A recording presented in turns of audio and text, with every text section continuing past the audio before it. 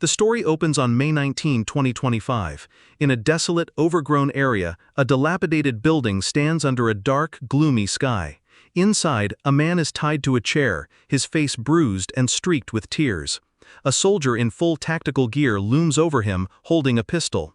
The captive stammers in terror, asking what the soldier is doing. His face contorts in horrified recognition. The soldier coldly raises the pistol and aims it at the captive's head. The captive lets out a final, desperate scream. With a brutal slash, a knife severs the captive's hand in a spray of blood. The man can only scream in agony, staring at his maimed wrist. The interrogator, Landon, looks down at him with utter contempt, calling him a worthless wretch. Landon, the captain of the Dragon Plan Special Forces, glares at the prisoner. He offers a quick death in exchange for a confession.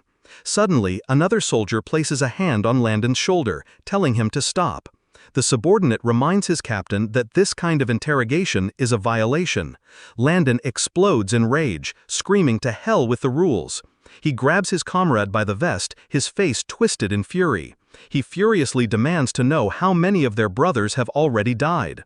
Landon, seething with rage, declares that their target is hiding in this building. He grits his teeth, vowing, "I must tear him apart today." He grabs a man by the hair, demanding the code for the top floor and promising a quick death in return. The terrified man simply cries, remaining silent. Sometime later, Landon and his subordinate stand before a massive wooden door, a body lying on the floor nearby. The soldier inputs a code into the wall panel. Landon gives the order, "Cover me." He then unleashes a powerful kick, completely shattering the heavy door. Inside, a man in a white suit watches their arrival on a wall of security monitors. He calmly swirls a drink and says, "Captain Landon, you finally arrived." Chase Chen sits calmly in a lavish chair, swirling a glass of wine. "You made me wait," he says with a condescending smirk. Landon scoffs, his face contorted in a furious sneer. "Chase Chen, you want to see me 'cause you're tired of living?" he snarls. A menacing red aura erupts around Landon as his eyes glow with murderous intent. He stalks forward, vowing, "I said I would catch you with my own hands. Then I'll tear you apart and feed you to the dogs." Chase Chen's expression remains completely unfazed by the threat. Suddenly, he lets out a small laugh. He covers his mouth, barely stifling his amusement as he asks, "Captain Landon, you think you've got me cornered?" Enraged at being mocked, Landon bellows, "What are you laughing at?" Captain Landon, yelling at Chase, "Our backup will be here soon, you're not escaping." Chase Chen's smile vanishes instantly. He looks Landon dead in the eye and states coldly, "Captain Landon, you're wrong." With a condescending look, Chase Chen calmly states, "There won't be any backup." Suddenly, the sharp tack of a gun cocking cuts through the tension. Landon whirls around in shock. His own subordinate is standing behind him, a pistol aimed squarely at his head. "Sorry, Captain," the traitor says without a hint of remorse. The full weight of the betrayal hits Landon, his face a mask of disbelief and fury. Chase Chen looks on with amusement, mocking Landon for his simple-minded approach. "Someone like you, all brawn and no brains, probably doesn't understand the concept of the supreme military strategy is to defeat the enemy without fighting." He then delivers the final verdict, "But you'll have plenty of time to think about it in your next life." The subordinate presses the gun firmly against Landon's head. Consumed by rage, Landon roars, "Bastard!" In a final desperate surge of adrenaline, he lunges, grabbing the gun from his former ally. "You won't get away with it," he screams, wrestling for control of the weapon. His eyes burn with defiant fury as he fights for his life. He plummets into darkness, his consciousness fading. As his life flashes before his eyes, the horrifying truth dawns on him. Everything was a trap from the very beginning. A trap that sealed the fate of his entire Dragon Plan team. He remembers the sinister, smiling face of Chase Chen standing with the traitor. Landon is consumed by a burning regret, wishing he'd put a bullet in the bastard's head himself. He clenches his fist in fury. He spent his entire life fighting evil, using every means necessary, but he never saw the true evil that was right beside him all along. As darkness finally closes in, Landon's last thought is a desperate plea. If only he could do it all over again. Consumed by pure hatred, a demonic silhouette of Landon's rage forms in the darkness. His final thought is a venomous promise: "I will kill that son of a bitch." As his life fades, Landon lies bleeding out, scoffing at the impossible notion of a second chance. Suddenly, a voice pierces the void, calling out to him. A figure appears in his vision, waving and asking if he's okay. A classmate with a bowl cut and glasses looks down at him with a worried expression. Landon's eyes snap open, now a startling, intense red. The classmate recoils in shock. He quickly explains he wasn't being a pervert, but was just concerned because Landon had been standing completely still for a creepily long time. Landon stares blankly as the student with glasses asks if he's a student too. The student seems confused by Landon's question, confirming that of course he is. Landon's demeanor shifts violently as he grabs the student, demanding to know why a school is in a criminal hideout. The terrified student stammers that he doesn't know what Landon is talking about. This is just a school. Still gripping the boy, Landon frantically asks for the current year and date. The student nervously tells him it's April 13th, 2015. His friends, watching from the background, suggest that Landon should probably see the school counselor. As they walk away, they mutter that he's a complete nutcase. Landon is left alone, the year 2015 echoing in his mind. He stumbles towards the sink, staring at his younger self in the reflection. The impossible realization dawns on him. He's been reborn. He's been sent back 10 years into the past. Overwhelmed and in disbelief, Landon slaps himself hard across the face to see if he's dreaming. The pain from the slap snaps Landon back to the moment of his death. He remembers lying on the floor, bleeding, as the two men who betrayed him stood over him. With a grim smile, he realizes that since he's alive again, he has a score to settle. He clenches his fist, vowing that this time, those bastards will be the ones to die. As he stands in the bathroom, a group of girls walks by, chattering about a handsome guy. The girl with purple hair notices Landon's intense gaze and stops, confused.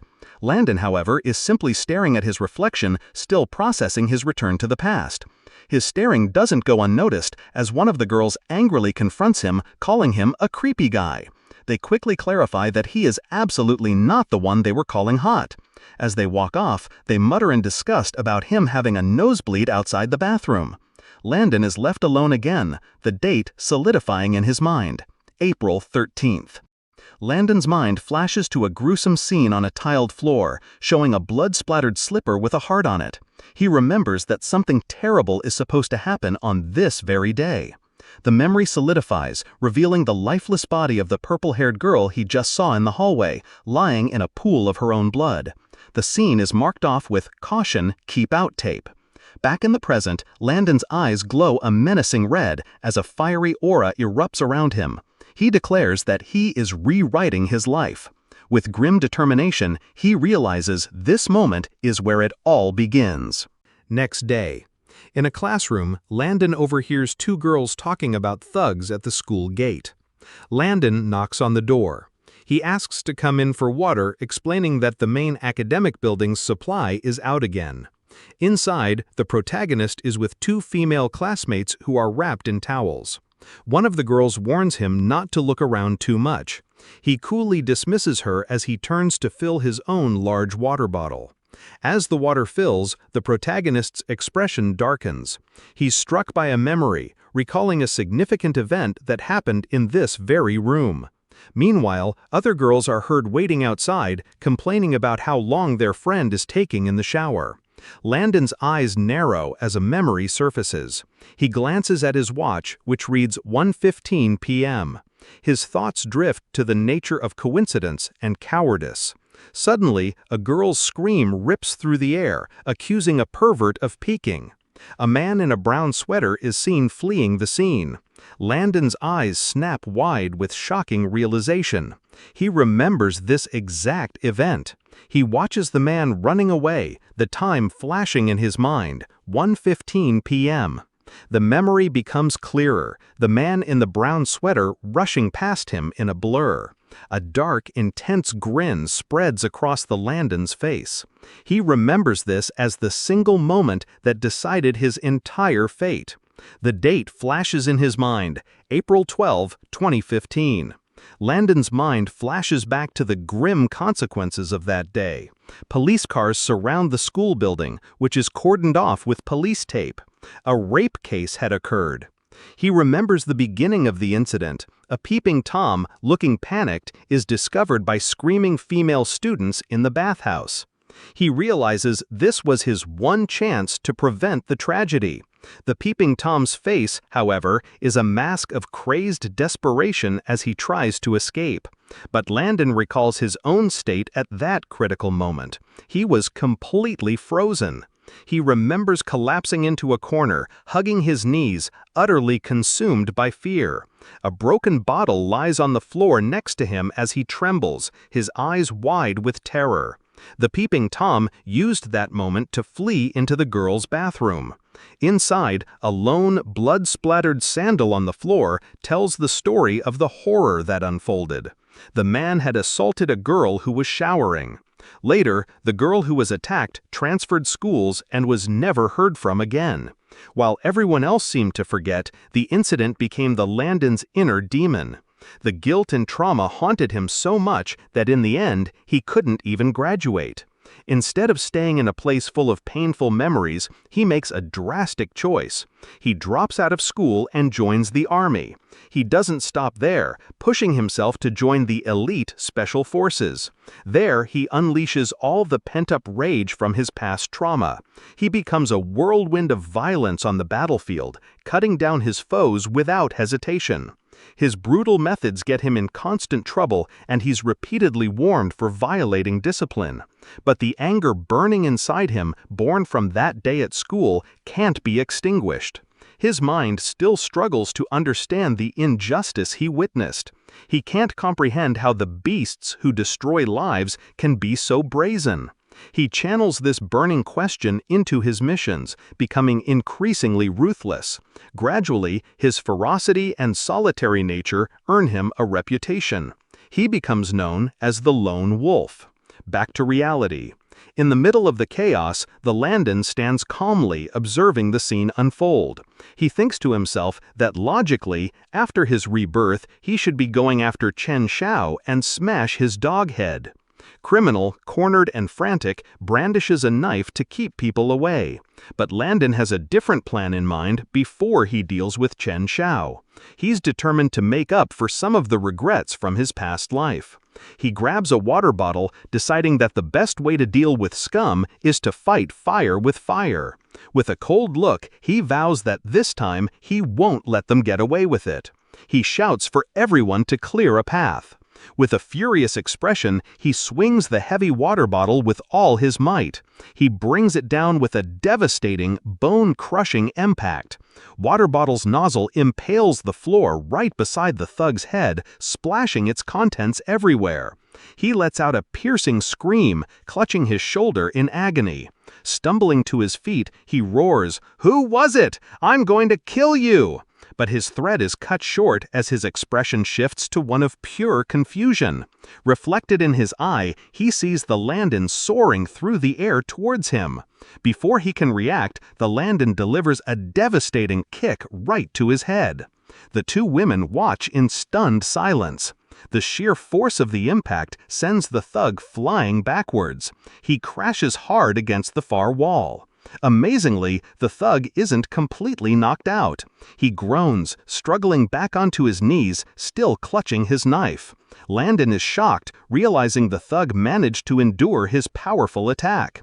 Landon stands over the kneeling thug, who is still reeling from the last attack. Looking down, Landon resolves, "I need to train harder from now on." He calmly loosens his tie, his expression hardening with determination. The thug, tears streaming down his face, glares up with pure malice. He suddenly pulls out another knife, snarling, "You little brat!" With a furious roar, he lunges forward, screaming, "Die!" In a flash, Landon sidesteps the desperate attack. The thug is left completely bewildered as his strike hits nothing but air. Before he can even process what happened, Landon grabs his wrist with incredible speed. With a sharp crack, the knife blade shatters against the Landon's grip. With the thug's weapon shattered, Landon immediately counters with a vicious kick to the head. He follows up with a merciless barrage of strikes, a blur of red and black that overwhelms his opponent. The thug's eyes roll back into his head as he's brutally beaten down. His body crashes onto the tiled floor, completely incapacitated. Standing over the defeated man, Landon clutches his arm and lets out a pained groan. Ugh! Despite being on the ground, the thug glares up with pure hatred. He spits out a final curse, "Bastard!" The insult flips a switch inside Landon. His eyes begin to glow with a furious and pure rage takes over. Landon, consumed by rage, unleashes a merciless beatdown on the thug. He continues the brutal assault, showing no signs of stopping. Landon grabs the man by the hair, looking at his bloodied face with pure disgust. He thinks to himself that seeing this man's face will always make him sick.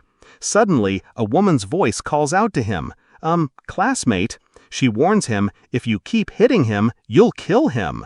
Landon freezes, turning to look at the purple-haired woman.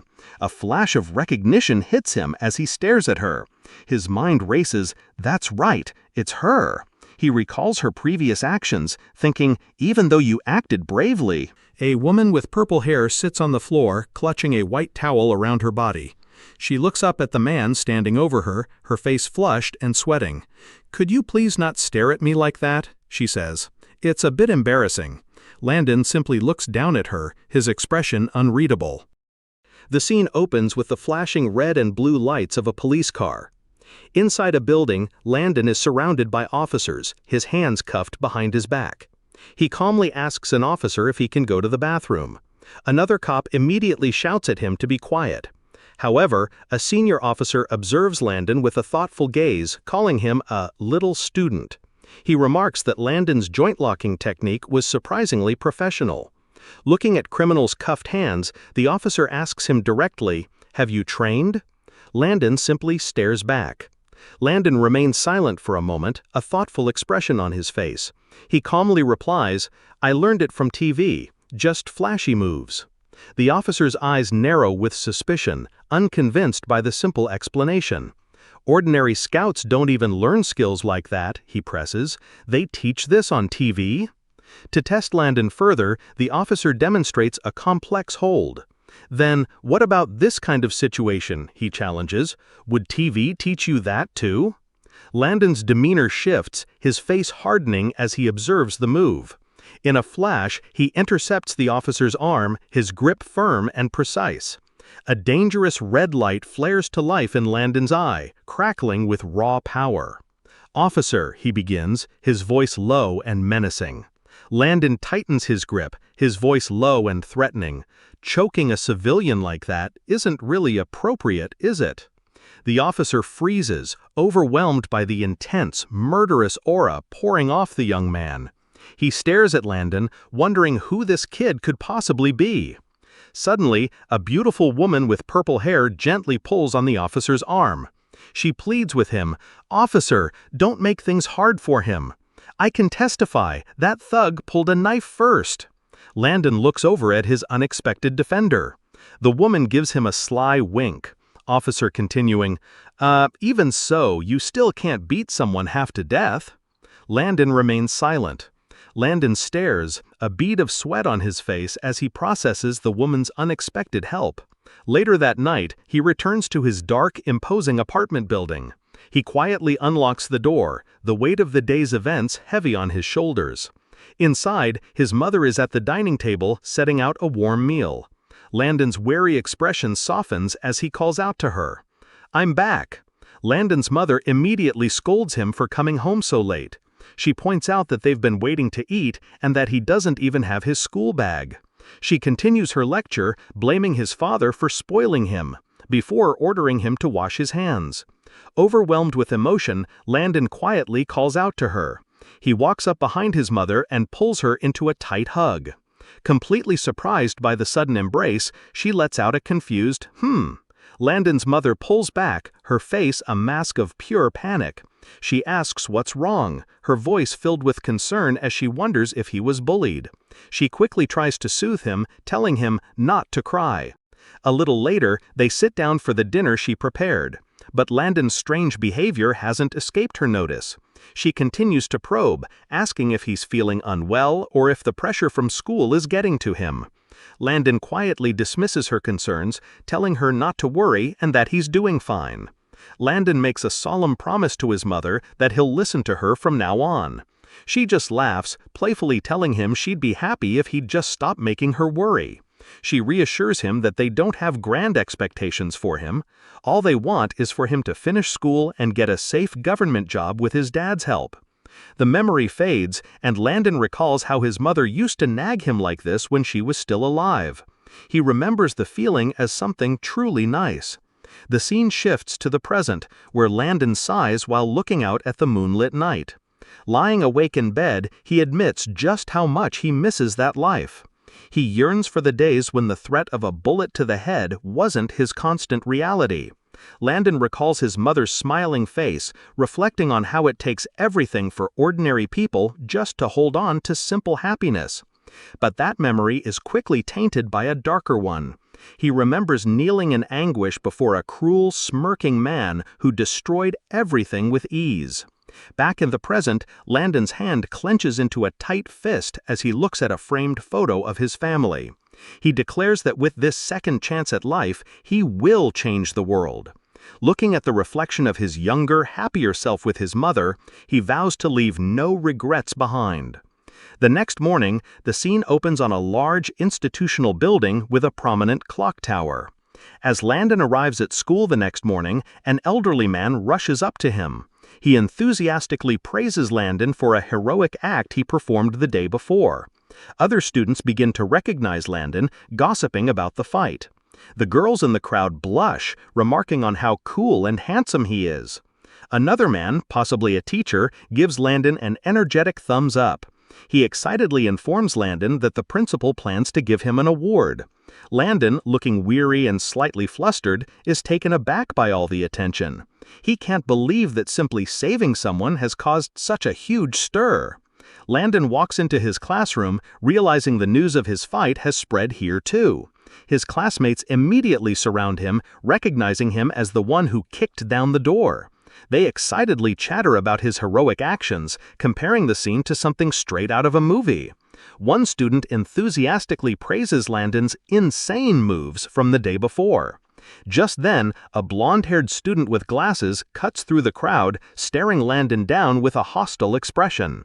He condescendingly offers to teach Landon how to fight. The other students are ecstatic, calling the intimidating blonde student Godfather. Class Rep Yang stabs a pen into his desk in a fit of jealous rage.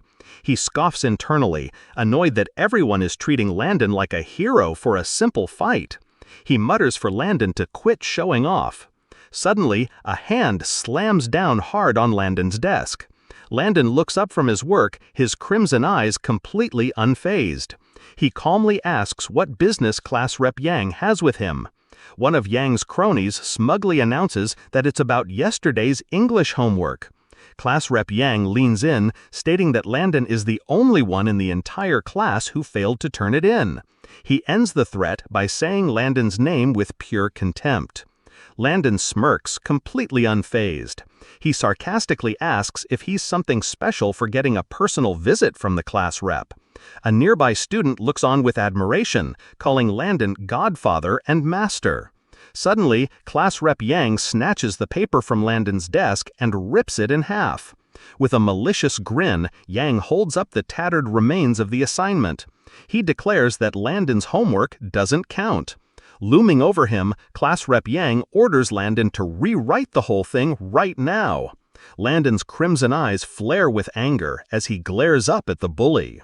Landon sits at his desk, methodically tearing up a stack of English homework. The classmate is furious, yelling, "Yang Tianli, are you out of your mind?" He demands to know why he just destroyed Shenzi's homework. The class monitor holds a student down by the collar, having just ripped his homework to shreds. He smugly orders the student to rewrite it 10 times and hand it in before the end of the day. Another student with a buzz cut suddenly stands up and shouts at the bully for picking a fight. The class monitor turns on him, yelling at him to shut his mouth and calling him a monkey for interrupting. The buzz-cut student shrinks back in fear. Landon steps in, placing a hand on his friend's shoulder. He calmly states, "I'll write the homework." Then, his gaze hardens as he adds a condition directed at the bully, "But you need to apologize." Landon's eyes glow with unrestrained fury. The student before him pushes his glasses up, a condescending smirk on his face as he asks, "Oh, apologize for what?" In a swift motion, Landon slaps a book out of the air, sending it flying. "For your damn cheap attitude, of course," Landon retorts, his voice dripping with contempt. The student's face contorts, his expression shifting from shock to pure rage. Shadows fall across his face as he glares down, barely managing to utter, "You?" The class monitor screams, demanding respect as he swings a punch down toward Landon. From Landon's perspective, the attack comes crashing down. With lightning-fast reflexes, Landon sidesteps the blow, leaving an afterimage in his place. The class monitor is stunned, his attack hitting nothing but air. He grits his teeth, furious that Landon has dodged him once again. Same time, a girl walks through the classroom. Suddenly, class monitor throw another punch. "Let's see you dodge this punch." Her expression immediately turns to one of confusion. A bully barrels through the classroom, throwing a punch directly at the girl. Landon's eyes flash a dangerous crimson as he witnesses the unprovoked attack. In a blur of motion, he slams his foot down, moving to intercept the blow. A sharp projectile flies through the air, aimed directly at a girl in a school face. She cries out in alarm as it closes in. Suddenly, Landon appears, pull girl back to protect her. Blood splatters from the impact. Landon immediately asks the girl if she's okay. The girl, with a small cut on her face, tries to downplay it, saying it's not a big deal. She admits she was just grazed a little. Hearing this, Landon's expression darkens, his eyes glowing a menacing red. A furious aura surrounds him as he glares at the unseen attackers. He snarls, "You guys have gone too far." He follows up with a chilling threat. Hands that harm the innocent are better off crippled. With his crimson eyes glowing, Landon lunges at his attacker. He grabs the spiky-haired student's wrist with immense force. A sickening crack echoes as Landon shatters the boy's bones. The student screams in agony, clutching his now useless hand. Another student, enraged, screams at Landon to drop dead. He grabs a wooden stool, preparing to use it as a weapon. Landon unleashes a vicious backhand across the man's face. The man with glasses reels back, his expression a mask of pure shock and pain. Without a moment's hesitation, Landon lunges forward, grabbing him by the throat. With a cold fury burning in his crimson eyes, Landon smashes the man's head down with overwhelming force. Landon grabs a fellow student by the collar, his eyes simmering with rage. Suddenly, the vice principal storms in, furious at the commotion. He immediately blames Landon, and accusing him of habitually starting fights. A female student tries to intervene, explaining that Han Chong was the one who started it. But the vice principal cuts her off, yelling for everyone to be quiet. Han Chong smirks victoriously, adjusting his glasses, while Landon looks on with a grim expression. The vice principal singles out Landon, ordering him to the disciplinary office. Landon is called into an office, wherein the vice principal angrily questions why he confronted someone named Yang Tianli. Landon glares back, his crimson eyes smoldering, as he asks if he should just endure being picked on. The vice principal explains that Yang Tianli's father is a powerful official that even the principal is afraid of offending.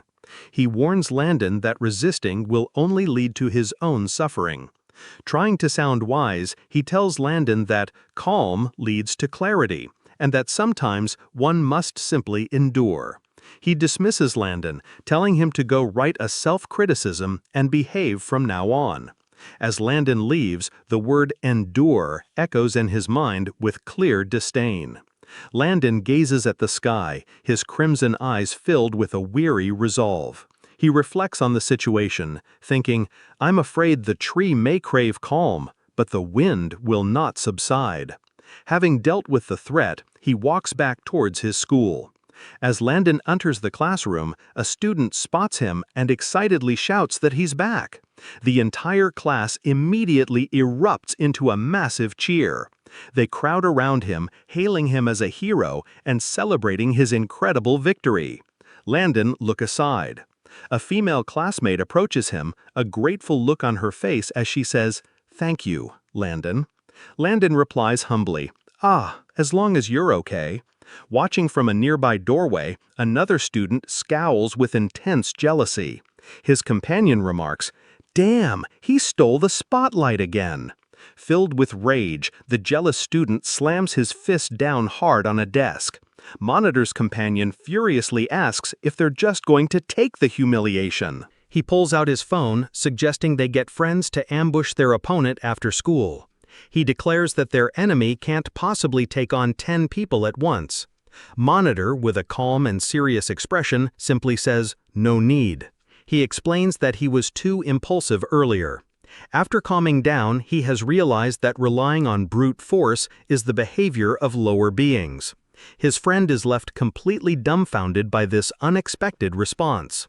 On a balcony, Tianli explains his philosophy, stating that the world operates on rules.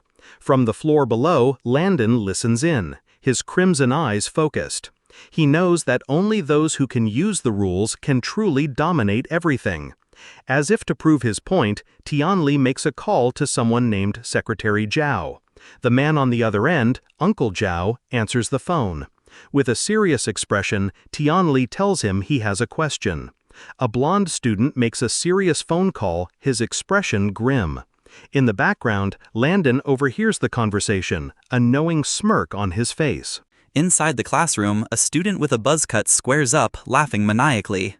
He launches a flying kick straight at Landon, proudly asking for his master's opinion on the move. Landon catches the kick effortlessly with one hand, calmly critiquing the student's form. Suddenly, another student points towards the doorway, calling out to get someone's attention. Lin Si has arrived, and her presence immediately shifts the atmosphere. Landon's gaze snaps towards her, his expression turning serious. The campus idol, Lin Si, arrives at Landon's classroom, asking for him by name. Her presence immediately stuns the other students, who whisper in awe and jealousy. Landon himself is completely spaced out, caught off guard by her sudden appearance. His friend snaps him out of it, urging him to go talk to her. Landon nervously walks out to meet Lin Si in the hallway. She gets straight to the point, asking if he's free for the night. She then presents a business card, explaining that her father wants to thank him in person for a past event. The card reveals her father's powerful position as a commander in the Eastern Theater Command.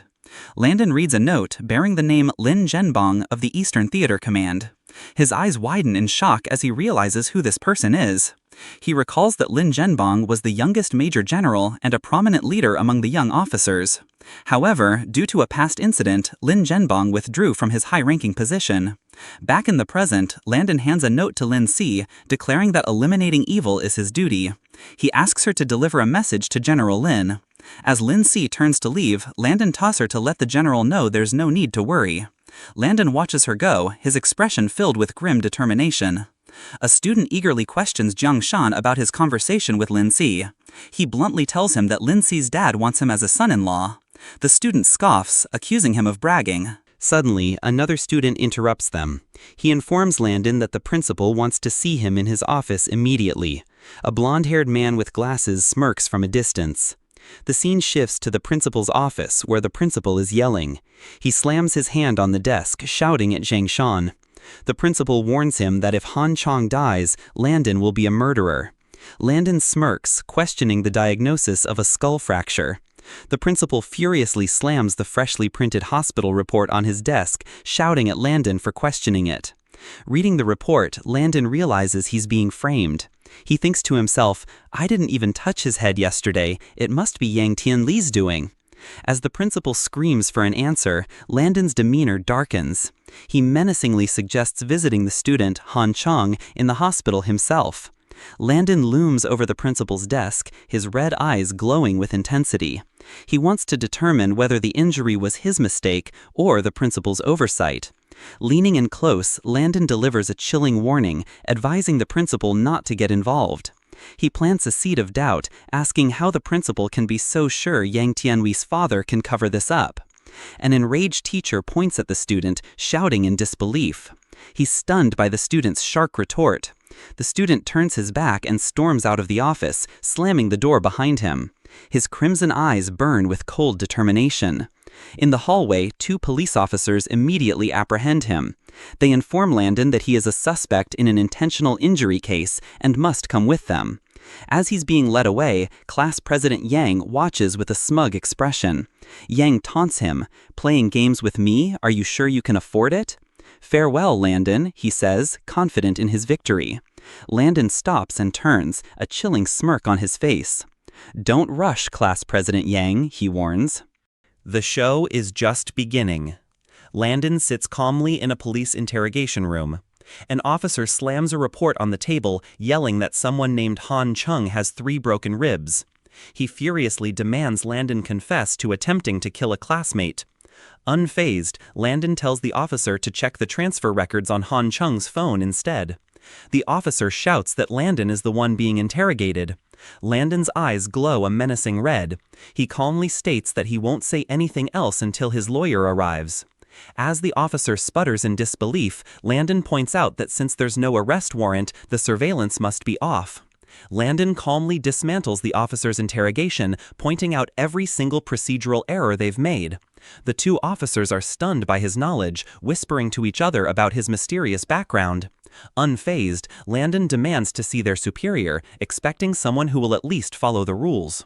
A voice from the doorway mocks the very idea of rules, and the officers snap to attention. Police Chief Dong Li enters with a smug grin, making it clear that rules are irrelevant here. He ominously warns Landon that he's simply messed with the wrong person. In an interrogation room, a smirking officer slides a confession statement across the table. He pressures a young man, Landon, to sign it, offering a reduced sentence as an incentive. Landon remains silent, his arms crossed and his crimson-tinged eyes filled with contempt. Suddenly, Landon lets out a short, derisive laugh. A menacing red aura envelops him as a sinister grin spreads across his face. Landon begins to taunt the officer, accurately guessing he's just a deputy chief trying to curry favor with his superiors. The deputy chief's face contorts with shock and rage at being exposed. Unfazed, Landon continues his psychological attack, mocking the man's ambition. He warns the deputy chief that his corrupt climb will end in a spectacular fall. Furious, the officer slams his fist on the table, desperately trying to shut Landon up. The chief explodes in rage, grabbing Landon by his shirt. Despite the man's fury, Landon remains completely calm, a slight smirk on his face. Just as the chief threatens him, a subordinate rushes in with an urgent message. There's a call for the chief, and it's from the theater command headquarters. The chief's anger instantly turns to shock and disbelief. Landon, now sitting with his arms crossed, coolly tells the chief to take the call, promising he'll wait. Sweat pours down the chief's face as he panics. A dreadful realization begins to dawn on him. The call from the highest authority might be about the very kid he's threatening. In an interrogation room, Landon faces 2 officers with a defiant smirk. He responds to their questioning with a simple, challenging, "What?" His expression darkens into a menacing glare as he leans forward, turning their own interrogation back on them. A heated phone call erupts as a man on the other end barks, "Release him immediately!" Gripping the receiver with authority, he adds firmly, "That's an order." The officer on duty looks stunned, stammering about proper procedures. But realizing resistance is futile, he curses under his breath and begrudgingly unlocks the door. Staff Officer He Chang-shan slams his phone shut in frustration. "I can't stand dealing with you bureaucrats, always hiding behind procedure," he growls. When an official tries to block his way, insisting he can't ignore the rules, He Chang-shan snaps. Drawing his pistol, he presses it to the man's forehead with a chilling grin. "This is my procedure." Inside the interrogation room, a calm voice calls out, "Ayah, Staff Officer He, look!" Landon sits wearily at the table, flanked by two officers. A man in a tan shirt waves dismissively, claiming nothing happened to him. Another official, however, demands to know why Landon was even detained, warning them of the consequences of touching someone tied to Colonel Lin's family. The officers backtrack, insisting it was all just a misunderstanding. Landon remarks that although he arrived late, he still made it on time. He recalls how leaving his commander's contact card with a classmate saved him from being framed. Later, with a smug smile, Landon realizes just how close he came to being set up. He Changshan confronts a sweating officer, forcing him to sign Landon's release papers. The officer remembers the gun incident and quickly complies, knowing he had crossed the wrong family. As they drive away, a subordinate questions He Changshan's reckless behavior at the station. He brushes it off, warning him to stay quiet. Turning to Landon, he introduces himself and thanks him for saving his commanding officer's daughter. Landon calmly replies that he only repaid a debt, since Uncle Lin once saved him. But he insists otherwise, extending his hand for a firm handshake. The handshake suddenly turns into a test of strength. He crushes down with power, only for Landon to see through the act instantly. A playful fight breaks out in the vehicle. Landon dodging blows, countering with unorthodox moves, even locking He in a chokehold. But instead of anger, he bursts into manic laughter, thrilled by Landon's skill. The scuffle ends abruptly when the driver warns of an approaching military patrol. They tense up, but the guard simply waves them through, sparing them the hassle of explaining. At last, they arrive at a quiet building. Inside waits Uncle Lin, who greets Landon warmly and confirms his identity, calling him Young Jang. Pouring tea, Lin thanks him deeply for saving his daughter, Lin Si. Landon brushes it off with a smirk, calling it his duty as a citizen. But Lin grows serious, sliding a top-secret folder across the table. Inside are photos of young Tian Li and his father. Lin explains that Vice District Chief Yang has grown too arrogant, assuring Jang that today's humiliation will soon be repaid. At that moment, Jang recalls his previous life. He remembers when young Tianli's father was arrested and how 6 million in bribes mysteriously vanished, only to be discovered years later in 2024 among the ruins of the Yang estate. Snapping back to the present, Jang smirks darkly, clutching the file. "I wonder," he mutters, "if Vice Chief Yang's home were to be robbed. How would he react?" The next day arrives, bright and clear. The man walks home in a great mood, humming to himself after finishing work. His pleasant walk is interrupted when he spots something ahead. A blond man is passed out cold in the middle of the road. The man, annoyed, assumes he's just a drunk blocking the path. Without hesitation, he kicks the man to wake him up. He angrily tells the man to get out of his way. The blond man slowly begins to stir, his voice a low growl. His eyes snap open, filled with fury, as he wonders which bastard had the nerve to treat him this way. The man stares in disbelief, recognizing the man before him as young Master Yang. Young Master Yang clutches his head, annoyed by the early morning yelling. Suddenly, he notices a strange, prickly feeling in his hair. He looks down to see chunks of his own hair scattered on the ground around him. His confusion quickly morphs into pure, unadulterated fury. He screams, demanding to know who dared to cut his hair. Losing all composure, he vows to have his father kill the culprit. Yang issues a stern warning, declaring he's not afraid to send Landon to prison. Yang, a furious, yells to his dad. He sprints towards a building, crying out that he's been bullied again. He demands that his father find and execute his tormentors. The boy's father, looking initially calm and powerful, suddenly sees something that fills his eyes with pure terror. 3 police agents in suits approach him. The boy watches in shock as his father is handcuffed and escorted away. In a panic, the son grabs one of the agents' legs, demanding they release his dad. He threatens to have them all sentenced to death. One agent confronts an aggressive man, confirming his name is Yang Tianli. Tianli snaps back defiantly. Agent calmly identifies himself as being from the Anti-Corruption Bureau. He reveals that Tianli's father is under investigation for serious violations and requests his cooperation. The news instantly drains the fight from Yang Tianli, leaving him in stunned disbelief. His mind flashes back to a conversation with his father. His father, with his back turned, warns him that this time not even he can help. The memory ends with his father telling him to take care of himself. Returning to the present, tears well up in Yang Tianli's eyes as the devastating reality sets in. Suddenly, the scene shifts. A voice calls out for someone named Shanzi. Landon's classmate shakes him awake at his desk. He shouts the big news. Yang Tianli's dad has been arrested. Landon, looking completely drained, barely reacts.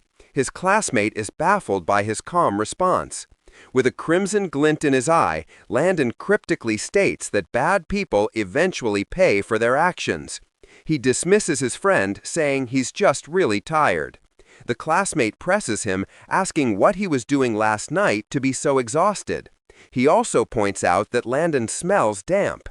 Landon claims he went to the river to catch fish. His classmate is shocked to hear he caught over 100 pounds worth. He warns Landon that fishing in rivers is banned, and he could be arrested as well. Landon says nothing as the scene shifts to a red-tinted memory. Newspaper clippings swirl around as he thinks back to his past life. A political storm sweeps the city, an event Landon is all too familiar with from his past life. Watching a news report, he notices a key detail has changed.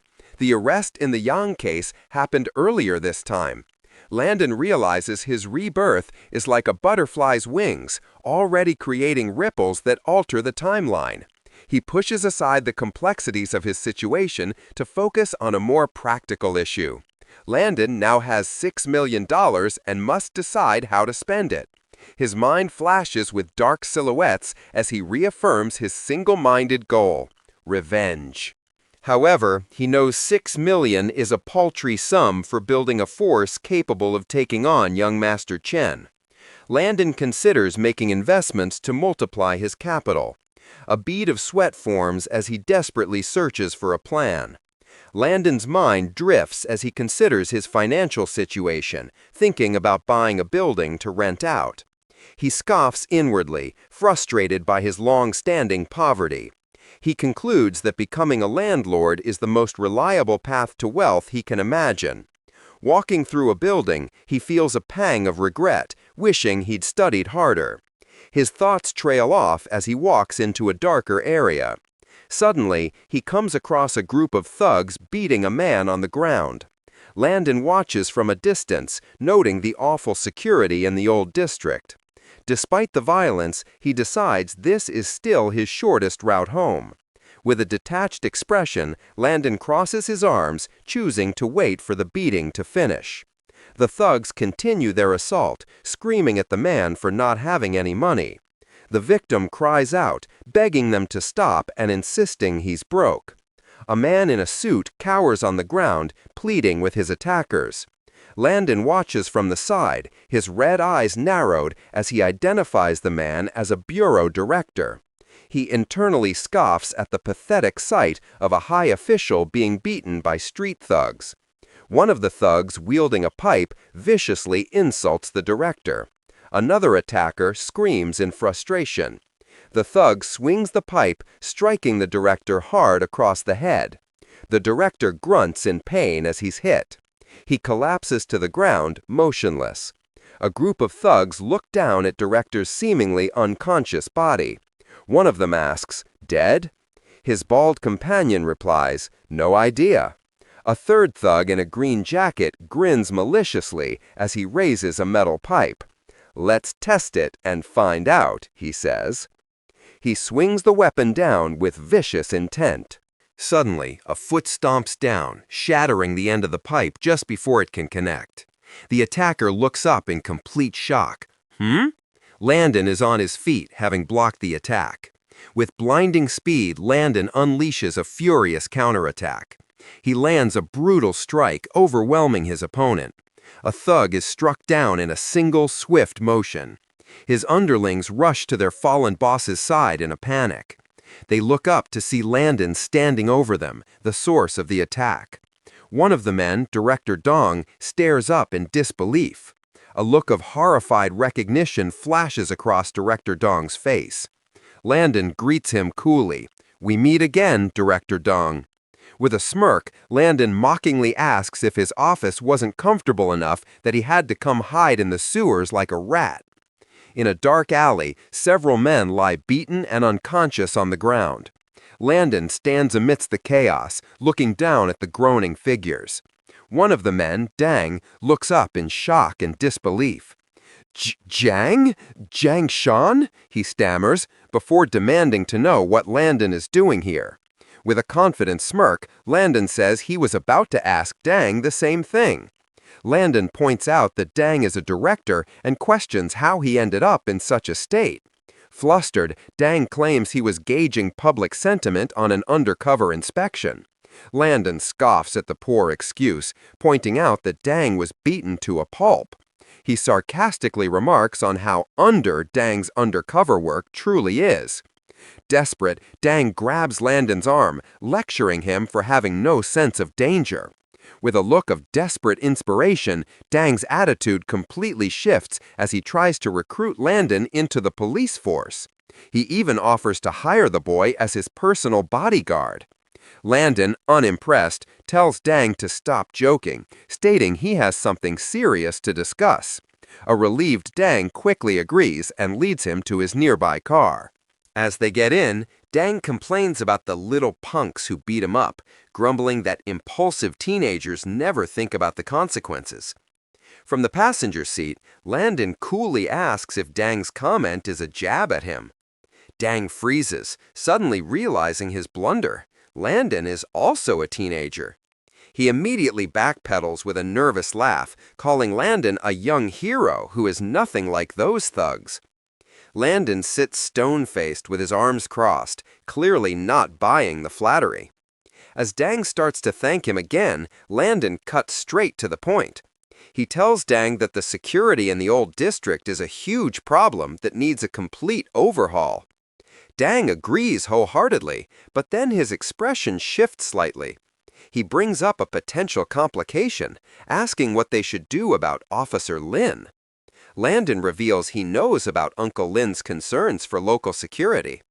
He bluntly tells Director Dong that if he wants a promotion, he'll need more than just undercover inspections. Landon states that Dong needs real, tangible achievements.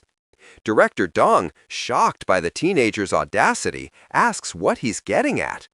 Landon coolly tells him to keep his eyes on the road. With a confident smirk, Landon reveals his true motive. He has a way to get rich and is looking for a trustworthy partner. Director Dong's interest is immediately piqued by the mention of wealth. Landon explains his plan involves the old, dilapidated district in the east. He reveals a critical piece of information. The area is slated for demolition. The realization dawns on Director Dong. He shouts in disbelief, asking if Landon means they should move in beforehand. As Director Dong loses his composure, Landon remains perfectly calm. He chides the director, telling him to watch the road so they don't get killed. Regaining a fraction of his composure, Director Dong brings up the obvious problems with the plan. He points out that it would require a massive amount of money and powerful connections. Landon confidently declares he has the money and will make the connections himself. He explains to Director Dong that what he truly needs is an insider, someone to handle trouble and ensure everything is done properly. Looking directly at him, Landon makes his pitch, asking if he's interested in earning some retirement money. Director Dong stammers, clearly conflicted by the high-risk, high-reward offer.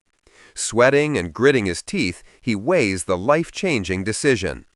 Later in the car, a resolved Director Dong eagerly accepts the partnership.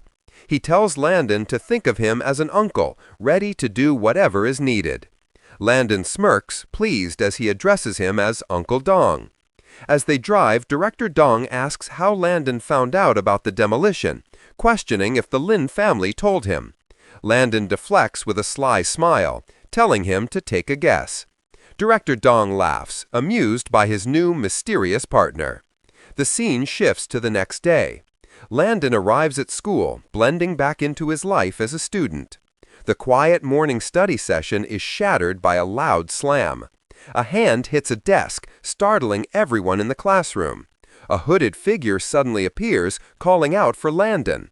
Landon looks over, dryly wondering if the person is an Egyptian. With a loud thud, the figure drops to his knees. It's Yang, and the entire class stares in utter shock at the scene unfolding. Yang desperately begs Landon, admitting he was wrong and deserves to die. Tears stream down his face as he pleads for Landon to save his dad. He reveals Landon is the only one who can talk to the Lin family on his behalf. Yang grabs onto Landon's leg, promising to do anything he wants in return. He even offers to kowtow, bowing his head toward the floor in complete submission. Landon simply looks down at the pathetic display, utterly confused. The students recoil in shock at the sight of a man's bare torso. Suddenly, the man erupts into a fit of maniacal laughter. Nearby, the formerly arrogant class president Yang is kneeling on the floor, looking completely defeated. A classmate rushes over, asking what's happened to him. One girl asks Landon if Yang has seen the light. Another student corrects her, saying it seems more like he's turning over a new leaf. Overwhelmed with humiliation, Yang screams for everyone to stop looking at him. Imaginary shadowy figures taunt him for throwing a young master's tantrum. He grabs his bald head in agony, yelling, "How dare you!" Landon looks down at him, silently wondering why Yang shaved his head. Landon then taunts him, asking if he's unhappy with his handiwork. Furious, Yang thinks back to how this happened. In a flashback, he remembers telling the barber he needed to look good for school, and the barber confidently agreed. The memory ends, and Yang seethes, thinking about how ridiculous the haircut made him look.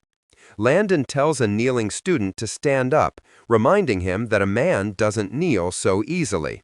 He yanks the student to his feet, questioning why he's making a scene. The student's face fills with desperate hope as he asks if Landon will help him. Landon immediately crushes that hope, stating he never said he would.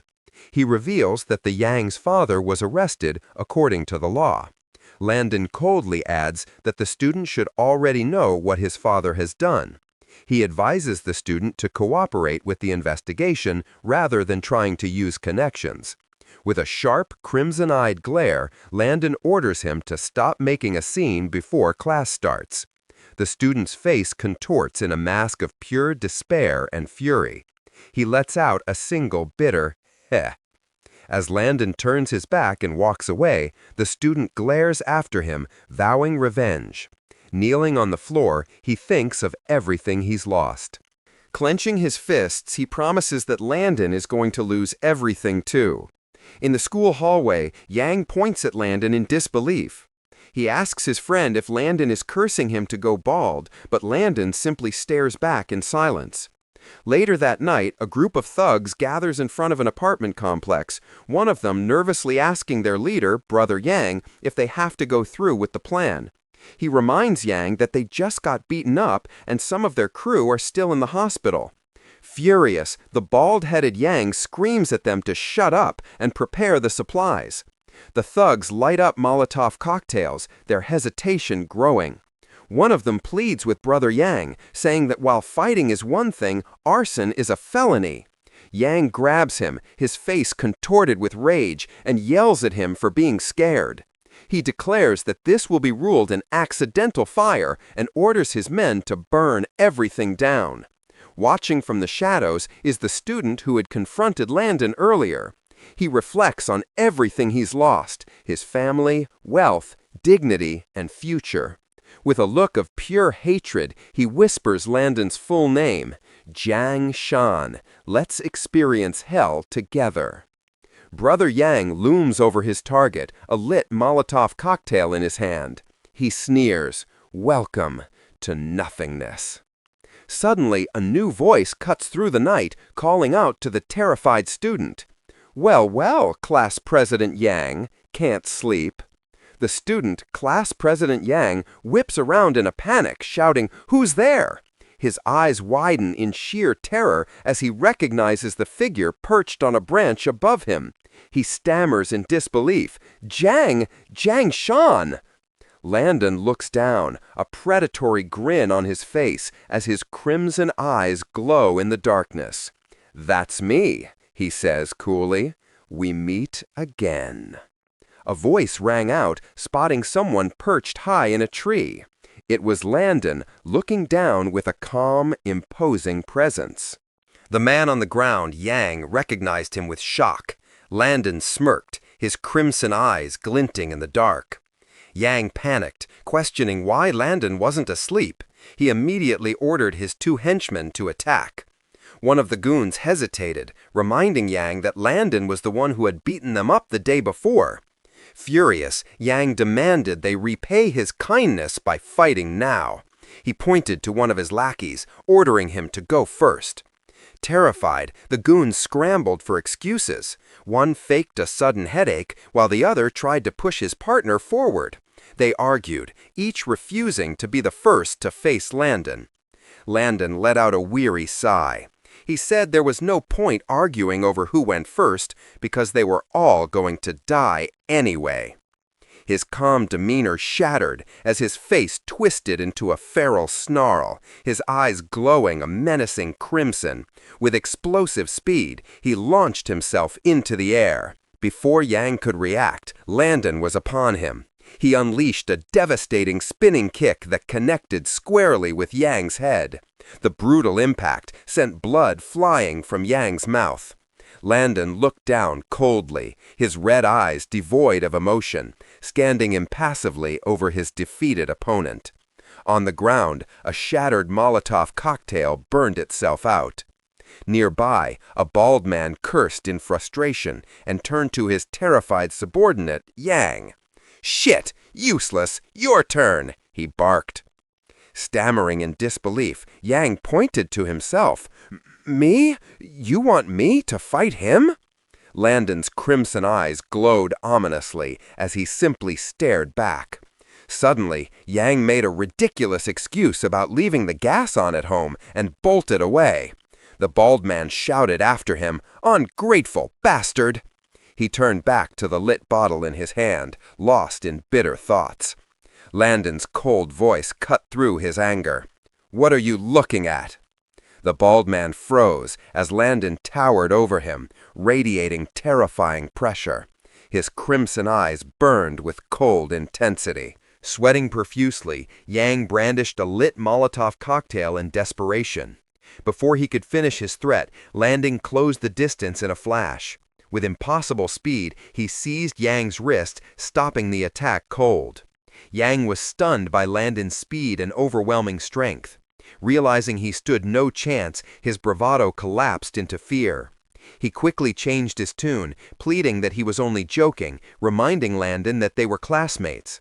A menacing smile spread across Landon's face as he asked for a favor. Desperate to survive, Yang immediately agreed to anything. Landon's crimson eyes narrowed as he gave a chilling command. "Stay quiet from now on." Confused and terrified, Yang began to ask what he meant. Before he could finish, Landon unleashed a vicious, lightning-fast assault. He brutally beat Yang, shouting, "I told you to shut the hell up! What if you wake up my mom?" Sobbing on the ground, Yang whimpered that he was calling the cops. From his apartment, Landon heard the crying and thought to himself how even that disturbed the peace. Suddenly, sirens filled the air. A police car arrived on the scene. An officer stepped out, announcing they had received a complaint about criminals. Without hesitation, he ordered his subordinate to arrest the bald man nearby. The bald man was stunned by the sudden accusation. Yang, beaten and furious, grabbed the officer's arm in protest, claiming Landon had been the violent one who broke his leg. He then shouted at Yang again, calling him an ungrateful bastard. The senior officer grabbed Yang and told him to be quiet. He lectured him condescendingly, saying his father hadn't taught him how to read a situation. He warned that playing with powerful people without understanding the circumstances was dangerous. As his men dragged the bald man away, the officer gave the final order to take him. Then the officer's demeanor completely changed. He turned to Landon with a fawning smile, thanking him for his hard work and calling him Little Jang. He even offered to arrange a project for him as a reward. Looking utterly exhausted, Landon simply turned him down. With his spirit broken, Dang cheerfully reminded Landon they had business to handle tomorrow. Landon listened with a weary but determined expression. The next day, the two arrived in a dilapidated industrial district. Dang immediately complained about the terrible roads, full of potholes, grumbling that a dump like this could never make money. Skeptical, he asked Landon if they could really get rich from this place. But Landon knew a secret from his past life. This very demolition had created 17 multimillionaires. He offered Dang another inside tip. Intrigued, Dang asked what it was.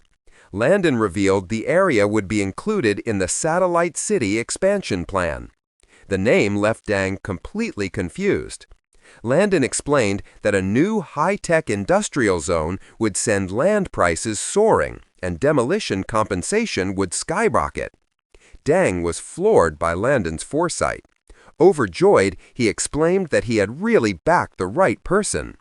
But Landon's thoughts were cold. He knew they were just using each other.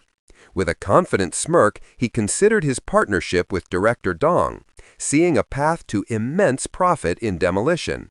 He urged Dong forward, stating there were many more properties to see.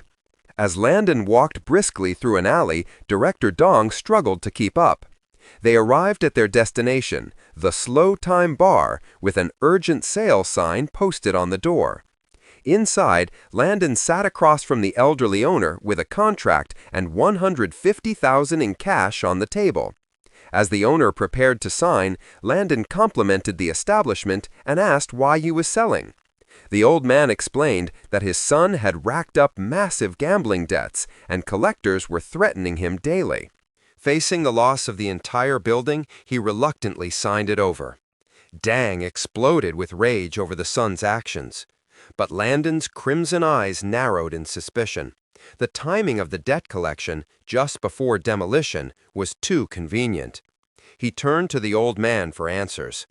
The man revealed the creditor was the infamous Chen Jin-Hu, known as Lord Hu. He added that Lord Hu seemed more interested in the bar itself than the money owed. Landon's suspicions were confirmed. With a subtle smirk, he told Director Dong to hold off on finalizing the contract. Dang, oblivious to the gravity of the situation, suggested they stop for a drink. Landon immediately shut him down, his expression serious. His crimson eyes gleamed knowingly as he explained that they weren't the only ones involved. Another person, too, was waiting for the east wind. A woman called out flirtatiously to the imposing figure of Chen Jinhu. He ignored her, puffing on a thick cigar while gazing out at the rainy city below. She tried to lure him back, asking why he was staring at a dumpy street when she was right there. Chen Jinhu rebuffed her, stating coldly that a king must survey his territory. Undeterred, she touched his arm and asked if his title made her the queen. He turned, a look of pure contempt on his face as he scoffed at the notion. Chen Jinhu then erupted in a booming, mocking laugh. This was the king of the night, a man who had lorded over the city of Jiangcheng for 20 years. In the city's criminal underworld, a powerful figure named Chen Jinhu reigned supreme. His empire was built on casinos, loan sharking, collateral, and transport. His influence was so vast that he was known as Chen Half City. After midnight, he was the city's one true ruler. Meanwhile, Landon's associate anxiously warned him about this very man. He told Landon that Chen Jinhu was a mad dog who had set his sights on their demolition project. Mr. Dong then revealed a chilling rumor: Chen Jinhu had connections to the Chen family of the capital. Landon's eyes widened in shock and fury at the mention of that name. A dark memory of a gunman flashed through his mind. A sinister smile crept across Landon's face, his eyes glowing with a dangerous light as he recalled his history with these bastards. Landon's eyes burned with intensity as he realized he finally had a lead. A chilling smirk played on his lips. Sitting beside him in the car, a stunned Dang asked if Landon also knew the infamous Chen family. Landon coolly confirmed he knew a thing or two, adding that Dang was right about one thing. He explained that Chen Jinhu was nothing but a mad dog raised by the Chen family. Landon's expression shifted to pure unbridled rage, his eyes glowing red as he clenched his fist. He vowed that if that dog dared to step out of line, he would chop its paw off. Just as quickly his fury subsided and he calmly instructed Dang to proceed with acquiring a building. Landon assured him he would provide the money and handle the rest. Dang could only stammer in terrified agreement. Landon's thoughts turned inward, recalling a grudge against the Chen family from his past life. Staring out into the night, he decided it was finally time to collect some interest. Inside the Golden Tiger Entertainment City, Chen Jinhu exploded with rage. He roared furious that the bar in the old district was snatched from under their noses. One man confirmed the bad news, explaining that the original owner had sold the building to someone else. Losing his temper, Chen Jinhu yelled, "How dare they!" He viciously backhanded the man across the face. Chen Jinhu fumed, revealing they had set the whole thing up, even drugging the owner only for someone else to take the prize. He furiously demanded to find out who was responsible. Just then a manager in a purple suit arrived, greeted by two panicked subordinates. The manager tried to calm the raging Chen Jinhu. He assured him they were already investigating and held out his phone. Chen Jinhu glared at the photo displayed on the screen. He had received an update on his phone. The image showed Landon standing next to a man identified as Dong Li. Chen Jinhu recognized the man as Dong Dapao, a sycophant of the fallen Yang family. He was enraged that Dong Dapao was still around and demanded to know who the student Landon was. One of his underlings advised caution, pointing out that Dong Dapao was a precinct chief and a direct confrontation would be unwise. Ignoring the warning, Chen Jinhu ordered one of his men to investigate Landon and bring him a complete file within 3 days. He then commanded another subordinate to take some men and stake out the bar to watch their next move. Chen Jinhu leaned in close, delivering a brutal threat to ensure his orders were followed without fail. Meanwhile, unaware they were now targets, Landon and his classmate walked away into the rainy city night. Landon's companion grabbed his arm, his face etched with terror. He frantically warned Landon that they were about to enter the territory of Chen Jinhu. A man he had heard was incredibly scary. Landon remained calm, dismissing his friend's fears and telling him to stick to the plan. He instructed the boy to just wait there and play on his phone, assuring him that he would be the one to take any risks. A sinister grin spread across Landon's face as his eyes glowed crimson, promising his companion that nothing would happen to him. Still terrified, the boy protested, saying they were too young to be in such a dangerous place. Landon called his bluff, casually suggesting they turn back and forget about the new game console he was promised. At the mention of the console, the boy panicked and grabbed Landon, shouting for him to wait. After a moment of stammering, he relented and simply told Landon to be careful. Landon let out a quiet breath, a faint smile on his lips as he prepared to move forward. In the pouring rain, Landon instructed his companion to stay hidden. He told them to wait for his signal. Landon smirked as he looked upon the Golden Tiger Entertainment building, identifying it as the base of the Underground Emperor. He resolved to pay the Emperor a visit. With a crazed grin, Landon hoped he wouldn't be disappointed. He walked confidently toward the building alone. Landon approached a side entrance, recalling from his past life that a secret door was located here. He knocked firmly. A small barred window slid open, revealing an annoyed guard. The guard gruffly told Landon to get lost. Landon recognized the phrase "we're not open tonight" as the password he had read about in the case files. Landon smirked, satisfied with his enigmatic response. He arrived at a clandestine location, peering through a barred window before being greeted. A doorman questioned Landon, nodding he was an unfamiliar face. With a confident grin, Landon tossed a stack of cash into the air. He then demanded to see what kind of entertainment the establishment offered. The doorman's attitude completely changed, and he eagerly clapped his hands together. On cue, several women in bunny girl outfits emerged to welcome their new high roller. One of the women gestured for the handsome Landon to follow her deeper inside. In the pouring rain, a desperate man pleaded outside the Jinhu Entertainment City. Inside, a gambler was on his knees begging for more money to win back his losses. Landon watched the scene unfold as security was called to intervene. The man was unceremoniously dragged away. A casino employee in a bunny costume approached Landon. She tried to flatter him, saying he looked lucky and was going to make a killing. Landon scoffed, dismissing her notion. He coldly stated that gambling wasn't a game of luck when she asked what it was. He turned the question back on her. With a determined look, Landon demanded 100,000 in chips. The employee immediately agreed to his request. Landon sat at the poker table, his crimson eyes locking onto his opponent. He coolly wished the other player good luck, but as he entered the gambling den, Landon internally scoffed at the very idea of luck. He believed that while many think gambling is about chance, it's actually a psychological game. He smirked, knowing it was also about a few insignificant little tricks. The dealer began to deal the cards for the game. Landon checked his hand, nodding it was decent but not a guaranteed win. Across the table, another player let out a deliberate cough. Landon's gaze snapped towards the man, instantly recognizing the signal. Landon carefully observed his opponents at the poker table. He noticed the larger man's ear twitch, concluding he must have a strong hand. His gaze then shifted to the long-haired player. Landon couldn't read the man's expression, but he suspected the man was using his long pinky nail to mark the cards. The dealer announced that everyone had seen their cards and asked for raises. The large man called and raised 5,000 while the long-haired man just called. The dealer then turned to Landon asking for his bet. Landon declared all in. He shoved his entire stack of chips into the pot. The other players were stunned by his sudden move, with the large man shouting in disbelief. Chen Jinhu sweat, questioning if Landon's hand was as good as he was letting on. Dang eyed Landon suspiciously, wondering if it was all just a bluff. Landon turned to the dealer, claiming it was his first time playing. He innocently asked if having a super big hand meant he should bet more. The dealer hesitantly agreed. Landon feigned relief, making his opponents even more nervous. Unwilling to risk it, one man announced that he was folding. The other man immediately followed his lead and folded as well. Landon smirked, having won the pot without a challenge. The dealer asked him to reveal his cards before they reshuffled. Landon triumphantly slapped down his cards, just an ace of hearts and a king of spades. Dang was stunned, realizing Landon's hand wasn't even that good. He fumed, admitting he thought Landon had at least a flush. Both opponents looked on in fury as one man yelled that Landon had successfully bluffed them. A furious gambler searched for Landon, angry that the little brat had slipped away after winning all his money. Landon, already gone, knew he had to move on to the next table before his trick was discovered. A woman in a bunny costume approached, congratulating him on his impressive win. She flirted, suggesting that since she had brought him so much luck, he should buy her a drink. Landon bluntly rejected her, calling her auntie and stating he was still in school.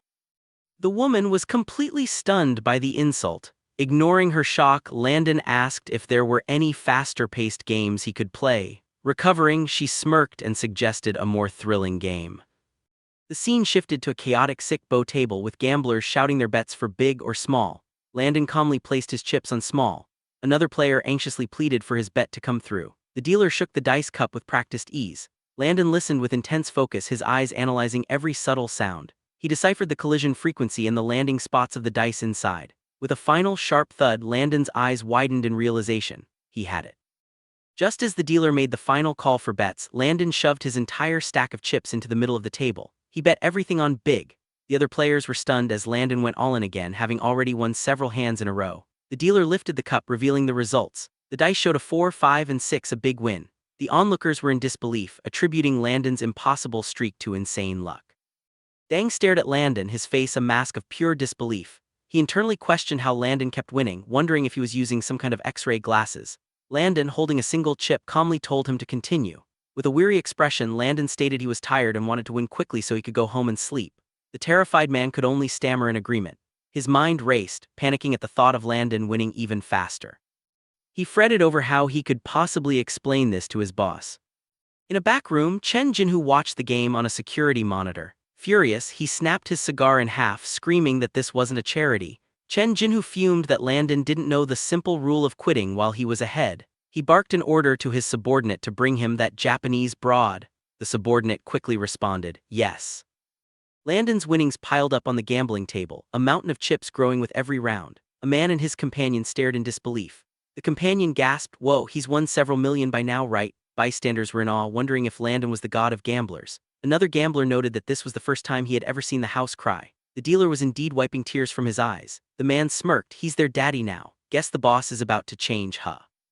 His friend worried about what the casino boss would do, suggesting Landon might be sold off as a gigolo. The man was shocked by the thought. Suddenly, a nearby door creaked open. Two imposing bodyguards in suits and sunglasses emerged, flanking a tall woman. They approached Landon's table. The woman stepped forward, her high heels clicking on the floor. She walked with an air of authority that intimidated others. Turning to the tearful dealer, she dismissed him. "You can go now." The dealer quickly agreed and scurried away. A woman with striking blue eyes watched from a distance. Landon sat at the gambling table, his gaze fixed on her. He thought to himself, this woman, she looks so familiar. Suddenly, an announcer made a grand declaration. "Everyone, next Ms. Niyama Chizuru will personally be serving this gentleman." Landon's eyes widened in utter shock at the name. Niyama Chizuru, he thought, isn't she supposed to be in the Golden Triangle? Ignoring his reaction, Niyama calmly placed the dice cup on the table. "Well then, sir," she said, her voice steady, "please prepare to place your bet." The story opened in Shibuya, Tokyo on May 17, 2019. Loud laughter echoed from an unseen source. Inside a traditional room, a woman in a kimono sat across from Landon. She asked if the noise outside was bothering him, but Landon calmly replied that it was fine. The woman described the atmosphere as noisy, dangerous, and chaotic, yet full of life. As she poured him a drink, Landon identified it as the essence of Shibuya at night. The woman smiled, remarking that this kind of vibrant energy was a rare find. Landon sat with his eyes closed, lost in thought. "Don't close them," he said, opening his own intense, crimson eyes. A woman in a kimono, Miss Chizuru, gracefully stepped onto the table before him. She looked down at the kneeling Landon and compared his eyes to those of a wolf. As she touched his chin, she asked him to keep his piercing gaze fixed on her. Landon retorted that she was the one who was like a dangerous cat. Leaning in closer, Miss Chizuru assured him that a cat wouldn't pry into his secrets. She offered to keep him company for the night. Landon's mind flashed back to an intimate moment from his past. He recalled a woman in a kimono who, while drunk, had shared a secret with him. She had told him that to truly understand the dice, he must feel their breath. This intense focus must also be used to perceive the subtle language of an opponent's muscles. She had compared this deep connection to the feeling of her own heartbeat as he held her. The memory faded and Landon's focus returned to the gambling table in the present. As his opponent prepared her move, he put the lesson into practice. He concentrated on her breath and the language of the muscles, ready to read her intentions. The dealer vigorously shook the dice cup. Landon closed his eyes, concentrating with superhuman focus. His crimson eyes snapped open, analyzing every subtle detail of the dealer's movements. He noted her relaxed hands, the tension in her neck, and even the direction of her clothes' folds. The dealer placed the cup down, asking for his bet. A sharp, confident smirk spread across Landon's face. He shoved a mountain of chips forward, going all in on a specific triple, 3 threes. The onlookers were stunned by his reckless confidence, declaring him insane. The dealer, Miss Niyama, reacted with shock to Landon's bet on a specific triple. She insisted it was impossible, but Landon coolly told her to open the cup. With a nervous expression, she lifted the cover. The dice revealed a triple one, exactly as Landon predicted. The onlookers were stunned into silence. A man stared blankly, his mind reeling from the impossible outcome and the $50 million payout. In stark contrast, one gambler erupted with excitement, praising Landon as a god of gamblers. Amid the commotion, Landon calmly addressed Miss Niyama, thanking her. Chizuru stood with her head bowed as her name was called. Elsewhere, the owner, Chen Jinhu, erupted in a fiery rage, demanding to know who was tearing up his establishment. A panicked employee rushed to his side, exclaiming that he saw who was responsible. He explained that the one causing the commotion was the same person who was trying to buy the bar. Chen Jinhu's anger boiled over as he learned this person was not only buying his bar but also winning all his money. He screamed in outrage, questioning if there was any justice in the world. Chen Jinhu immediately ordered his men, Bao and Hu, to grab their weapons and follow him. Enraged, Chen Jinhu screamed, vowing to desecrate his enemy's entire family line. Meanwhile, at the casino, an employee addressed a massive pile of winnings. Landon, on his phone, coolly told the employee to cash out the chips quickly. He then spoke into a vintage rotary phone, telling someone named Jai that it was their turn. Suddenly, Chen Jinhu and his men burst in, confronting Landon. Chen Jinhu furiously accused Landon of wrecking his place and trying to run. A dark aura surrounded Chen Jinhu as he raised a massive blade, preparing to execute Landon. He swung the blade down, demanding Landon's life. Just then, a flash of blue energy erupted. The entire room was plunged into darkness. Chen Jinhu and his men were left confused, wondering what had just happened. With the light suddenly restored, one of Chen Jinhu's men looked around in relief. He turned to the manager, demanding to know where Lord Tiger was. The manager could only stare in stunned silence, sweating profusely at the sight before him. On the floor, the mighty Chen Jinhu lay utterly defeated. His men cried out his name in shock and rushed to his aid. Meanwhile, Landon stood outside, shaking out his hand in annoyance. He remarked that Chen Jinhu's thick skin had made his own hand hurt. A woman's voice called out for her partner Deng Jai, asking if he was ready to leave. As Landon walked away with 2 briefcases, he was stopped by a woman in a purple bunny outfit. She looked him up and down, asking what a little guy like him was doing here. Landon stared back silently as she taunted him, asking if he was looking to die. As Landon tried to leave, his path was blocked by the woman in the purple bunny suit and her two enforcers. He asked her to move, but calling her auntie instantly sent her into a rage. Furious, she ordered her men to get him and retrieve the casino's money. Her thugs eagerly surrounded Landon, threatening to smash his face if he didn't hand over the cash. Landon sighed, muttering to himself that he hadn't planned on angering a woman. His words only fueled her fury. She screamed that he hadn't just angered her but had incurred the wrath of Lord Tiger. Landon scoffed at the threat, comparing her to a rabbit working for a tiger. Suddenly, a small projectile zipped past with incredible speed, embedding itself in the wall. Landon zipped up his jacket, his expression unconcerned. He dismissed his opponents, muttering that there were just a few small fry left. A powerful, fiery aura erupted around him, revealing the immense energy he had been holding back. He coolly challenged his opponents. To save time, why don't you all come at me at once? One of the thugs, Dang, stared back in furious disbelief. You've got a lot of nerve, huh? He snarled. Provoked, Dang's entire crew rushed towards Landon. You'll have to get through me first, one of them shouted. Dang led the charge, screaming as he swung a pipe at Landon's head. But in an instant, Landon's hand flashed out and stopped the weapon cold. Dang was left utterly stunned, his attack completely neutralized. With crimson eyes burning, Landon clenched his fist. In a flash, he lunged forward, smashing his opponent with overwhelming force. The man was sent flying through the air, crashing hard onto the ground below. One of the thugs cried out in disbelief, "B-boss." Landon stood over the fallen leader, who groaned in defeat. Dang and the other henchmen watched in stunned silence. Landon turned his cold gaze to the remaining two. His question hung in the air, leaving them frozen in place. Dang trembled in pure terror, his arrogance completely gone. The thugs decided to attack all at once, one of them even grabbing a brick. A confident smirk spread across Landon's face. He instantly sprang into action, launching himself into the air above his attackers. As Landon spoke, a powerful blue aura exploded around him. He descended like a meteor, unleashing a flurry of devastating kicks that hit multiple opponents simultaneously. In a flash, the entire group was wiped out, left unconscious on the ground. Landon stood alone amidst the carnage, completely untouched. A woman in a purple bunny suit stared in disbelief at a small, defeated robot on the ground. Shanzi coldly informed her that she was next. He suddenly appeared right in front of her, a menacing grin spreading across his face as she recoiled in terror. The woman let out a piercing scream and immediately fled. Shanzi watched her go, surprised by her speed. His partner, Dengjai, appeared behind him, calling his name. Shanzi asked if the job was done. Dengjai proudly held up a massive coil of power lines. He explained that he had found the backup generator and cut the power to the entire street. Thrilled with himself, Dengjai asked if his plan was badass. Shanzi flatly agreed. Dengjai excitedly suggested they should drop out of school and become career criminals. Unimpressed, Shanzi simply said it was time to go. As they walked away, Dengjai continued to push his idea. Shanzi ignored him, forcing Dengjai to chase after him. A woman in a bunny outfit gasped as a small, golden object floated away from her. She wondered aloud why the power had suddenly gone out on the entire street. Just then, two men appeared, one of whom she recognized as her manager. Relieved, she called out for backup. Her expression quickly turned to panic as she realized her target was gone. Another man, a stern-looking manager with a ponytail, appeared and snatched the floating object from the air.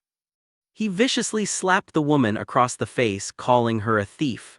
As she cried out in pain, he accused her of letting the kid get away. In a back room, the woman desperately pleaded her innocence.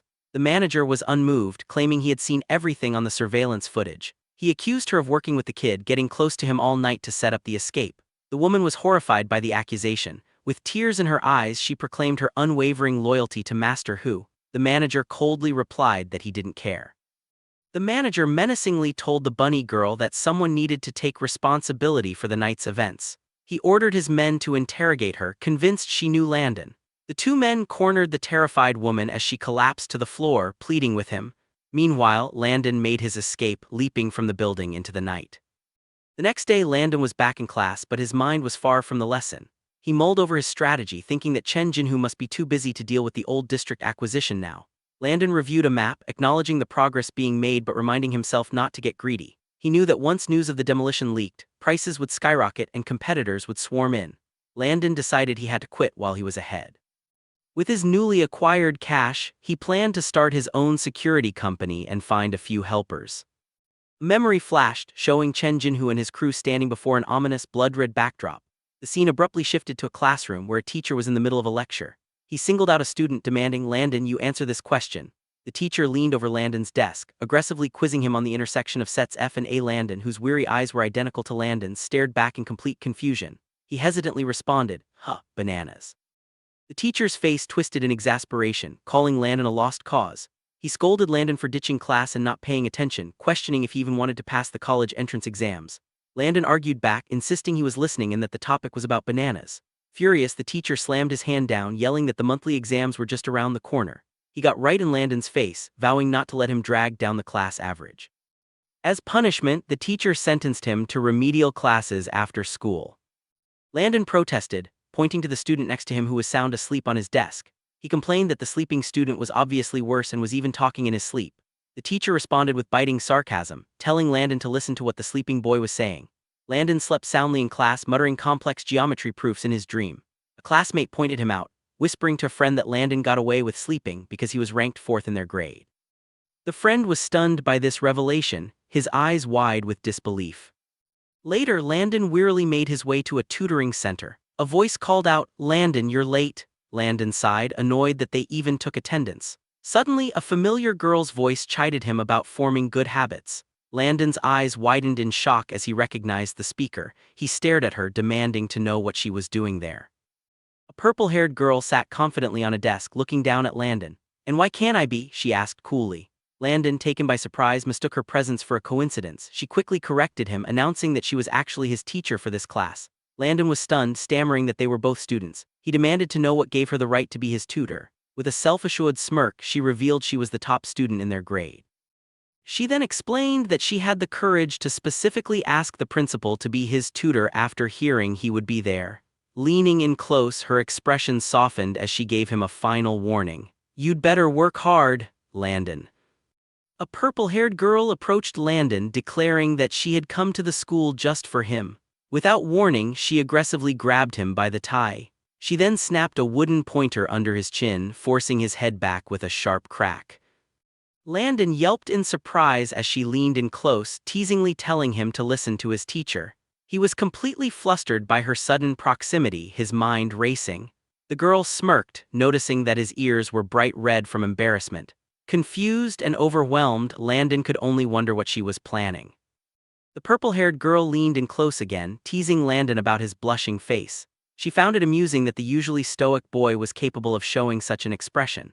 Completely flustered, Landon reminded her they were supposed to be tutoring. As she pulled on his tie, he struggled and told her to let go. Instead, she used the opportunity to frame a physics problem based on her actions. Landon panicked at the mere mention of physics, shouting that they should start with math instead. He argued that as a poor student, he couldn't just jump into a difficult subject like that. She agreed that was fair enough and decided they would begin with functions. As she turned to the chalkboard, Landon stared after her, thinking to himself what a strange girl she was. With a piece of chalk in hand, she began the lesson. In a sunlit classroom, the purple-haired girl stood confidently before the chalkboard. She turned and called on a student. "All right, classmate Landon, try to find the domain for this problem." Landon, looking completely bewildered, asked a question that stunned everyone. "What's a domain?" The girl was in disbelief, asking if he studied at all. Landon insisted that he did study, but a dark look crossed his face as he thought to himself that his studying had happened in his past life. Exasperated, the girl walked over to his desk. She leaned over his textbook, offering to explain the problem to him bit by bit. Landon, uncomfortable with how close she was, asked her to back away. She reassured him, but noted that his long bangs were blocking his vision. Reaching for his hair, she offered to use her hairpin to tidy them up for him. Landon shoved a flustered Landon away, insisting they get on with the lesson. Landon was internally outraged by her eagerness. With his eyes glowing red, he fumed to himself, thinking of all the battles he had survived. He couldn't believe he was getting nervous around a high school girl. As the day finally ended, Landon began to pack his bag in relief. Landon approached his desk, reminding him to review what they learned. The purple-haired girl then leaned in toward Landon with a sly smile, threatening him with special guidance if he slacked off. Terrified, Landon grabbed his bag and yelled for her to stay away from him. Walking home, he wiped sweat from his brow, blaming the heat. Landon asked if he was hot, but Landon quickly denied it, trying to play it cool. A purple-haired girl stopped Landon as he walked by. He turned, looking weary. She nervously asked if he hated her. Landon, looking surprised, quickly denied it. Unsatisfied with his answer, she pressed for more. With a blush, she gathered her courage and confessed her feelings directly. Landon was left completely stunned and speechless. Seeing his shock, the girl offered to say it again. She looked him dead in the eye and repeated her confession with conviction, revealing her feelings started the day he had saved her. Landon's eyes widened as she explained that everything she had done since had been a desperate attempt to get his attention. Lindsay looked down, a slight blush on her cheeks as she asked Landon if her feelings were childish. Looking directly at him, she then asked, "What about you, Landon? Do you have feelings for me?" Landon was completely taken aback by her sudden confession. His expression shifted to one of regret as he apologized and turned her down. Lindsay stood dejected as he explained that they walked different paths and he didn't want to drag her down. As Landon turned to leave, she suddenly offered to help him study. She ran after him, desperately calling out his name and begging him to wait. In a luxurious modern home, a voice called out. Young Master Chen swirled a glass of red wine, his expression cold and unforgiving. He looked down at the kneeling Chen Jinhu, telling him, "You've really disappointed me." Jinhu, his body battered and bandaged, desperately apologized for his failure. He explained that the kid he fought was unnaturally strange. Jinhu gestured to his broken limbs, baffled as to how he had been so thoroughly defeated. Young Master Chen cut him off, completely uninterested in excuses. He turned his back, stating flatly, "I only want results." Young Master Chen explained that the buildings Jinhu lost were crucial for their future operations, adding that his father valued them highly, which raised the stakes of the failure. Terrified, Jinhu frantically promised to get the buildings back. He prostrated himself on the floor, begging young Master Chen for another chance. Chen offered the terrified henchman a single chance, but as he spoke, his expression turned sinister. With a chilling shhh, Chen violently crushed the wine glass in his hand. The henchman flinched and dropped to his knees in utter shock. Chen loomed over him, grabbing his shoulder with a menacing grip. He whispered a chilling promise of what would happen if the man screwed up again. Chen then dismissed him with a wave. The henchman scrambled away, thanking young Master Chen for sparing his life. Left alone, Chen stood in silence for a moment before calmly picking up a new glass. Red wine poured into the glass as the powerful figure considered a name, Landon. He dismissed him as a little punk whose name he had never even heard. This nobody had dared to oppose the Chen family. An unseen person spoke a name, Landon. Young Master Chen smirked condescendingly over a glass of wine. He dismissed this newcomer as a mere punk. A cruel smile formed as he decided to demonstrate the power of the Chen family's methods. Later, outside the bungalow, a passenger inside pleaded with Lord Hu to slow down. An injured Jinhu, supported by a terrified man, screamed at his underlings to be careful with his injured foot. He then turned his rage on the man who stood by meekly. The thug threatened him, demanding he protect his limited edition shoes and serve him like a father. The man quietly agreed, holding the shoe in his hands. As he stared down, a strange blue technological energy suddenly crackled across the shoe's surface. Later, in a different location, a furious voice yelled over a phone, blaming his useless subordinates for his problems. Landon, now in his room with headphones on, listened as his eyes glowed a menacing crimson. The man on the phone berated him, asking why he hadn't taken care of the matter young Master Chen had assigned. Landon wondered which young Master Chen he meant. The caller exploded, calling him an idiot rookie for not knowing the gang's hierarchy.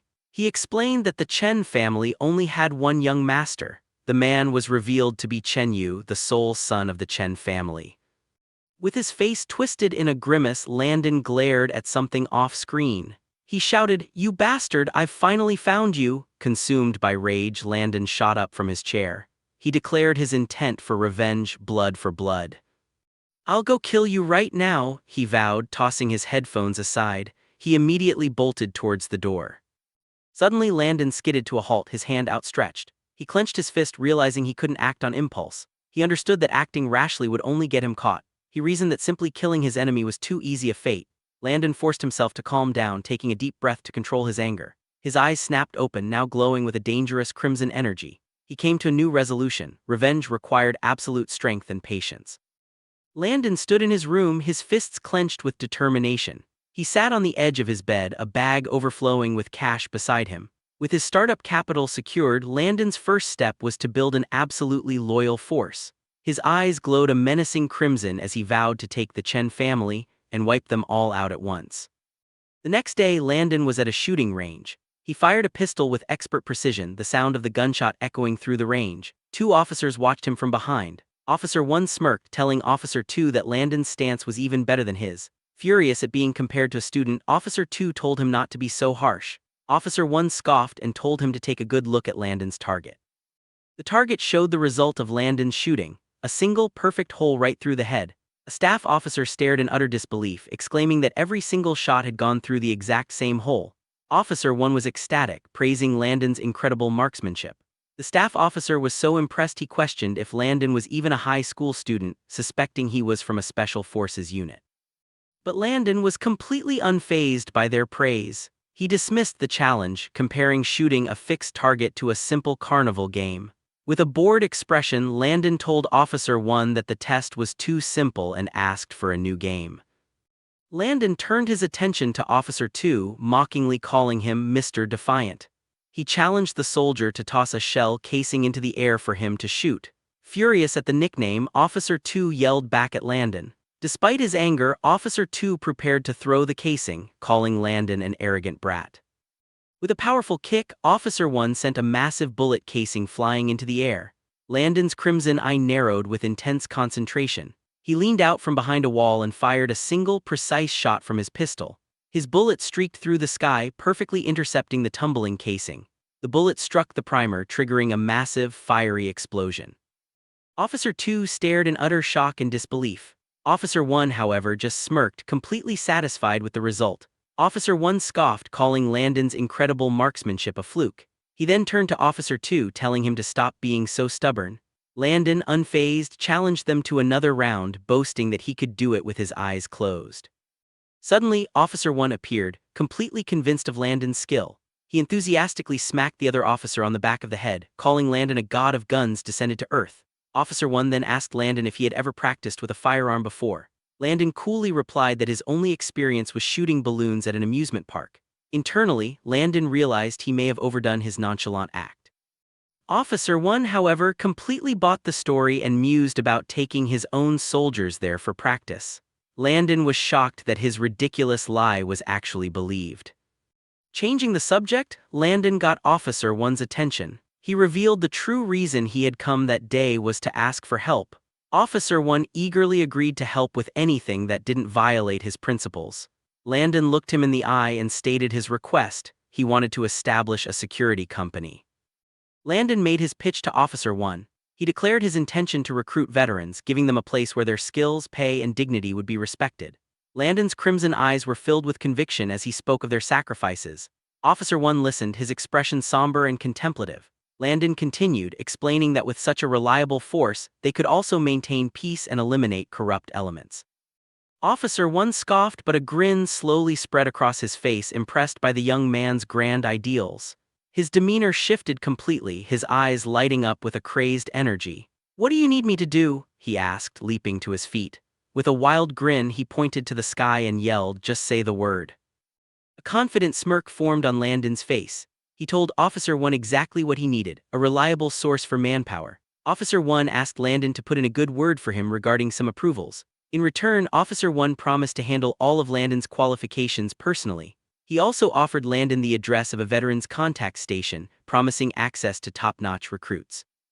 Landon gratefully accepted the information. Officer 1 threw an arm around Landon, encouraging him to go make a name for himself. He offered his full support, telling Landon to come find him if any trouble arose. As the officer spoke, Landon's demeanor shifted entirely. His eyes glowed with a menacing crimson light. The name Chen Yu echoed in his mind. With cold resolve, Landon vowed that Chen Yu's nightmare had just begun. In his room, Landon examines a note bearing the name and address of a man named Bai Peng. With a look of recognition, he realizes who he must find. The next day, Landon navigates the complicated maze-like streets of the shanty town. He finally arrives at his destination, a small building signed Veterans Repair Shop. Landon approaches a man working with his back turned and asks for Bai Peng. Without even looking at him, the man coldly dismisses Landon, telling him to come back tomorrow. Landon approaches a large, muscular man at his workshop. He explains he was sent by staff officer not for a repair. The man turns, looking skeptical. Landon holds up a card, wanting to talk. The man curtly refuses, stating he only fixes things and doesn't chat.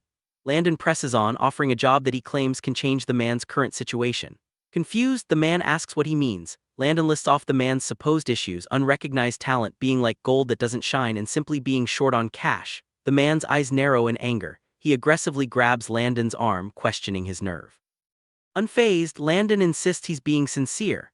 With a wide, confident grin, Landon lays out his simple deal, money in exchange for loyalty. The large man scoffs at the word loyalty. He belittles Landon, calling him a brat who has no right to speak of such things.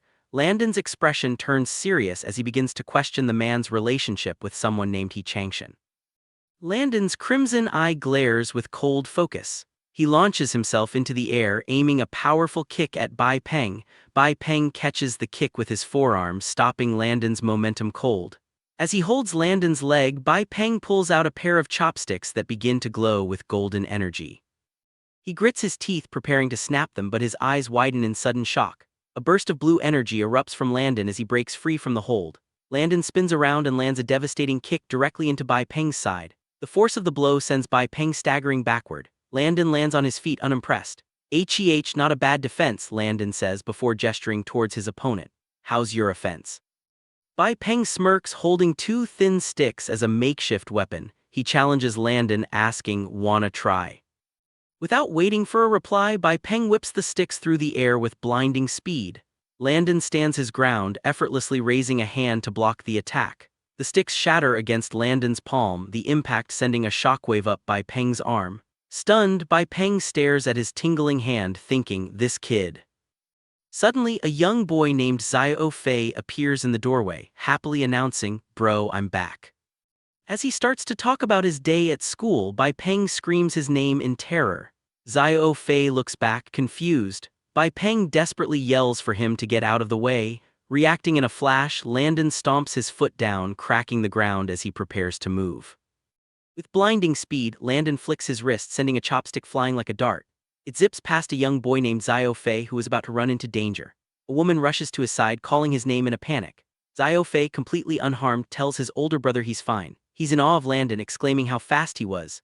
Xiao Fei then asks his brother who would be stronger if he and Landon were to fight. The muscular brother remains silent, his expression grim. Later inside, the brother asks Landon what he wants to talk about. Landon gestures towards a table laden with medicine, stating that it's all for Xiao Fei.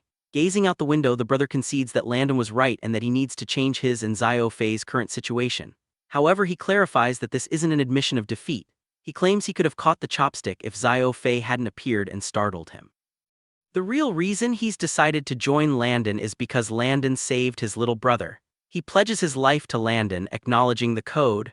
The brother asks what Landon needs him to do. Landon smirks, assuring him it's nothing illegal. He reveals his true intention: he wants to form a company.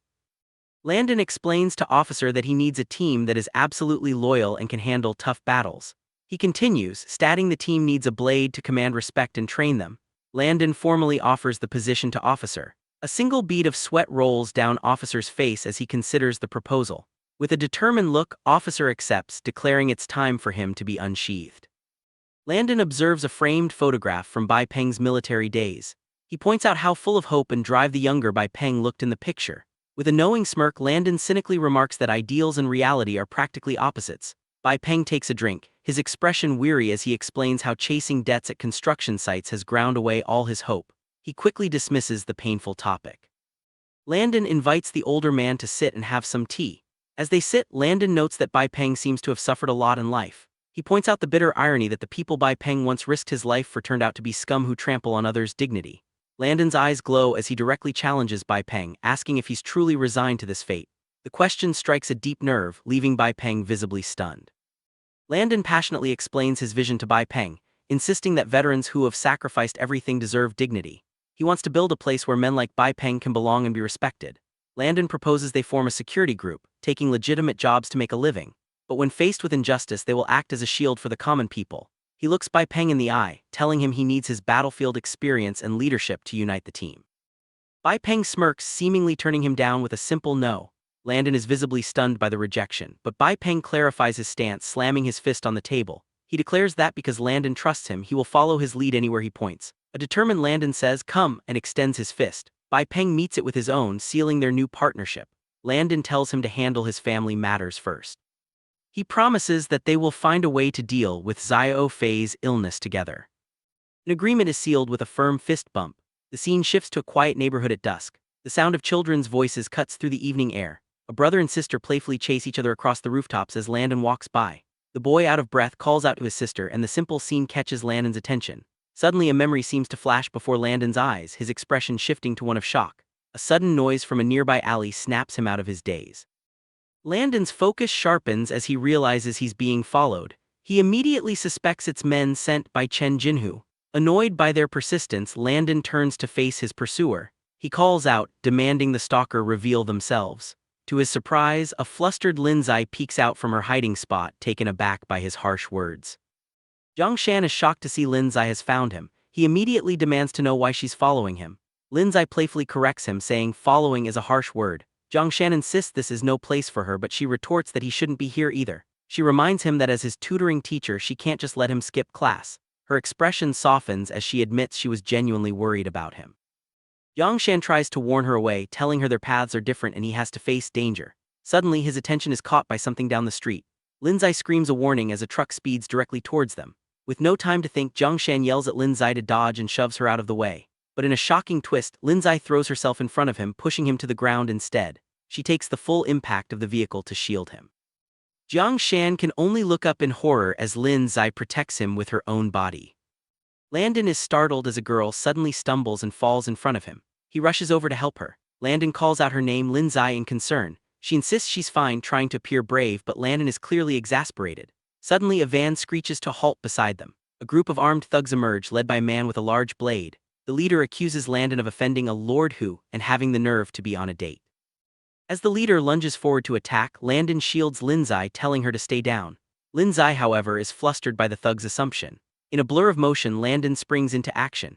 He effortlessly disarms the leader in a single, swift movement. Landon immediately follows up with a powerful punch to another thug's face.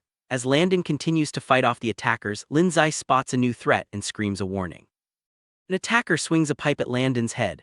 Landon braces for the impact, a look of alarm on his face. Suddenly a bullet flies through the air at incredible speed. It smashes into the pipe, shattering it just inches from Landon's body. The attacker stares at his broken weapon in complete shock. A bald thug looks down at the remnants of the pipe on the ground. He realizes a bullet is what stopped the attack, wondering aloud where it came from. A new voice calls out, warning the thugs not to threaten Miss Chen again. The thugs turn to see a new group of men have arrived. The leader of the newcomers gives them an ultimatum. Crouching down, he reveals a pistol as he tells them to either scram or die. In a dimly lit hospital corridor, Landon waited, his posture heavy with exhaustion and worry. A painful memory surfaced, an image of Linzai, injured and vulnerable. Landon's hand clenched into a fist, trembling with suppressed rage, and he silently vowed to make whoever hurt her pay 100-fold. The sound of a door opening shattered his thoughts as a nurse stepped into the hall. Landon immediately got up and rushed toward her, asking about Linzai's condition. The nurse informed him that Linzai's injuries were superficial and that she just needed to stay for observation. She then asked Landon if he was a family member, as hospitalization paperwork needed to be processed. Landon hesitated, taken aback by the question. He lowered his head, quietly admitting that he was just her classmate. In a sterile hallway, Landon watched two men depart. He steeled himself, thinking, "I am family." Suddenly, Landon was confronted by an older man whom he addressed with a shocked expression as Uncle Lin. Uncle Lin raised a hand, his face a mask of regret as he began to apologize. The scene shifted to a hospital room where Landon stood by silently. In the bed lay Linzai, her arm wrapped in bandages. She held her father's hand, the same Uncle Lin from the hallway, and insisted she was fine. Linzai explained her injuries were just superficial and that she fell by accident while defending someone named Landon. Her father, Uncle Lin, sighed with worry for his daughter. After apologizing, Linzai's curiosity took over. She asked about the armed men who saved her from some punks, wondering if they were from his unit. Uncle Lin looked down grimly, revealing they were from the family. Confused, Linzai questioned what that meant. Landon stepped in, telling her not to worry and that he was handling the complicated situation. Internally, however, Landon realized the rumors were true. The Lin family was incredibly powerful. Linzai's father told her to get some rest, promising to see her again tomorrow. Outside the room, Landon apologized to Uncle Lin for failing to protect Linzai. Before he could finish, Uncle Lin cut him off, stating that his apologies were meaningless. Landon desperately insisted that it was his fault she got hurt. Uncle Lin put his hand on Landon's shoulder, a grim smile on his face. He told Landon that if he truly wanted to apologize, he must go break the legs of those who hurt his daughter. A flash of resolve appeared in Landon's eyes as he looked up. He agreed, promising he wouldn't let them get away with it. As Uncle Lin walked away, he warned Landon to keep his word. Landon pleaded for Uncle Lin to believe him. Uncle Lin said he could believe Landon countless times, but he only had one daughter and she could not survive countless dangers. He told Landon to go home before his own parents started to worry. Left alone, the weight of Uncle Lin's words settled heavily on Landon. A subordinate reported to young Master Chen, confirming they had delivered a warning as instructed. He hesitantly added that the young miss of the Lin family had suffered minor injuries during the confrontation. Through an intercom, Chen Yu scoffed, calling her lucky and viewing the incident as a good way to test her father's reaction. Meanwhile, Landon lay in bed, secretly listening to the entire conversation through his headphones. Chen Yu initially dismissed his target, Landon, as a lucky grasshopper whose time was running out. Landon then scoffed at the arrogance of the Chen family whelp. Unaware he was being monitored, Chen Yu revealed his true plan. The demolition project was just a facade to establish a network and take over all the business in Jiangcheng. He explained that the old district buildings were the key to moving their illicit goods. Hearing this, Landon sat up, his expression turning grim. He realized the situation was far more sinister than a simple demolition. Clenching his fist, Landon declared he had now found Chen Yu's death spot. Chen Yu gave his final orders. Keep an eye on Landon but wait until the goods arrive to deal with everyone at once. Landon's eyes narrowed with determination. He knew time was running out and that he must prepare enough strength to stop Chen Yu before his plan came to fruition. The next day, Bai Peng reported to his boss, Landon, that the first batch of recruits had arrived. Bai Peng introduced the group of hardened men to their new, surprisingly young leader. Landon thanked Bai Peng and welcomed the men to Longdun security, declaring them all comrades in arms. But before he could continue, the powerhouse Chen Jinhu interrupted, eyeing Landon with deep skepticism. He openly questioned Landon's age, wondering if they had been hired for a trivial security guard job. The other recruits immediately joined in, their doubts about the position growing louder. As the concerns escalated, Bai Peng tried to calm the men down. Unfazed, Landon directed their attention to a large training area. He explained that before they could take their posts, they must first complete the training course before them. Bai Peng scoffed at the sight of an obstacle course, boasting about his past military achievements. He confronted Landon directly, offended by the implication that their abilities were in doubt. Landon explained the purpose of the training to his new colleagues. He stated their goal was to protect clients and themselves, all within the bounds of the law. He then announced he would demonstrate the entire training flow. In a flash, Landon expertly assembled a handgun. He turned to Bai Peng, telling him to start the timer. Bai Peng agreed and Landon braced himself. At Bai Peng's command, Landon exploded into motion, a blur of blue energy. Bai Peng began counting the seconds aloud. Landon navigated a complex obstacle course with incredible speed and agility. He ran, slid, and leaped over every barrier in his path. Bai Peng continued to time him, his expression focused while others watched in utter disbelief. The seconds ticked by but Landon showed no signs of slowing down. Bai Peng couldn't believe what he was seeing, exclaiming that Landon was truly extraordinary. After completing the entire course, Landon raised his weapon and fired a perfect shot at a target. Bai Peng stopped the timer at an unbelievable 57 seconds. The final time, 58 seconds. A paintball slammed into the center of the target as the test concluded.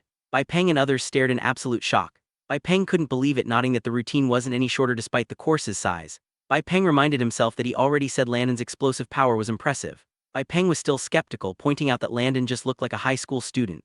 Landon stepped forward, confirming he was indeed just a student. He addressed the group of hardened soldiers with a confident smirk. Holding a pistol, Landon challenged them, saying they must at least be faster than him. He explained that otherwise he couldn't feel at ease sending them on missions. The men, led by a scowling Bai Peng, looked on with growing irritation. Landon questioned their professionalism if they couldn't even protect themselves, let alone a client. Furious at the perceived arrogance, Chen Jinhu erupted. He rallied the other men, vowing to show their new boss what a true soldier was made of. The men roared in agreement, fired up and ready to prove themselves. With his team assembled, Landon's gaze hardened with resolve. He thought of his target, Chen Yu. He made a solemn promise to personally crush his enemy's network and ambition. He declared to his new team that they would do it together. At a local apartment complex, the silence is broken by the rhythmic ringing of a doorbell. A woman opens the door, greeted by Bai Peng and Landon with a deceptive smile. Bai Peng claims they are recruiting for a new security firm, but quickly shifts the topic to the area's public safety. He rattles off a list of common troubles like protection fees and theft, watching the woman's reaction closely. Finally, his expression intensifies as he drops the facade and asks the only question that matters: has anyone gone missing? The woman's face drips with cold sweat as panic instantly sets in. She vehemently denies knowing anything, shouting that everything is fine before slamming the door violently in their faces. Bai Peng and Landon are left standing in the hallway, staring at the closed door in awkward silence. The rest of the investigation hits a stone wall, with locals actively avoiding eye contact or abruptly changing the subject whenever the duo tries to engage them. Even a casual game of chess turns tense the moment Bai Peng drops the word missing, making the atmosphere heavy and oppressive. Taking a break on a stairwell, Bai Peng notes the palpable fear gripping the residents while casually munching on some flatbread. Landon agrees, but finally presses for the truth about what they are actually investigating. Bai Peng's playful demeanor vanishes for a split second as Landon drops the bombshell. He is investigating the Chen family. Bai Peng freezes in terror, realizing his boss intends to challenge the ruthless local tyrants of Jiangcheng. Landon reveals that his intel comes straight from Director Dong at the Bureau, brushing aside Bai Peng's shock at his high-level connections. He explains that despite the mounting pressure on the director, nearly a dozen missing persons cases in the old city have hit dead ends, and he suspects the Chen family's shady business is the root cause. Bai Peng breaks into a cold sweat, warning his boss that going after the Chen family is like poking a hornet's nest. But before the warning can even settle, a shout rings out from below. The Hornets have already arrived. A gang of local thugs marches down the street, furious that two strangers have been wandering their turf asking questions about the missing people. Bai Peng realizes their cover is blown, but instead of panicking, Landon calmly asks if his subordinate has finished his lunch. Hearing that Bai Peng is full, Landon signals that it's time to exercise. The gang leader steps forward, threatening the duo for daring to run wild in his territory without paying respects. Bai Peng bristles with rage, ready to snap, but Landon casually places a hand on his shoulder to hold him back. Stepping to the front with a condescending smile, Landon mocks the thugs, calling them mere maggots wiggling for attention. The insult hits a nerve, and the gang leader screams for his brothers, the self-proclaimed Old Street 4 dragons, to attack. A massive thug charges forward, tucking his head down and screaming the name of his ultimate technique, human bowling. Bai Peng stops the barreling giant dead in his tracks with a single effortless palm to the face. Totally unimpressed, Bai Peng stares down at the sweating thug, genuinely confused that such a lame move actually has a name. Bai Peng drives the massive thug into the pavement with a thunderous crash, mocking the failed attack as a pathetic gutter ball. The gang panics at the display of power, but Brother Scar steps in, ordering his men to handle the others while he claims Landon for himself. His subordinate questions why the boss is choosing the scrawny student, earning a sharp rebuke for his insolence. Landon simply laughs, amused that they still mistake his relaxed demeanor for weakness.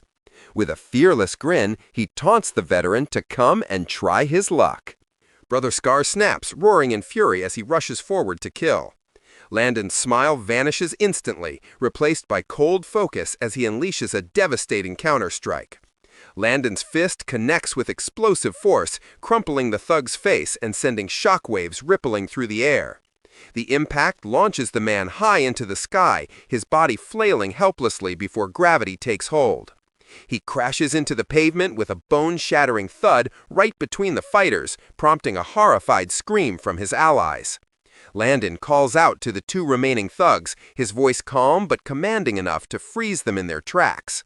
Standing shoulder to shoulder with Bai Peng, Landon coldly advises the terrified goons not to overestimate their own strength against them. He dismissively orders them to collect their unconscious comrades and get out of his sight immediately. Sweating profusely and realizing they are completely outmatched, the thugs hastily agree and drag the bodies away. As the dust settles, Bai Peng turns to Landon, confused as to why they let the enemy escape when they could have interrogated them for clues. Landon starts walking away, casually asking Bai Peng if he has any experience with fishing. He explains that patience is key. Pulling the rod too early ruins the catch. With a dangerous glint in his red eyes, Landon reveals his true strategy. Sometimes you have to let the fish swim to lead you to the rest of the school. Landon spots the scarred survivor leaving the scene and signals the pursuit. The target bids farewell to his partner, completely unaware he is being tailed. Grimacing in pain, the scarred man trudges away alone. He bypasses the residential area and slips into a side alley. Bai Peng questions the detour, but Landon knows this suspicious behavior is exactly what they were looking for. They track the man across a debris-filled wasteland. Landon and Bai Peng take cover behind a wall, watching their quarry approach a black truck. A man in a blue shirt emerges to meet the scarred thug. The stranger immediately climbs aboard the vehicle. Landon and Bai Peng keep their heads low behind the crumbling stone wall, their eyes fixed on the scene unfolding in the truck bed. A sudden realization hits them as they squint through the darkness, shocked by what they've discovered. A large sack lies on the ground near the blue-shirted man's feet, violently thrashing about as the person inside struggles to escape. Muffled cries for help echo from the bag, but the mysterious man simply stands over his captive in silence. Muffled screams pierce the night air as two men struggle to move a heavy, thrashing object. Landon and Bai Peng crouch behind a wall, their gaze fixed on the suspicious sack wriggling on the ground. Realization hits them instantly. Someone is tied up inside. Bai Peng clenches his jaw, furious at the brazen kidnapping happening right in front of them. The thugs heave the victim under their shoulders and begin to march away. Unsure of how to proceed, Bai Peng turns to Landon, nervously suggesting they call the cops rather than intervene directly. Landon and Bai Peng burst from the shadows, screaming police, to freeze the kidnappers in their tracks. The sudden shout sends the two thugs into a blind panic, terrified that law enforcement has somehow tracked them to this desolate wasteland. But as they scramble to escape with their hostage, the spiky-haired thug pauses, realizing the voices sound suspiciously familiar. He spins around and recognizes Landon and Bai Peng, screaming that these aren't cops, but the same guys who thrashed their crew earlier. Relieved that it's just security guards, the thugs draw their blades, confident they can butcher two meddling civilians.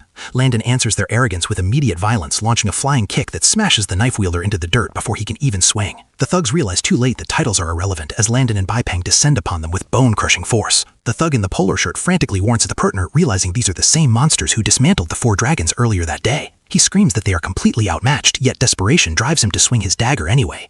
Landon effortlessly catches the blade midair, gripping the attacker's wrist with an iron hold. Cold sweat pours down the thug's face as he stares into Landon's eyes, paralyzed by the sheer difference in their power. Landon ends the standoff with a single brutal punch to the face. The impact sends the man flying backward, his body skipping across the pavement before skidding to a halt. Brother Scar stares at his unconscious ally in horror, shouting that he had tried to warn him about their strength. Trembling with fear, he stammers that he did everything he could to avoid this fight. A heavy hand lands on his shoulder, freezing him instantly. Landon looms behind him, mockingly addressing the terrified gangster by name, before leaning in with a dark question. Landon tightens his iron grip on Brother Scar's shoulder, casually asking if the terrified thug really thought he could slip away. With a menacing grin, Landon recites the Changhu code of sharing blessings and hardships, mocking the gangster's earlier bravado. Brother Scar breaks into a cold sweat, paralyzed by fear as Landon playfully reminds him that they have already shared plenty of hardships today. Feigning a lapse in memory, Landon decides he's done talking and swiftly knocks the veteran thug unconscious. Leaving the two gangsters sprawled on the pavement, Landon turns his attention to the frantic movements coming from the sack. He crouches down and assures the captive that he is safe, quickly working to loosen the tight knots. As the bag opens, Landon freezes in genuine surprise, his eyes widening as he recognizes the face inside. He stares down in disbelief, asking his old acquaintance what on earth he is doing in a place like this. Landon calls out Young Tian Li's name, looking down at the bound and gagged man he hasn't seen in years. Tears stream down Young Tian Li's face as he looks up at his savior, overwhelmed with relief and shame. Landon asks how Young Tian Li ended up in such a miserable state. Inside the station, an officer recounts the former young master's tragic spiral of family arrests, eviction, and homelessness. He adds that Young Tian Li was nearly kidnapped again before the rescue. Landon shifts focus, demanding answers about Brother Scar and his crew. The officer reports that the thugs are merely hired muscle, but the interrogation did yield one clue. He whispers that the human cargo was destined for the Yangfeng warehouse district. Landon's eyes sharpen as he instantly links the location to the Chen family. The officer confirms the ownership, but warns that the warehouse operates as a legitimate business on the surface. Landon realizes they cannot strike the Chen family without undeniable proof. Landon follows the official into the privacy of the director's office to discuss the case details. He spreads a map across the desk, drawing Director Dong's attention to the layout of the old city district. Landon traces a direct line from the district to the Yangfeng warehouse, revealing an abandoned railway connecting the two. He realizes the gang is using the chaos of the demolition zone and the old infrastructure to create a hidden transport channel. Confident in his deduction, Landon urges Director Dong to apply for a search warrant immediately. Director Dong hesitates, wiping sweat from his forehead as he mutters that the situation isn't that simple. He reveals that someone from high up has ordered him to be extremely cautious regarding the Chen family cases. The director turns away, sighing heavily about the impossible pressure he is under. Landon watches him coldly, wondering if a big shot is protecting the family or if the slippery old man is just feigning weakness. Director Dong nervously brings up the demolition in the old city district, hinting at the complexities involved. Landon immediately catches the drift, leaning in with a knowing smirk to ask just how much the director has already pocketed from the project. Dong breaks into a cold sweat, stammering about his reputation to deflect the accusation. Landon strolls past the flustered official, advising him to look at the bigger picture. He points out that if the Chen family is out of the way, the money from future demolitions will be astronomical. Slamming his hand down on the map, Landon makes his terms clear. He declares that this entire cake belongs to them and it must be divided on their terms alone. Landon identifies the Chen family as the blade at their throats, blocking the real profits. He challenges Director Dong, asking if he is truly satisfied with mere peanuts when he could have it all. The question hits a nerve, leaving Dong stunned and trembling. Landon shouts at the older man, demanding to know if he has any fight left in him to go all out for once in his life. Dong grits his teeth, the fire of ambition finally igniting behind his eyes as he struggles to make the choice. Dong Li finally snaps, screaming "fuck it" as he abandons his hesitation. He starts to claim it's for the profit, but instantly corrects himself, roaring that he is doing this for justice and the missing residents instead. Striking a righteous pose, Dong swears he will absolutely not tolerate evil any longer. Landon watches the sudden transformation with a knowing smirk, casually offering to shoulder any pressure from the higher-ups. He chuckles, satisfied that the director has finally spoken the exact words he needed to hear. Landon extends a hand, demanding the one thing he needs to proceed: the formal document authorizing him to assist in the police investigation. When Director Dong hesitates, Landon narrows his eyes, asking if the official intends to wash his hands of the agreement they just made. Dong flinches in panic, clutching his head. He hastily defends himself, insisting he would never back out, and simply reacted too slowly. The director laughs nervously to ease the tension, but his smile quickly fades as he prepares to add a serious caveat. Director Dong stamps the official authorization, his expression grave as he finalizes the agreement. He hands the document to Landon, warning the young man that the Chen family is a dangerous enemy to provoke. Landon accepts the warrant with a calm assurance, dismissing the director's concerns. A sharp glint flashes in his eyes as he remarks that he isn't exactly a pushover either. The scene shifts to the heavily fortified Yongfeng warehouse, where security cameras cover every blind spot. Guards remain constantly on duty behind high walls topped with razor wire. Crouched in the tall grass outside, Landon scans the perimeter with binoculars while Bai Peng analyzes the defenses. They realize that forcing their way in is impossible without alerting the entire compound. Landon studies the map, pinpointing a blind spot where tree branches compromise the electric fence. He orders Team A to infiltrate through that gap and cut the surveillance power. Signaling Bai Peng, Landon leads him toward a separate route via the facility's drainage system. He points to the rusted iron bars blocking the tunnel, identifying their entry point. With the plan set, Landon gives the order to move out. Landon and Bai Peng leap into the night, plummeting toward the warehouse grounds. They stick the landing with practiced ease, successfully infiltrating the Chen family's stronghold. They reach the secluded drainage entrance, their path blocked by a heavy chain grate. Bai Peng makes short work of the obstacle, snapping the thick lock with a pair of bolt cutters. The metal gate swings open, and the Duke steps into the damp darkness of the tunnel. Bai Peng trails behind, unable to suppress a small yawn as the boredom sets in. Landon leads the way with his flashlight, but his sharp instincts suddenly flare up. He warns his partner that he detects movement right above their heads. Bai Peng completely misses the tension, letting out a deafening, face-stretching yawn that echoes loudly through the stealth mission. The man stretches his arms wide and complains about his fatigue, completely disregarding the stealth mission. Another man immediately hisses at him to keep it down, warning that surveillance might catch them slacking off. The veteran waves off the concern, confidently pointing out that their current angle is a perfect blind spot for the cameras. Crouching behind cover, Bai Peng grumbles that this place is a ghost town and questions who they are even hiding from. As if on cue, two guards stroll into view, casually discussing plans to sneak off to an internet cafe. Landon moves before they can finish their sentence, delivering a lightning-fast chop to the nearest guard's neck. The man collapses instantly, silenced before he even hits the floor. Moments later, Landon and Bai Peng step out wearing the guards' stolen uniforms to blend in. Landon adjusts his disguise and warns his partner to stay focused now that they are inside. Bai Peng nods, his playful attitude replaced by cold professionalism as they proceed deeper. Landon peers through the observation glass, his pupils shrinking in instant shock. The sight before him shatters any illusion that this is a normal business. Rows of rusted cages line the walls, each one holding a haggard, broken prisoner staring blankly into the dark. But the horror doesn't end with incarceration. In a nearby room, men in white coats conduct twisted experiments on a restrained victim, prying his eyes open with clinical cruelty. They laugh as they examine their subject, treating a living human like a disposable lab rat. Landon realizes this place is far more dangerous than a simple storage facility. Long, sterile corridors glow with cold blue light, patrolled by doctors who walk the halls with terrifying casualness. Landon and Bai Peng stand frozen in the hallway, struggling to process the scale of the atrocity. Bai Peng trembles with rage, sweat beading on his forehead as the gravity of the Chen family's crimes sinks in. He grits his teeth, trying to decide if they have stumbled into a concentration camp or a massive trafficking ring. Landon's face hardens as the horrific pieces of the puzzle finally click into place. He realizes this operation goes far beyond simple kidnapping for ransom. He turns to his partner, his voice dropping to a grave whisper. This isn't just trafficking, they are conducting biological compatibility matching. Bai Peng freezes, confusion warring with fear as the technical term flies over his head. Sweat trickles down his scarred cheek as he stares at his boss, desperately demanding a plain explanation. Landon delivers the grim verdict: the matching is for organ transplants. The nightmare plays out before them as a masked surgeon and his assistant prep a terrified captive, drawing blood to test his biological value like he is nothing more than spare parts. Landon confirms that the Chen family's true empire is built on harvesting human organs. He looks toward the rows of rusted cells where men and women grip the cold steel bars in silence. These aren't just prisoners, they are livestock waiting to be butchered. Landon boils over with righteous fury, unable to stomach the atrocities offending heaven itself. He turns to his partner, ready to storm the room instantly. Bai Peng checks his impulse, urging caution. He pulls out a phone, prioritizing the mission over blind rage.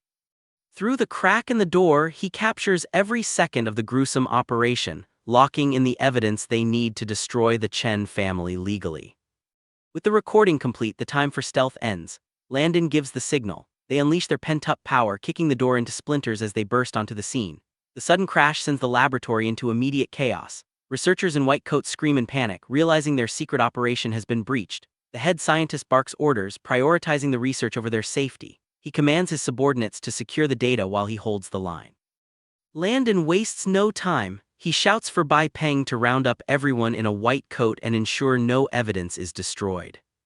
Bai Peng acknowledges the command and launches himself into the fray. One scientist tries to flee with a clutch of documents, shrieking in terror as he runs, but escape is impossible. Bai Peng intercepts him instantly, grabbing the man before he can take another step. Suddenly, a guard lunges from the blind spot, swinging a steel pipe to force Bai Peng back. Bai Peng doesn't even flinch, his cold gaze shifting to the attacker who dares to interrupt him. Landon launches a high kick, sending a guard flying into the air. He follows up instantly with a crushing axe kick, slamming the man into the ground. More guards rush in to surround them, but Landon clicks his tongue in annoyance. His eyes suddenly widen as he spots a familiar face in the crowd. He yells out Zhang Shan's name, recognizing the key figure, but the researcher ignores him, frantically shoving documents into a shredder to destroy the data. Landon shouts that they need to secure the evidence before it's gone. The guards swarm like cockroaches, blocking their path with sheer numbers to buy time for the destruction. Landon orders Bai Peng to hold the line so he can retrieve the data, but the desperate cries from the cells freeze him in his tracks. The prisoners cling to the bars, begging for salvation and terrified of dying in this dark place. Landon looks at their faces and makes a critical choice. He shouts for Bai Peng to abandon the data and focus entirely on saving the hostages. Bai Peng accepts the command instantly, blasting a guard in the face with a heavy punch. Landon unleashes his energy, vowing to get every single person out safely. The dust settles at the police station. With all hostages rescued, Landon officially hands the cleanup operation over to Director Dong. The director puffs out his chest, eagerly accepting the responsibility as his sworn duty. But Landon has one final card to play. He slides a black hard drive across the desk, catching Dong's full attention. Landon reveals that this drive contains first-hand evidence from the warehouse district. It documents everything: the imprisonment scenes, the illegal medical operations, and even footage of the Chen family hastily destroying documents during the raid. Director Dong stares at the device in silence, realizing he now holds the weapon to bring the entire Chen family down. The gravity of the situation sinks in as he realizes the magnitude of the war they just started. He warns Landon that he has effectively poked a hole in the sky, and the Chen family will not let this slight go unpunished. Landon remains completely unfazed, flashing a confident grin as he asks if the director is getting cold feet again. Dong bristles at the insult, insisting he is merely cautious, not a coward. But he slams his hand on the desk, declaring that the arrow is already nocked and must be fired. There is no turning back now. A heavy sigh escapes him as he turns to the window, gazing out at the city with a grim expression. He knows that their one chance to bleed the Chen family dry hinges entirely on the success of this next move. The next day, a lingering fear still grips the old city district, with residents whispering that they're too terrified to even step outside after dark. Bai Peng stops by a local newsstand, casually asking for the morning paper. He notices the heavy atmosphere and asks the elderly shopkeeper if something big happened nearby. Tears stream down the old man's face as he reveals that something wonderful has actually occurred. His son, who had been missing for a month, suddenly returned home yesterday. Bai Peng feigns surprise, offering a warm smile and congratulations while the shopkeeper mentions that many other missing people returned as well. Playing the part of an oblivious bystander, Bai Peng asks how exactly they went missing in the first place. The old man wipes his eyes and simply points to the bold headline on the front page. Bai Peng reads the paper, the shopkeeper's emotional words about his son's return echoing in his mind. His gaze sharpens as he focuses on the explosive headline dominating the front page. The report exposes a horrific human warehouse and black market organ trade operating openly in the Yangfeng district. Elsewhere, a chaotic swarm of reporters surrounds Director Dong, shoving microphones in his face to demand answers about the case. Dong clears his throat and calls for order, basking in the sudden media attention. He puts on a righteous facade, announcing the creation of a special task force that he will personally lead to bring justice to the victims. Director Dong faces the media frenzy with a stern expression, vowing a ruthless investigation into every enterprise involved. A reporter pushes a microphone forward, pressing him on the rumors connecting the case to the powerful Chen family. Dong does not back down, shouting that no matter who supports the criminals, they will face the law. With a dazzling smile and a dramatic thumbs up, he proclaims that his task force represents absolute justice. The scene shifts to a quiet residence bathed in the evening light. A voice from inside answers a phone call, calmly accepting the situation. Young Master Chen stands over the battered body of Brother Scar, speaking with feigned politeness into his phone to assure Uncle Liu that the family will handle the situation. The moment the call ends, the respectful facade vanishes, replaced by a scoff of irritation. Chen's eyes narrow into dangerous, golden slits as he processes the news that the warehouse has been raided and the entertainment city sealed. He strolls over to his fallen subordinate, mocking Brother Scar as a competent watchdog despite the total failure. Chen demands to know if the thug realizes the astronomical financial losses they have suffered. Without warning, he violently stomps on Brother Scar's head, grinding his boot into the veteran's face. The battered man coughs up blood, wheezing in pain as he weakly stammers young Master Chen's name from the floor. Young Master Chen's fury spikes as he realizes the humiliating truth. The police didn't just get lucky. Someone planted a bug on his subordinate. He roars with laughter, the absurdity of his own dog unintentionally leading thieves right into the family's home, driving him to the brink of madness. Battered and bleeding on the floor, Brother Scar wheezes out a desperate plea for mercy, begging for just one more chance to prove his worth. The manic energy suddenly drains from Chen's face. He sighs deeply, his expression shifting from rage to a chilling, unreadable calm. He waves his hand dismissively, deciding to let the failure slide. Chen muses that even a master develops affection for a useless dog after raising it for so long. Turning his back on the groveling subordinate, he states that his mood is ruined and orders Brother Scar to accompany him for a walk by the river. Relief washes over the veteran thug.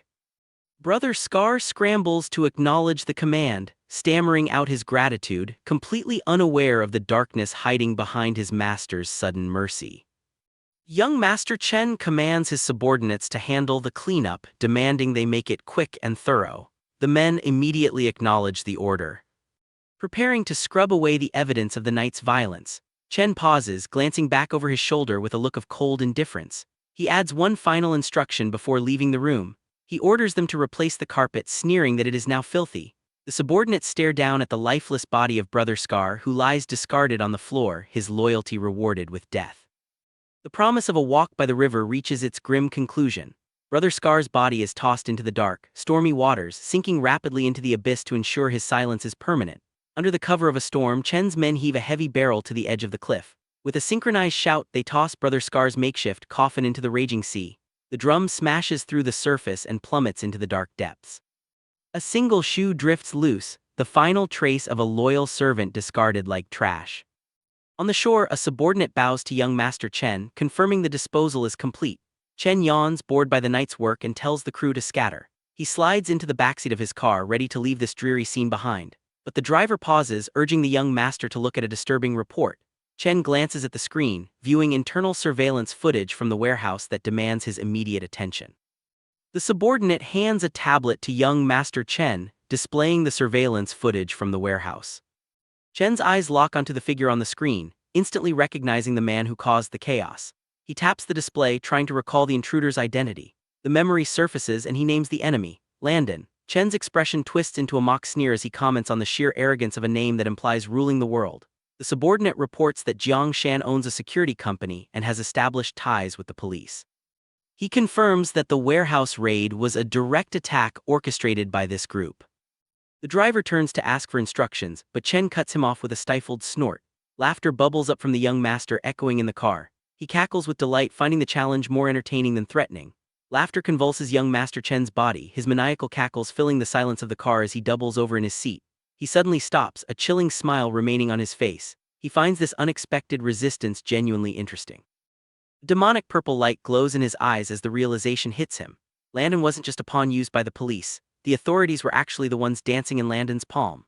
Chen visualizes his enemy walking away, reaching out his hand as if to crush the student from afar. He declares that no matter what game Landon is playing, his road has reached its end. The air of the underworld looms over the mental image of his opponent, envisioning the full weight of his clan crushing the boy. Young Master Chen accepts the challenge to arm wrestle, swearing to make Landon pay a bloody price for his arrogance. Under the cover of night, the lights remain on in a quiet luxury villa. A hand dials a number, the screen lighting up the darkness. "Hello, it's me." A blonde man in a bathrobe answers the call, his expression serious. The voice on the other end issues a grim command: find the best cleaner immediately. Chen Yu paces his room, barking orders into the phone to eliminate Jiang Shan at any cost.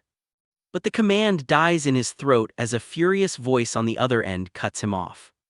He freezes, sweat forming on his brow as he recognizes his third granduncle. The elder tears into him, declaring that the family is disgusted by the mess he created. Chen Yu listens in stunned silence as the verdict is delivered. His rank in the succession is dropped, and his resources are slashed in half. He tries to protest the unfair treatment, his eyes widening in panic. But the granduncle offers no mercy, ordering him to stay put and lay low. The line goes dead with a final threat, leaving Chen Yu gripping his phone in humiliation. The call ends abruptly. Chen Yu stares at the darkened screen, the elder's disrespect burning in his mind. He snaps, cursing the old immortals who control the family. Chen Yu violently hurls his phone across the room. The device shatters against the floorboards. Breathing heavily, Chen Yu seethes at the command to kneel in the ancestral hall. He clenches his fists, furious that his own kin view him as nothing more than garbage. Chen Yu repeats the insult, his laughter bubbling up until he completely loses control. He throws his arms wide, screaming Landon's name and thanking him for the humiliation. With a twisted grin, he accepts his new title as the family disgrace. The scene shifts to the demolition signing office, where residents line up to finalize their contracts. Landon joins the queue, blending in perfectly. An old man turns around, surprised to see a student involved in real estate matters. Curious, the neighbor asks how many units Landon's family actually owns. Landon simply smiles and holds up 3 fingers, leaving the old man to guess the magnitude of his claim. The old man gapes at the young student, assuming the 3 fingers mean 3 apartments and marveling at the massive compensation check coming his way.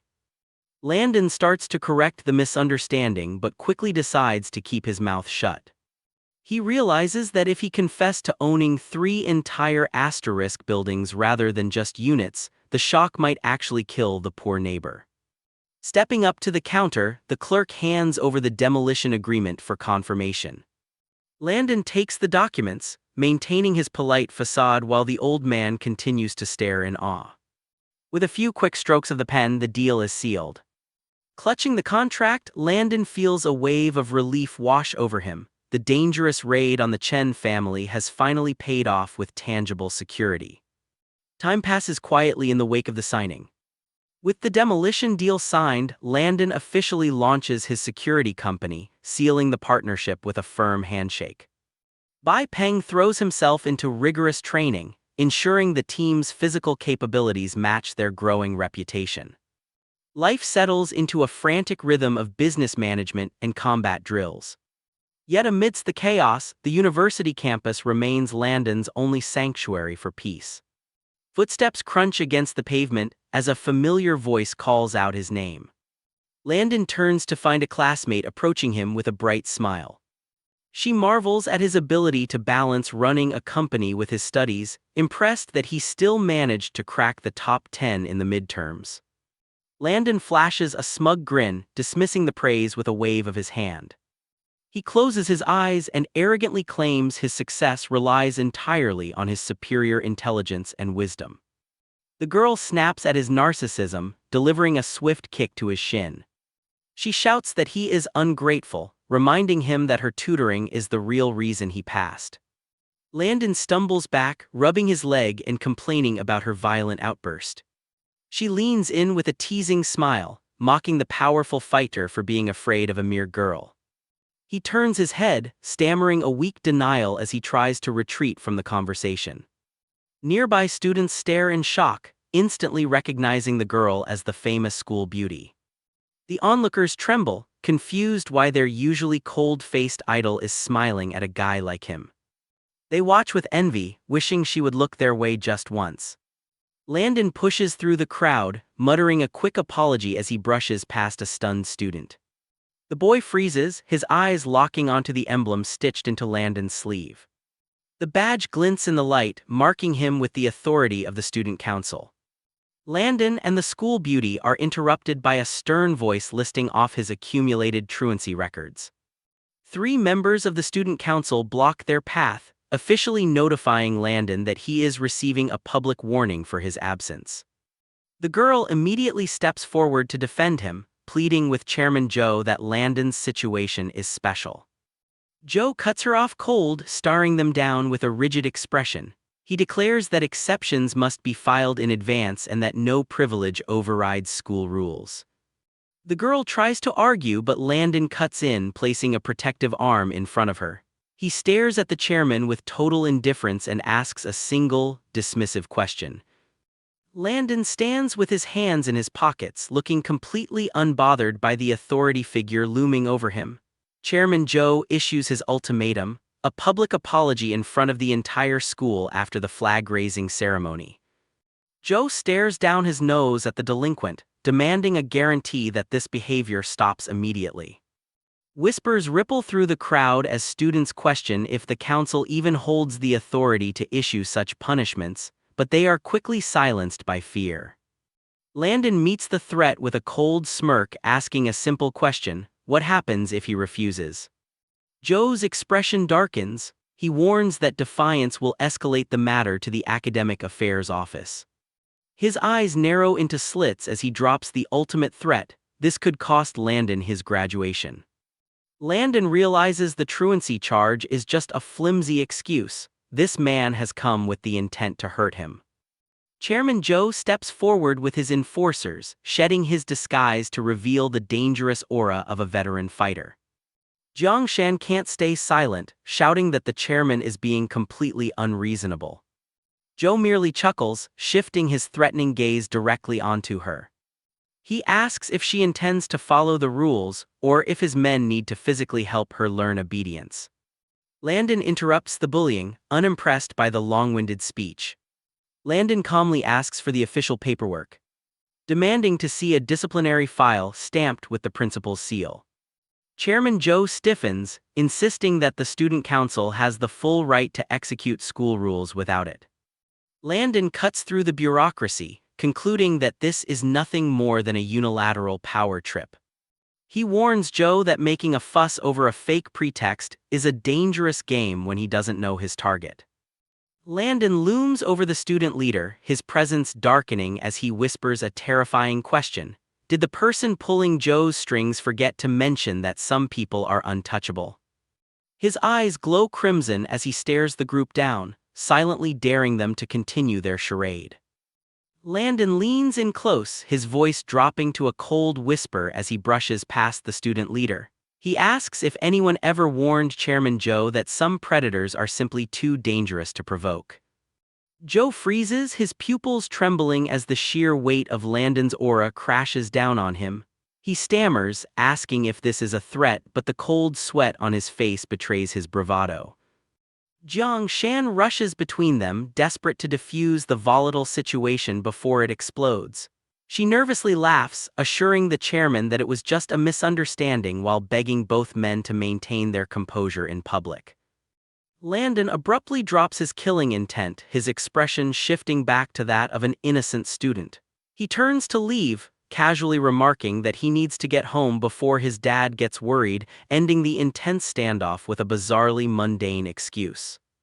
Landon turns his back on the confrontation, casually walking away with Jiang Shan trailing close behind.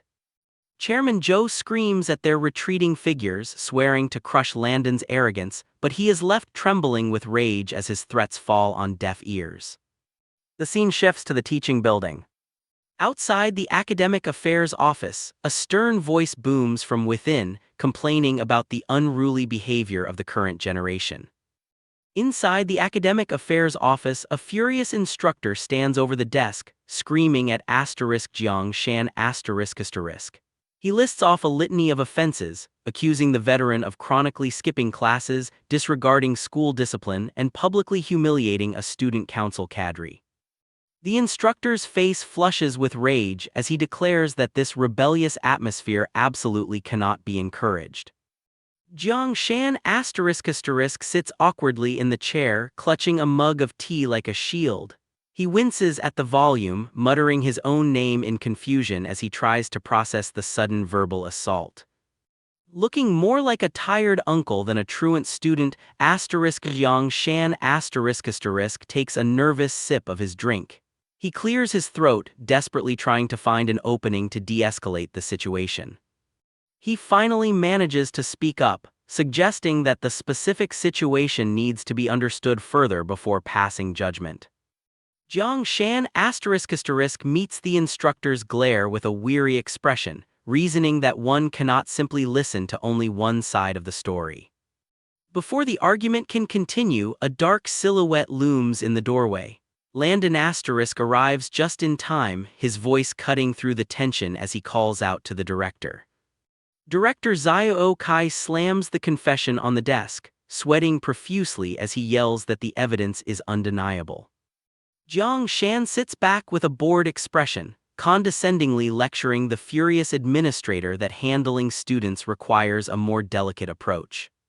He calmly asserts that his situation is relatively special compared to others. Xiao Kai freezes, repeating the word in total confusion. Jiang Shan clears his throat, cutting through the tension. He leans back and casually drops the names of the principal and the school board. Jiang Shan reveals that the highest authorities personally sent word to take special care of him. Xiao Kai's jaw drops, his anger instantly replaced by pure shock. A cold sweat breaks out on the director's face as Jiang Shan asks if he truly understands the implication. Xiao Kai stammers, his mind racing as he repeats the titles of the school's supreme authorities. He realizes with dawning horror that as a mere director, he has absolutely no power to challenge the heaven and earth that is the school board. The hierarchy chart flashes in his mind, cementing his insignificant place at the bottom of the power structure compared to the giants protecting Jiang Shan. Director Xiao Kai slumps in his chair, the crushing weight of the school hierarchy settling on his shoulders. He realizes that between the principal and the school board, he is insignificant, and he absolutely cannot afford to offend the powers backing Landon.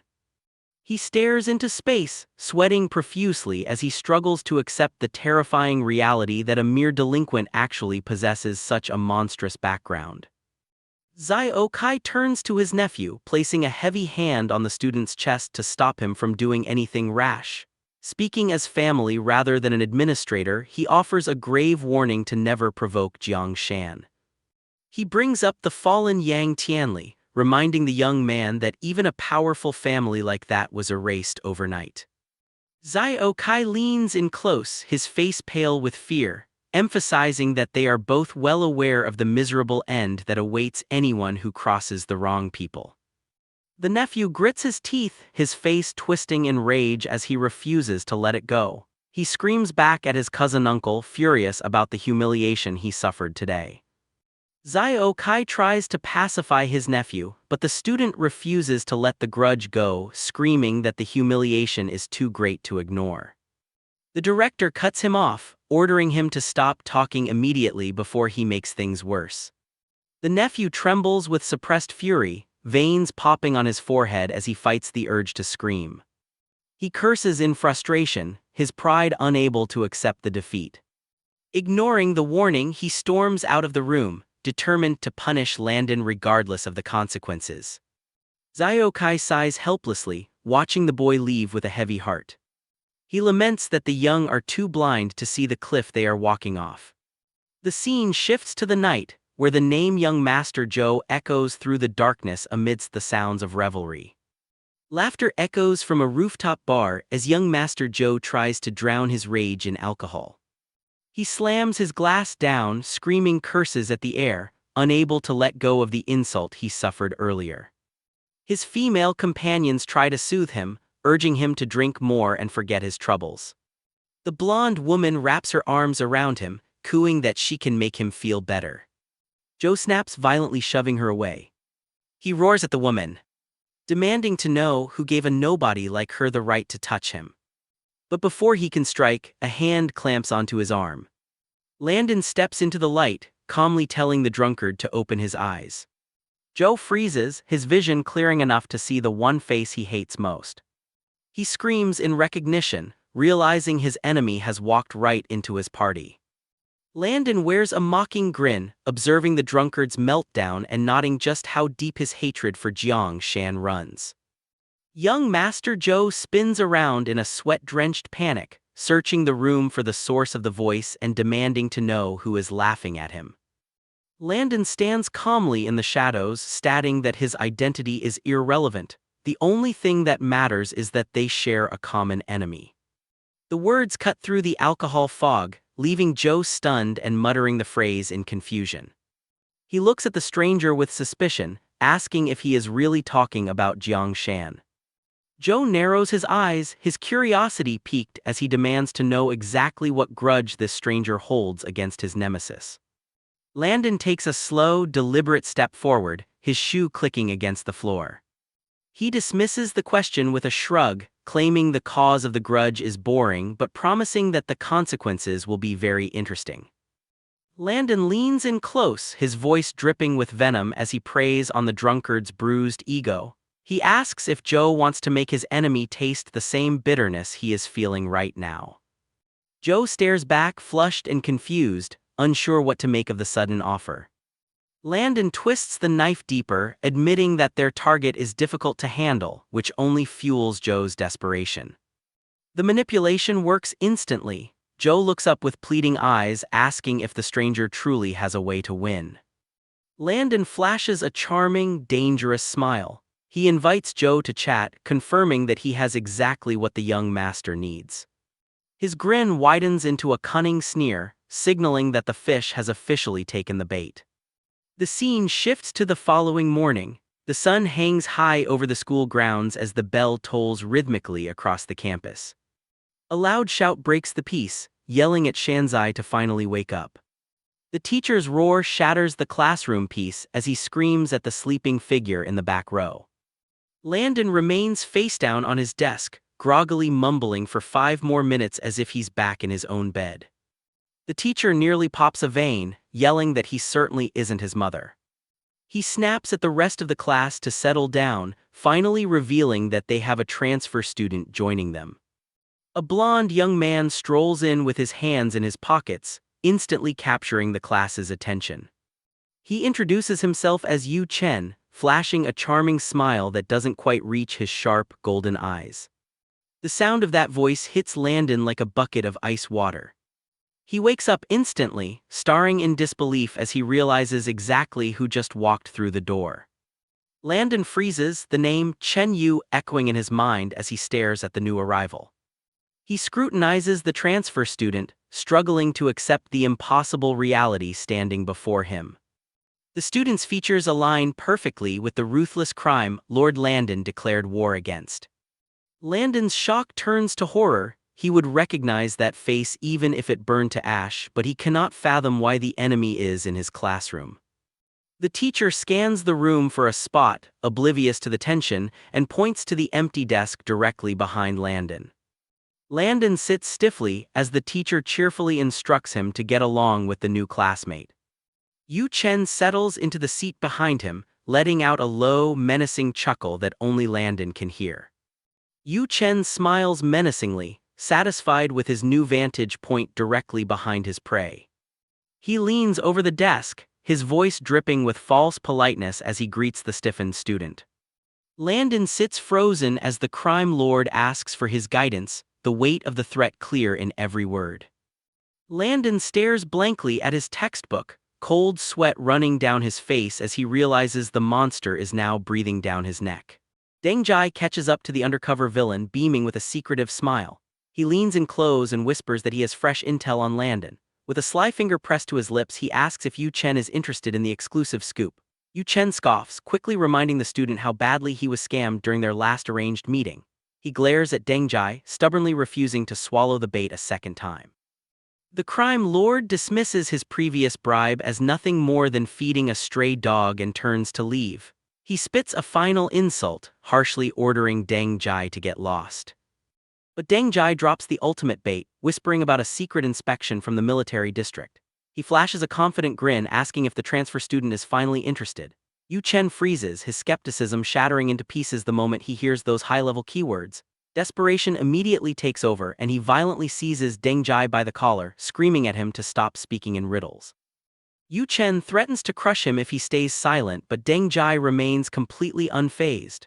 The student stares back calmly, casually scolding the undercover crime lord for his terrible attitude. Realizing that violence won't unlock the secret he desperately needs, Yu Chen grits his teeth and reluctantly releases his grip.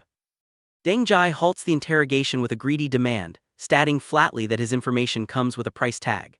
He rubs his fingers together with a sly grin, challenging the supposedly wealthy transfer student to show some financial sincerity if he actually wants the truth.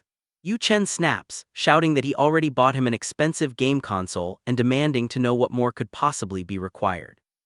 Deng Jai dismisses the outburst with a scoff, crossing his arms to confidently explain that the console was merely the entrance fee required to even join the conversation. He threatens to walk away if Yu Chen is going to be stingy, immediately turning his back on the undercover crime lord. Yu Chen stands frozen in disbelief, stunned by the sheer audacity as his only lead actually starts to leave the scene. Fury boils within Yu Chen as he realizes he's being played by a mere high schooler. He clenches his fists, deeply humiliated that a terrifying tiger like him is being extorted by a common dog, but he knows he has no choice but to pay up. Yu Chen seethes with internal rage, remembering the immense power he once held. He glares at the student, vividly imagining how easily he could have crushed such a pest in his past life. But his current cover forces him to quietly endure the humiliation. Deng Jai scoffs at him, loudly mocking the transfer student for pretending to be rich while acting so incredibly stingy. Calling his bluff, Deng Jai turns his back on the undercover boss once more. He announces that he is completely done wasting his time with a broke braggart. Panic strikes Yu Chen. He reaches out, realizing he simply cannot afford to lose his only lead on Landon. Deng Jai pauses, a smug grin spreading across his face as he realizes the fish is firmly back on the hook. Yu Chen forcefully swallows his pride. He forces a strained smile, asking exactly what price is needed to buy the student's cooperation.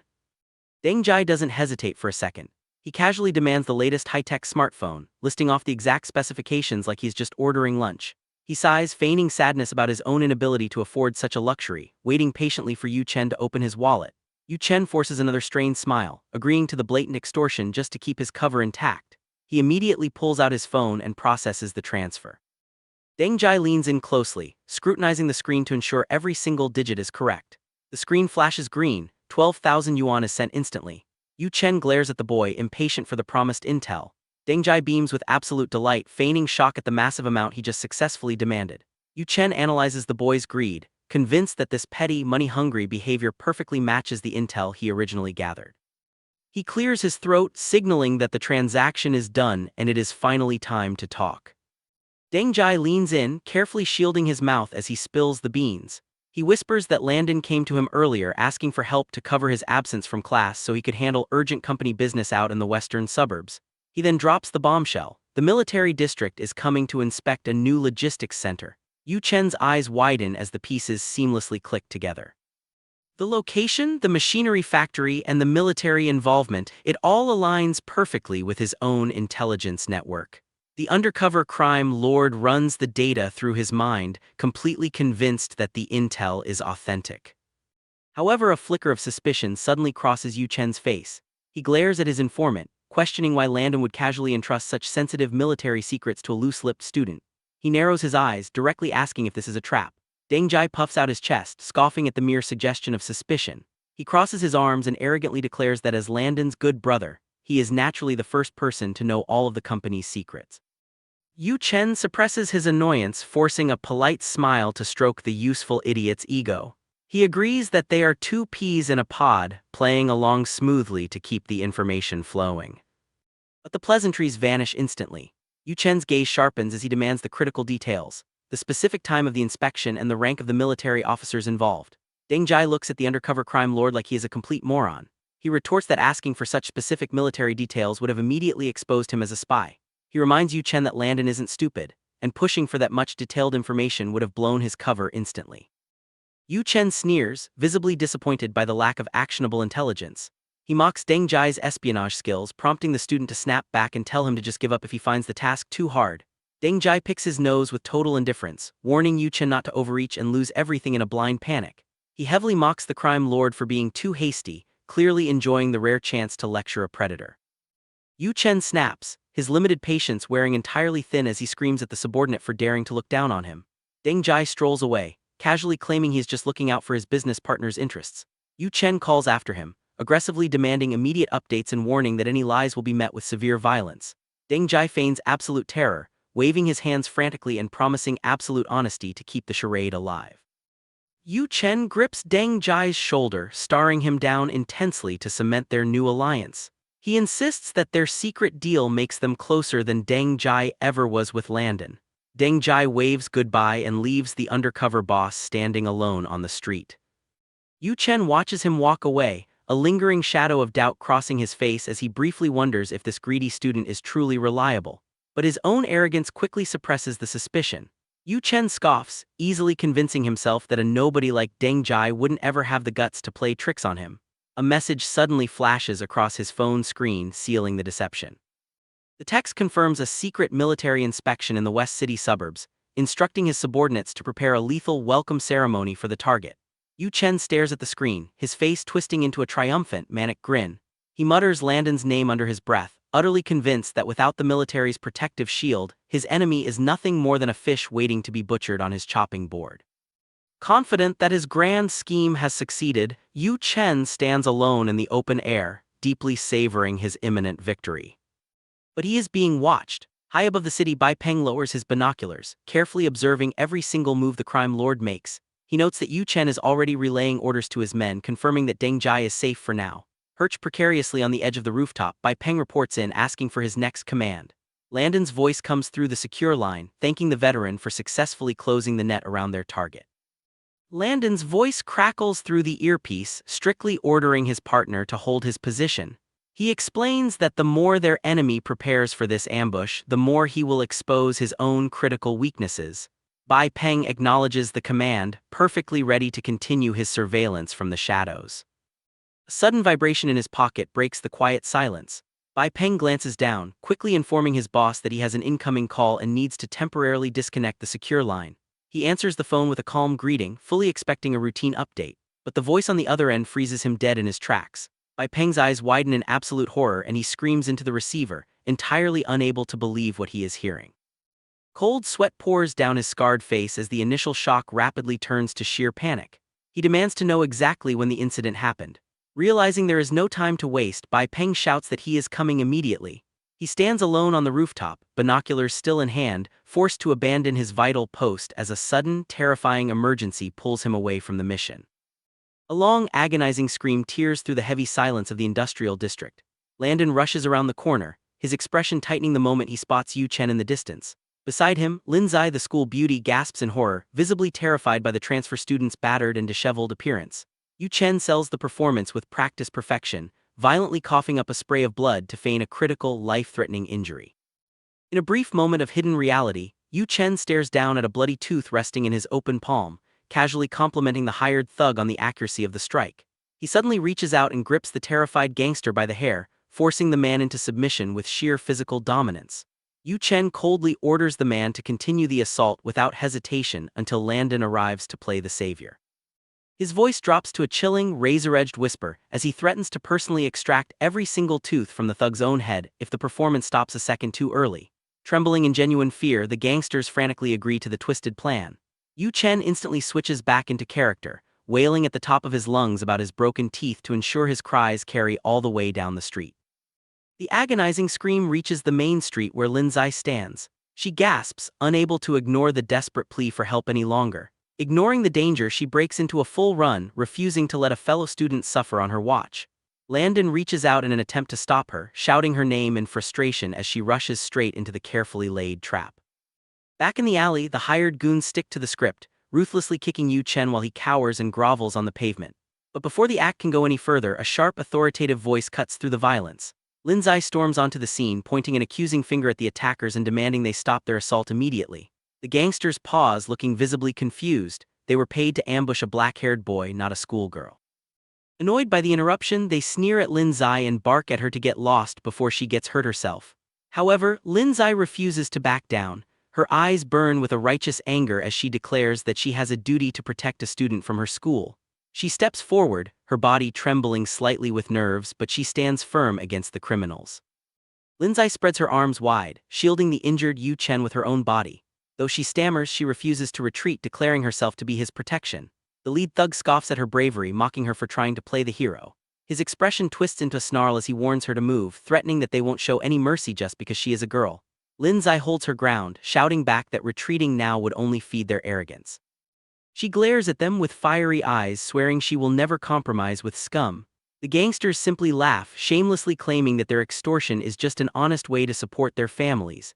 Disgusted by their twisted logic, Lin Zai calls them out for bullying helpless students.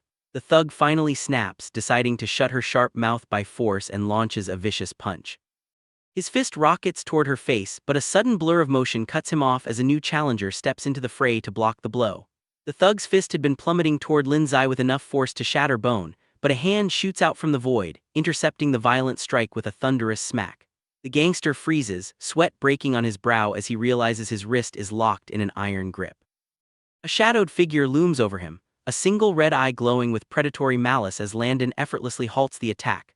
Lin Zai's terror melts into pure joy as she instantly recognizes the silhouette shielding her. Landon stares down the assailant with a look of absolute disgust, his face twisted into a terrifying mask of cold fury. He wastes no breath on empty threats, uttering only 2 words to seal the thug's fate. Landon glares at the group of thugs with a gaze so terrifying it freezes the blood in their veins. His eye continues to glow with a lethal red light, promising absolute violence if they dare to continue their assault. The gangsters tremble in fear, but Landon suddenly drops the killing intent entirely. He flashes a harmless, goofy smile and cheerfully tells the confused bullies they're free to go. The thugs scramble away in a panic before he can change his mind.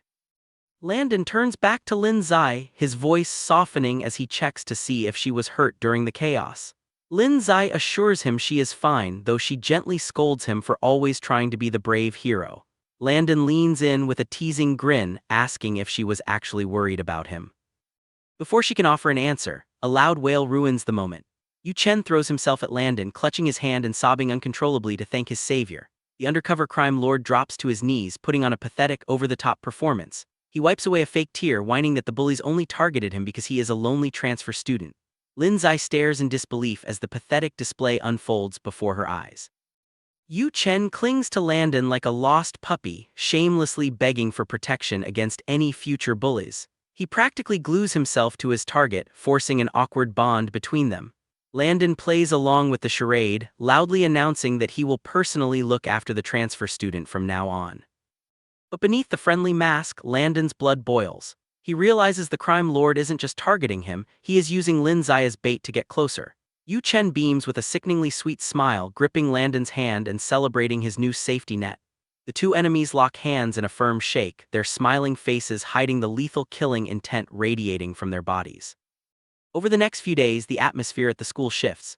Yu Chen sticks to Landon like a shadow, trailing him and Deng Jai through the hallways with persistent, silent steps. Landon glances back frequently, his guard never dropping for a single second. He knows that the smiling student following him is a monster waiting for the right moment to strike. Yu Chen plays the role of the eager lackey perfectly, offering to run errands and buy drinks for the group with a disarming grin. Deng Jai, however, isn't buying the act.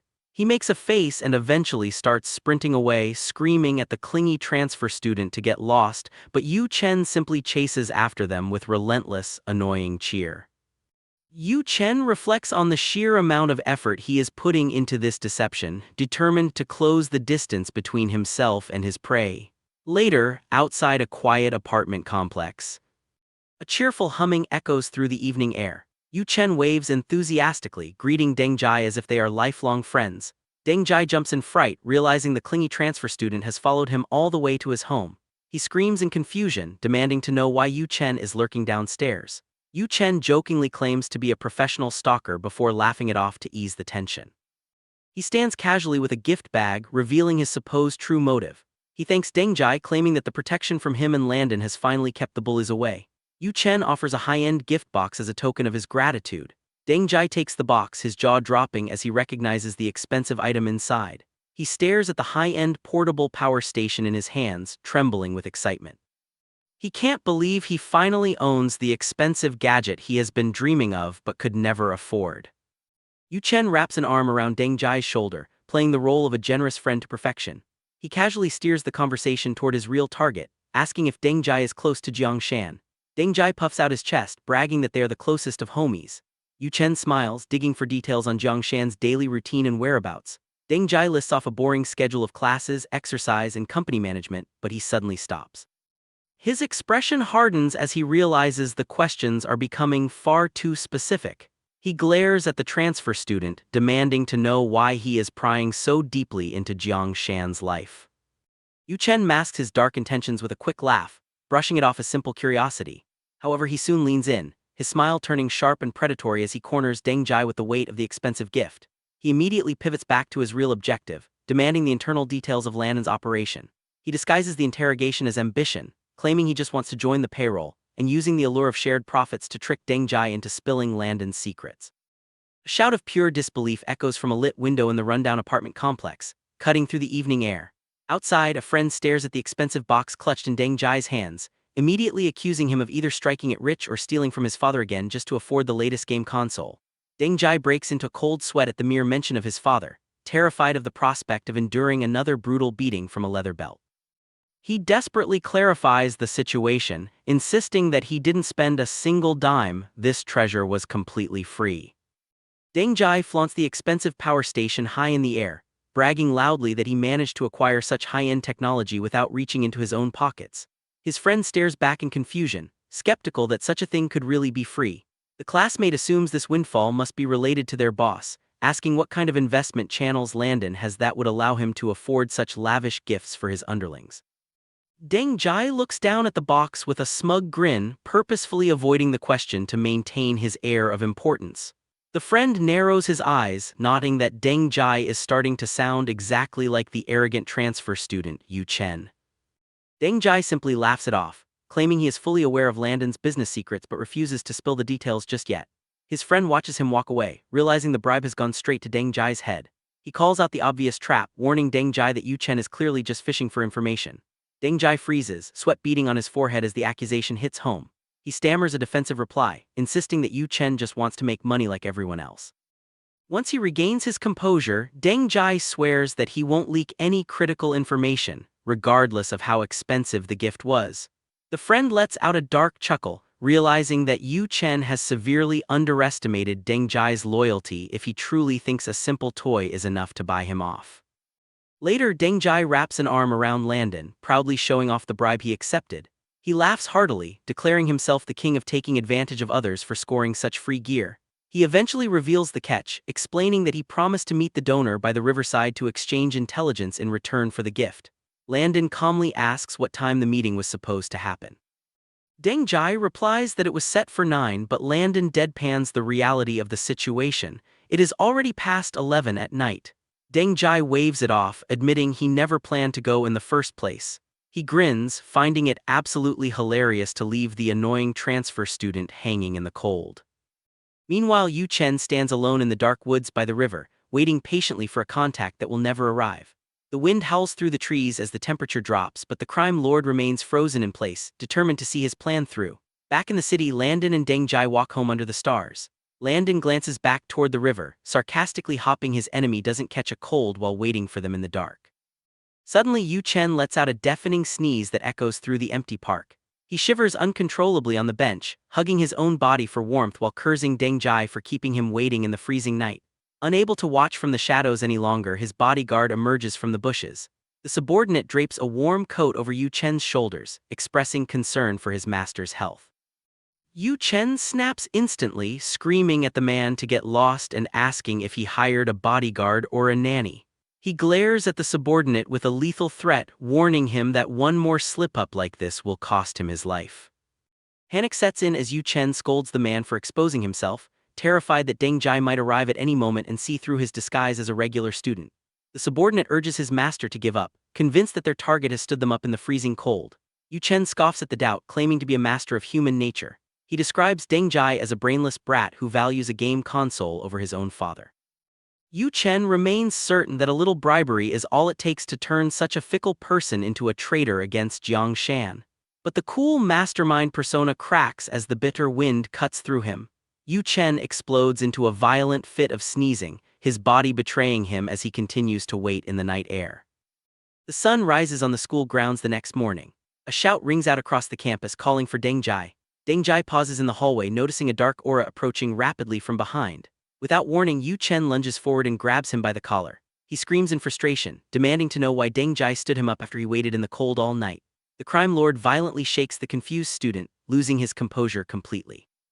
Deng Jai struggles against the grip, genuinely baffled by the accusation. He stares back with innocent eyes, claiming he has absolutely no memory of agreeing to a riverside meeting. Yu Chen freezes, his face twisting in shock at the blatant denial. Deng Jai casually picks his ear, looking at the furious boy like he is a total stranger. He brutally shuts down the friendship, asking why he would ever agree to meet someone he isn't even close with. Yu Chen loses his composure completely, seizing Deng Jai by the collar again and screaming directly in his face. Deng Jai immediately plays the victim, shouting loudly that the new transfer student is trying to assault him in broad daylight. The sudden accusation forces Yu Chen to swallow his rage, the effort of suppression causing him to cough violently as he finally releases his grip. A phone rings, cutting through the tension. Landon answers the call, his expression unreadable as a voice on the other end confirms his identity. Landon turns his back on the drama, whispering into the receiver that he cannot expose his true strength at the moment. He walks away with Deng Jai, leaving a stunned and humiliated Yu Chen standing alone in the hallway. Yu Chen glares at their retreating backs, his jaw clenched as his plan falls apart. He eventually catches up to Deng Jai, smoothing out the student's collar with a terrifyingly fake smile. Yu Chen whispers a lethal threat, warning the lackey that having guts without the strength to back it up is a death sentence. Yu Chen watches Landon walk away, completely baffled by his erratic behavior. He mutters that the guy acts like he is sick in the head, but his gaze sharpens as he suspects the phone call involves official business.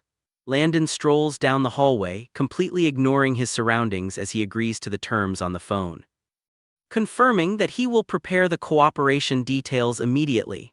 Yu Chen sneaks up directly behind him, straining his ears to catch every word of the secret conversation. Landon smiles, dropping a heavy piece of intel about a military district inspection team arriving next week. Yu Chen narrows his golden eyes, finally believing he sees the full picture. He realizes Landon is using the Lin family girl to fast-track his own rise to power. To him, the mystery of the warehouse raid dissolves. It wasn't luck, but rather Landon using the Lin family's influence to gather the experts needed to destroy Yu Chen's operation. The crime lord exhales a long breath, satisfied that he has finally exposed his enemy's secret backer.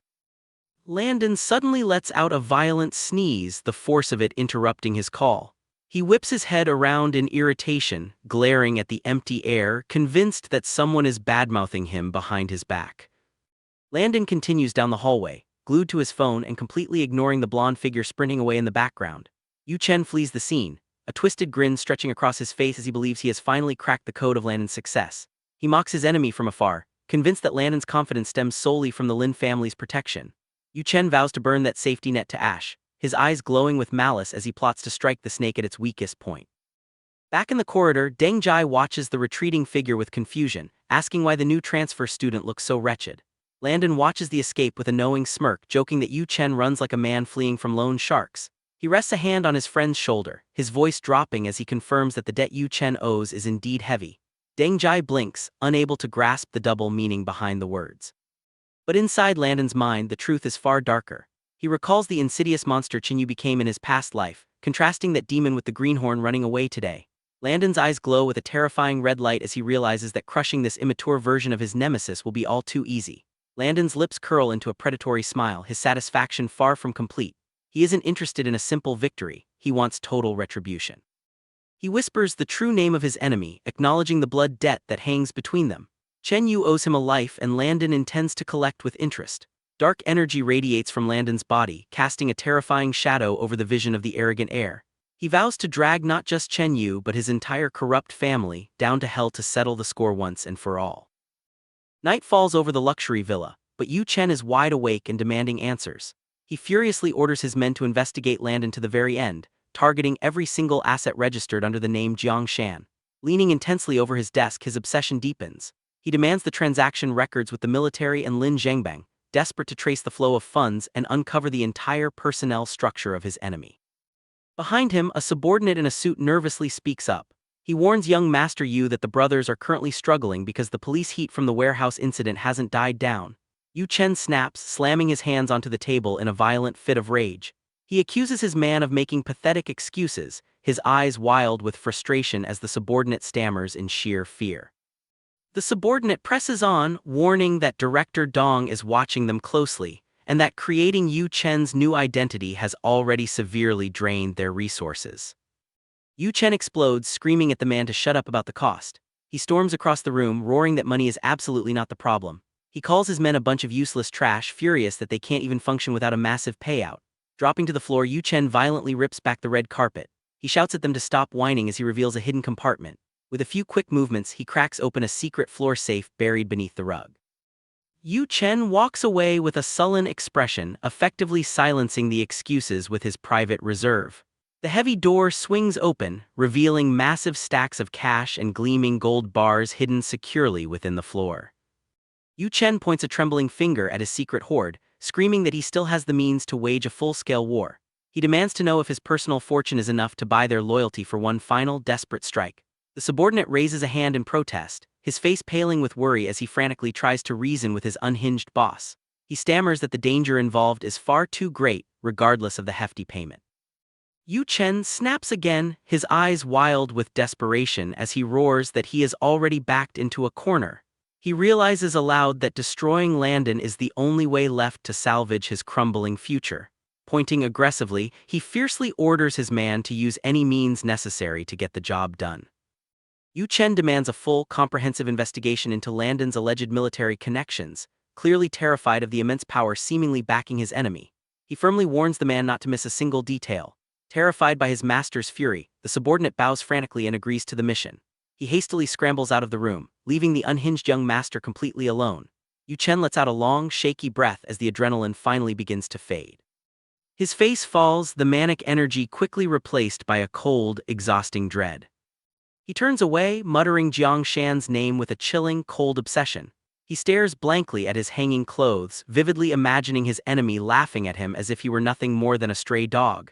But the humiliation only serves to fuel his madness. Yu Chen breaks into a sinister grin, vowing to himself that the real hunt is only just beginning. Meanwhile, night falls over the long-done security headquarters. Outside, a black sedan sits silently in the courtyard, blending perfectly into the darkness.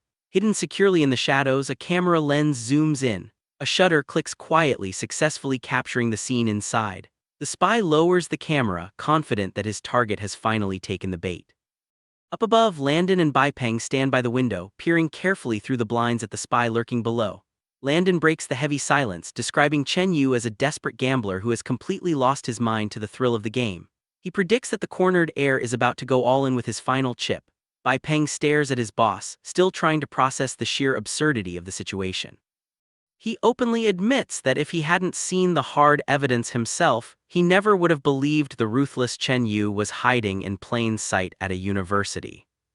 The veteran suggests the most obvious solution. Since Chen Yu is a wanted man, why not just let Director Dong drag him away in handcuffs? Landon shakes his head, dismissing the idea entirely with a knowing smile. He explains that the Chen family's roots go far too deep into the underworld to be severed by a simple arrest. He reaches for a pair of scissors sitting on the desk, reminding Bai Peng that Chen Yu already walked away from the warehouse disaster entirely unscathed by simply changing his face. Landon asks his partner what that survival really proves. Bai Peng watches the metal blades shear together, suddenly realizing the grim truth. It proves that cutting off just one branch is useless. As long as the family standing behind him exists, the tree will just keep growing. Landon elaborates, explaining that the Chen family's vast influence runs far too deep within the province. If they remove one heir right now, the network will simply prop up a replacement immediately. He warns that striking a poisonous snake without actually killing it only invites a deadly counterattack. They simply cannot afford to be hasty. Bai Peng listens in heavy silence, fully understanding the gravity of the hunt. Landon snips a leaf from a nearby potted plant, his eyes glowing with cold, calculating intent. He states that to destroy the enemy, they must first sever his claws and fangs. Slicing through another stem, Landon vows to strategically strip away Chen Yu's entire support system until the heir is completely alone.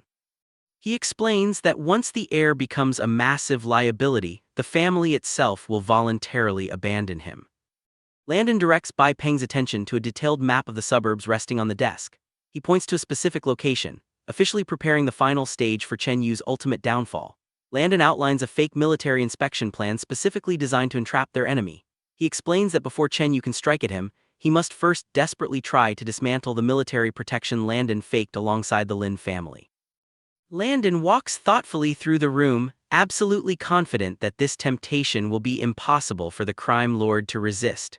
Bai Peng frowns, remaining skeptical that a simple phone call and a few planted rumors will be enough to fool someone as paranoid as Chen Yu. Landon leans comfortably against the desk, agreeing with his partner that they need to release a few more smoke bombs to truly set the hook. He holds up his phone with a sly grin, revealing that he has already prepared the exact next step. Landon explains that the most convincing lies always come from the very people Chen Yu believes he has already successfully corrupted.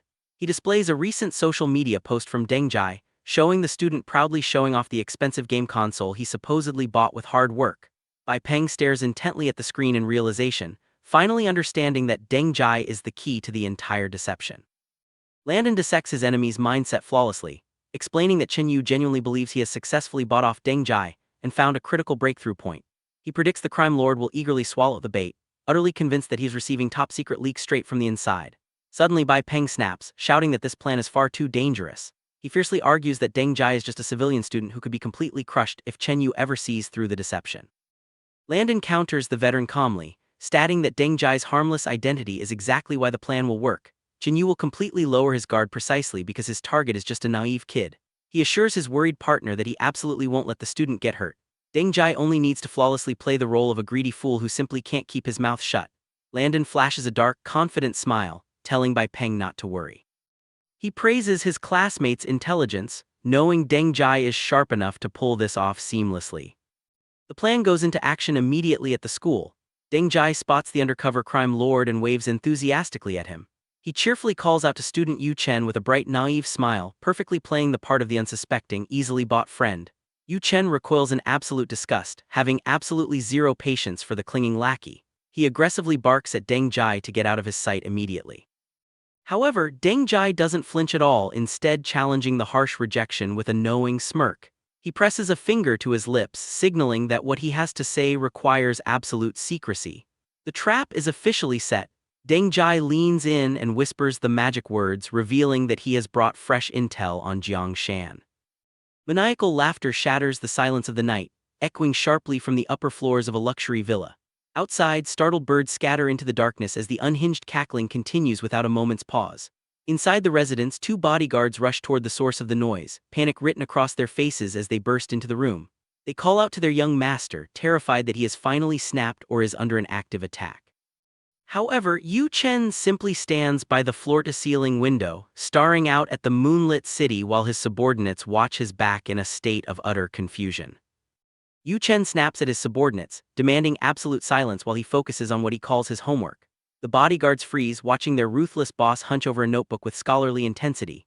Scribbling furiously, Yu Chen titles his master strategy the heaven-destroying plan. He circles the first and most crucial step of his revenge. He must become Landon's best friend. A twisted grin splits his face as he vows to make his enemy wish for death. His eyes glow with madness, already savoring the psychological torture that is to come. Yu Chen visualizes the deception, planning to lower Landon's guard by acting like a brother in arms. In his twisted fantasy, the two of them share laughs and playful jabs, cementing a bond built entirely on lies. Once that trust is established, he intends to uncover every single one of Landon's weaknesses. The ultimate goal is not just to kill, but to baffle and endlessly torture his prey from the inside out. Yu Chen imagines himself looming over a helpless Landon, watching the despair slowly consume his enemy's soul. He bursts into another fit of maniacal laughter, unable to contain his excitement as he envisions Landon looking like an absolute clown. The scene shifts to the school's outdoor track, where the instructor announces the start of the boys' long-distance running test. Yu Chen warms up beside his target, his mind replaying the intel that claims Landon operates on a rigid sense of justice. A sinister glint flashes in Yu Chen's golden eyes as he prepares to exploit that very weakness to break him. The runners drop into their starting stances, tension hanging in the air as they wait for the signal. The starting whistle shrieks, and the runners explode off the line. Landon takes the lead with effortless speed, but Yu Chen stays right on his heels, waiting for the perfect moment to strike. Yu Chen makes his move, hooking his foot behind Landon's leg to send him sprawling. Landon lurches forward, shouting that he is losing his balance, but it is all an act. Landon stabilizes instantly, while the failed sabotage throws Yu Chen off his rhythm. Panic washes over Yu Chen's face as he realizes he is the one going down. He screams out in desperation, reaching for a save that isn't coming. Landon sprints away, leaving Yu Chen to flail helplessly and crash face-first into the track. Landon glances back at the fallen student with feigned confusion and then casually resumes his jog, leaving the crime lord behind without a second thought. Yu Chen remains on his knees stunned. He had screamed to sell the injury, yet Landon completely ignored his performance. Sweat drips down his face as the humiliation sets in, but his internal spiral is interrupted by a heavy hand on his shoulder. The gym teacher rushes in, eager to escort the injured student to the infirmary. Yu Chen recoils in panic, waving the man off to avoid prolonging the embarrassing scene. The gym teacher refuses to take no for an answer, convinced that such a dramatic fall must have caused a serious injury. Yu Chen panics and tries to backpedal, realizing his performance worked too well on the wrong audience. Citing a philosophy of safety first, the instructor ignores the protests and scoops the crime lord up in a humiliating bridal carry. Yu Chen kicks and screams, mortified as he is hauled away like a damsel in distress. The teacher marches toward the infirmary, bragging about his weightlifting skills while his victim continues to shout in protest. Landon watches the absurdity unfold, genuinely confused by his enemy's tactics. He stares at the retreating figures, wondering if the ruthless Yu Chen is actually just a childish idiot with bad balance. Landon breaks into a cold sweat, his mind racing as he analyzes his enemy's bizarre behavior. He wonders if Yu Chen is intentionally acting like a clumsy fool just to lower his guard. The scene shifts to the school laboratory, where the instructor orders the class to freely pair up for their experiments. Yu Chen spots his chance and strolls over to Landon's table, casually suggesting they skip the ammonia step. Landon ignores the intrusion, focusing on the chemicals while his current partner complains about the overwhelming stench. The teacher interrupts the tension, calling out Landon's name to get his attention. Landon turns sharply, his guard fully raised as he faces the threat standing right behind him. Yu Chen beams with a sickeningly sweet smile, playing the part of the eager new student perfectly. He asks if Landon can teach him the ropes and suggests they form a group together. Landon doesn't hesitate for a second, screaming a flat-out refusal in his face. Yu Chen attempts to join the group anyway, but he is immediately intercepted by a territorial classmate. Deng Jai steps between them, aggressively blocking the crime lord's path to Landon. He puffs out his chest, loudly declaring that he is the only one worthy of being Landon's chief lackey. Yu Chen blinks in confusion as Deng Jai flashes a proud thumbs up, treating his servitude like a prestigious title. The student warns the newcomer not to even dream of stealing his spot as the top underling. Yu Chen stares at the boy in disbelief, wondering why anyone would be so aggressive about being a mere follower. When Yu Chen tries once more to join the lab group, Deng Jai immediately shuts him down and turns to Landon to continue their work. Deng Jai whispers a ridiculous warning, claiming the new guy is so clumsy he trips on flat ground and will likely blow up the lab with the ammonia bottles. Yu Chen overhears the insult and stares in disbelief, stunned that his coordination is being questioned by a fool. Deng Jai smirks, proud of his strategy to ostracize the transfer student. Yu Chen feels a vein pop in his forehead, realizing the number of people he hates is growing rapidly. He glares at the boy, confirming his name is Deng Jai. Mentally, Yu Chen congratulates the idiot for successfully making it onto his must-kill list. Later that evening, Landon walks the school beauty home, listening to her chat about a cowardly cat. While she laughs, Landon's mind drifts to the predator in his classroom. His expression hardens as he realizes Yu Chen has been trying to get close to him all day, signaling that the game has officially begun. As he walks with the school beauty, his thoughts are consumed by the new transfer student. He warns himself that despite the innocent appearance, he cannot underestimate the insidious threat of Yu Chen. The girl interrupts his focus, trying to get his attention. She points toward a side street, asking if a fight is breaking out. Landon dismisses it immediately. He urges her to hurry up, claiming he is starving. The girl stops, confused by his apathy, and asks why he isn't stepping in to help.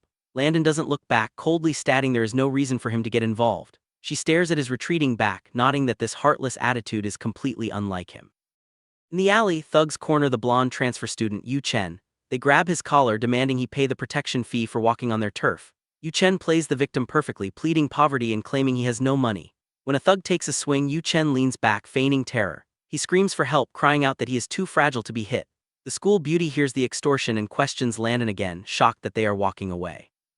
Landon ignores the moral dilemma entirely, pointing to a food stall and distracting her with the promise of grilled sausages. She stands rooted to the spot, looking at him with disappointment. A final scream echoes from the alley as the thugs rage at their uncooperative victim. The thug isn't satisfied with just money, he wants entertainment. He gets right in Yu Chen's face, demanding the blonde student punch him with everything he has. Yu Chen plays the part of the coward perfectly, looking confused and hesitant as the bully grabs his collar. The thug loses patience, screaming that he will chop off Yu Chen's fingers and force-feed them to him if he doesn't swing immediately. Trembling with feigned fear, Yu Chen apologizes to the young master for what he is about to do. He clumsily balls up a fist, warning the gangster that he is really going to try. The thug braces himself, expecting a weak tap. Instead, Yu Chen drives his fist into the man's face with the force of a pile driver, caving in his nose and sending shockwaves through his skull. The gangster's body goes limp instantly. Yu Chen stands over the unconscious heap, innocently confirming that he simply followed instructions. Yu Chen throws his head back, exhaling a breath of twisted ecstasy as the thrill of violence washes over him. He shouts into the air, calling out to Landon by his alias Jiang Shan, demanding his enemy bear witness to the carnage. A horrific trail of fresh blood paints the gray pavement, stretching all the way down the alleyway. The victim's agonized screams ring out continuously as Yu Chen drags the battered body through the streets, turning the beatdown into a gruesome public message. Meanwhile, Landon sits calmly at his desk, holding up a notebook with a stoic expression, remaining completely unfazed by the chaos his rival is causing. Bai Peng crouches alone in a sterile hospital hallway, burying his face in his hands as he crumbles under the weight of devastating news. A medical report lies abandoned on the floor beside him, its contents simply too heavy to bear. He lifts his head, his scarred features twisted in anguish and soaked in a cold sweat. In this moment, the normally invincible veteran looks completely broken. A heartbreaking memory floods his mind, a young, cheerful boy running towards him with a bright smile, calling out to his big brother. Bai Peng whispers the name Xiao Fei, his voice trembling as he stares into the void, deeply haunted by the face of the person he cherishes most. Inside the ICU, the rhythmic beeping of monitors fills the room as a doctor frantically adjusts the oxygen mask on a young man fighting for his life. Outside in the cold hallway, Bai Peng curls into a ball, physically crushed by the weight of the situation. The critical condition notice lies on the floor before him, declaring in stark terms that Bai Fei's life hangs by a mere thread. A voice suddenly cuts through his despair, asking for the patient's family. Dr. Zhang steps out of the ward, scanning the corridor with a grim expression. Bai Peng immediately scrambles to his feet, his face pale and desperate. He rushes toward the doctor, practically begging for news about his younger brother. The doctor looks back with a heavy expression, warning Bai Peng that the situation has taken a turn for the worse. He explains that a rare complication has caused accelerated fibrosis in the patient's heart. Holding up the latest scan, the doctor points to the white lesions visibly scarring the organ. Bai Peng stares at the image, utterly unable to process the sudden, catastrophic deterioration. He snaps, demanding to know why their window of time has suddenly vanished. The physician simply closes his eyes, admitting that the disease's progression is incredibly unpredictable. Desperation finally breaks the veteran's composure. Bai Peng grabs the doctor's arm, begging to know how much time is left. The answer shatters his world entirely. Without immediate treatment, his brother will be dead in 3 months. Bai Peng staggers back, the 3-month deadline echoing in his mind like a definitive death sentence. The doctor twists the knife even deeper, warning that conventional surgery is a massive gamble with odds that practically guarantee failure. But Bai Peng catches the specific wording. Desperate for any lifeline, he demands to know if there is an alternative method. The physician reveals a new path. A targeted imported drug, when combined with a highly specific surgery, can skyrocket the survival rate to over 80%. Hope instantly reignites in the veteran's eyes. He doesn't hesitate for a second, shouting to use the drug immediately and urgently asking for the price. The answer hits him like a physical blow, 1.2 million. The doctor breaks down the grueling schedule of treatments and surgeries, confirming that this astronomical figure is merely the conservative estimate. Bai Peng freezes, cold sweat pouring down his face. The massive number repeats in his head, crushing him under the weight of a debt he cannot possibly pay. Sensing the veteran's total despair, the doctor lowers his voice. He hesitantly suggests that if the official route is too expensive, there is another way. Glancing around the corridor to ensure they are completely alone, the physician reaches into his pocket.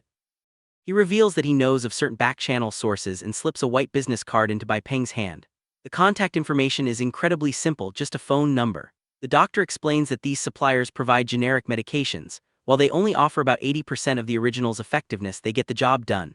Bai Peng freezes as the doctor delivers the ultimate selling point. The price is only 1/10 of the hospital's official rate. But the heavy discount comes with an equally heavy warning. The doctor emphasizes that these drugs are non-compliant and carry significant risks. Bai Peng stares down at the card, his grip tightening. He is left entirely alone in the hallway, agonizingly weighing the dangerous gamble against his absolutely hopeless financial reality. Suddenly, Bai Peng rejects the back-channel offer immediately. He demands the original medication.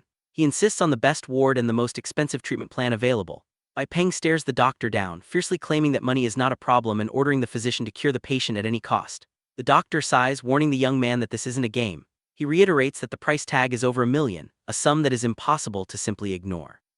Bai Peng stands in heavy silence, his hand trembling in his pocket as the massive weight of the impossible fee settles squarely onto his shoulders. At that moment, a pen glides smoothly across paper, filling out a check for a staggering 1 million yuan. Landon steps forward and hands the slip to the stunned doctor, casually stating that this is merely the prepayment and he can add more if needed. The doctor stares at the paper in his hands, stammering in absolute disbelief at the sudden fortune. He inspects the document closely, sweat forming on his brow as he verifies the official seal to confirm the funds are indeed real. Bai Peng panics, grabbing his boss's arm and shouting that he cannot possibly accept this. Landon remains completely calm, explaining that this isn't charity. It is simply Bai Peng's share of the upcoming profits from their new company. He gently tells the scarred veteran to calm down. Bai Peng stands frozen, staring at the young man who just effectively saved his family, his face a complex mixture of shock and overwhelming gratitude. Landon looks up from the floor, tightly holding Bai Peng's hand. He cuts right through the veteran's pride, urging him to focus solely on what is most important right now. He reminds Bai Peng that money can always be earned again, but once a person dies, they are gone forever. Landon turns back to the stunned doctor, firmly ordering him to immediately transfer the patient to a VIP ward and begin the advanced treatment plan. The doctor hastily agrees and sprints down the hallway to process the massive payment. Bai Peng watches the scene unfold in silence, the name Jiang Shan echoing loudly in his mind. He stares at the students retreating back, his expression somber. Bai Peng lowers his head, admitting to himself that he too once boasted about being totally invulnerable. The narrative shifts to Bai Peng trudging through a gritty construction site, the weight of a heavy sack crushing his shoulder as he reflects on the crushing reality of his past. He recalls a brutal, vivid memory where 3 thugs beat him down with wooden bats, leaving him helpless and completely humiliated on the dirty pavement. Back in the present, Bai Peng turns to Landon, his voice heavy with immense gratitude as he wonders aloud how dark his path would have been without him. He openly admits that if they hadn't met, he would have likely given up completely and become a mindless thug for a tyrant exactly like Chen Yu. Landon cuts off the dark thoughts, placing a reassuring, steadying hand on Bai Peng's shoulder. He firmly states that there are no ifs in this life, only the reality that they are now brothers and comrades in arms.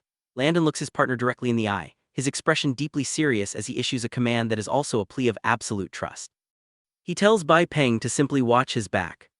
The scene briefly shifts back to the sterile hospital corridor. Bai Peng gazes through the observation glass at the young man hooked up to a ventilator, his face filled with lingering worry. Landon stands right beside him, offering the ultimate reassurance. He solemnly promises to take care of Bai Peng's family, finally lifting the heavy burden entirely from the veteran's shoulders. Night falls, a crescent moon casting a pale, haunting light over the city. Under the shadow of a massive bridge, a black sedan sits parked in the total silence. The car door opens and a polished shoe steps confidently onto the rough ground. Yu Chen steps out of the vehicle, adjusting his sunglasses with a scoff of pure disdain. He surveys the desolate surroundings, completely unimpressed by the filth and decay of the wasteland. A mocking grin spreads across his face as he addresses his invisible enemy. Yu Chen calls out into the dark to Jiang Shan, mockingly asking if this garbage heap is truly the stage he chose for his grand finale. The group arrives at the desolate wasteland under the cover of night, surrounded by twisted metal and debris. Yu Chen scans the ruins, confirming that this is indeed the military inspection site they were told about. Yu Chen stands tall with his subordinates. A smirk curls his lips as he adjusts his sunglasses, mocking Landon for desperately latching onto the military's power to protect himself. A scout rushes to Yu Chen with urgent news, confirming that a high-profile military reception is indeed scheduled for this site in exactly 4 days. Yu Chen demands the tactical details immediately. The subordinate reports that the inspection hits at 2:00 p.m. and right now the site is barely protected by ordinary guards. However, the window is closing fast. The scout warns that Landon's Dragon Shield security will lock down the entire area before the officials arrive. A twisted smile spreads across Yu Chen's face. He mocks Landon's desperate attempt to cling to the military for protection, vowing to turn that ambition into a nightmare. Yu Chen grins behind his sunglasses, savoring the thought of Landon completely losing face in front of the military brass. In his twisted imagination, the inspection becomes a circus, with Landon cast as the incompetent clown standing amidst the ruins of his own ambition. The fantasy is so delicious that Yu Chen spread his head back, his maniacal laughter echoing through the desolate construction site. Under the cover of night, the planning begins. Yu Chen sketches a rough layout of the site, marking the crane, ladders, and work sheds with precise blue ink. His subordinate watches from the driver's seat, hesitantly asking what the young master is plotting for this specific layout. Yu Chen leans in, his expression darkening as he draws the man's attention to the most critical section of the blueprint. He taps his finger on the material storage area, circling it as the perfect stage for their sabotage on the day of the inspection. With a cold, calculated tone, Yu Chen orders a catastrophic accident to take place right here, ensuring Landon's destruction is absolute.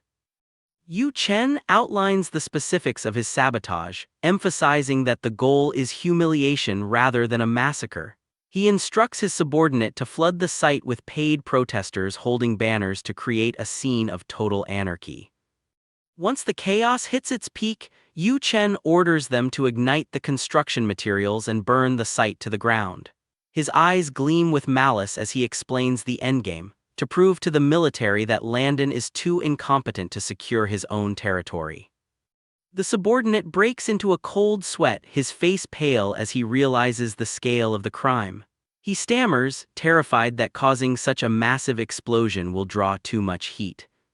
Yu Chen snaps instantly, leaning in to scream in the driver's face. He mocks the thug's sudden conscience, reminding him that everyone in their crew already has blood on their hands. Regaining his composure, Yu Chen commands him to contact every trustworthy brother left in the city for the job. He raises a hand to silence any further hesitation, offering a price no thug can refuse. Yu Chen promises 100,000 yuan for every man involved, along with a safe escape route once Landon's reputation is reduced to ashes. The driver stammers, his mind short-circuiting as he processes the astronomical sum. He screams the number aloud, trembling with greed as he asks if this fortune is actually real. Yu Chen's silence is confirmation enough. The thug cheers wildly, pumping his fist and swearing to burn the world down for his generous master. Yu Chen ignores the celebration, his gaze drifting out the window. He whispers a dark promise to the wind, telling Landon to wait for the storm coming tomorrow. A cruel smile twists his face. He vows to relish the look of absolute despair when his enemy's world crumbles. The sun rises over the desolate wasteland of the demolition zone, the stage set for catastrophe. A heavy off-road vehicle tears through the silence, its engine roaring as it charges toward the trap. Bai Peng barks orders at the security team, demanding absolute perfection to ensure they don't embarrass the boss. The military inspection team arrives on site with Staff Officer Wang introducing the facility to his superiors. He presents the security company as a disciplined unit comprised entirely of seasoned veterans. Landon steps forward with a sharp salute, adopting the alias Zhao Gang. He reports for duty as the vice captain of Dragon Shield Security, playing the role of a disciplined subordinate to perfection. The officers nod in approval of the high morale, officially commencing the review. Landon maintains the charade, politely guiding the delegation deeper into the facility to visit the training grounds first. But the peaceful tour is shattered by a deafening roar from the perimeter. Landon spins around in feigned confusion. A furious mob storms through the main gates, marching under white signs that demand justice and severe punishment for the underworld. They specifically target Jiang Shan, hoisting placards that brand him a criminal boss and call for a strict investigation. A man wrapped in bandages hobbles forward on crutches, looking pitiful as he leads the charge. Beside him, a woman wails theatrically, screaming that her son was hospitalized and demanding immediate compensation. Landon turns to his partner with feigned shock, asking what is going on. Bai Peng plays along perfectly, sweating nervously as he claims total ignorance of the situation. They exchange panicked glances, putting on a show of confusion to sell the act.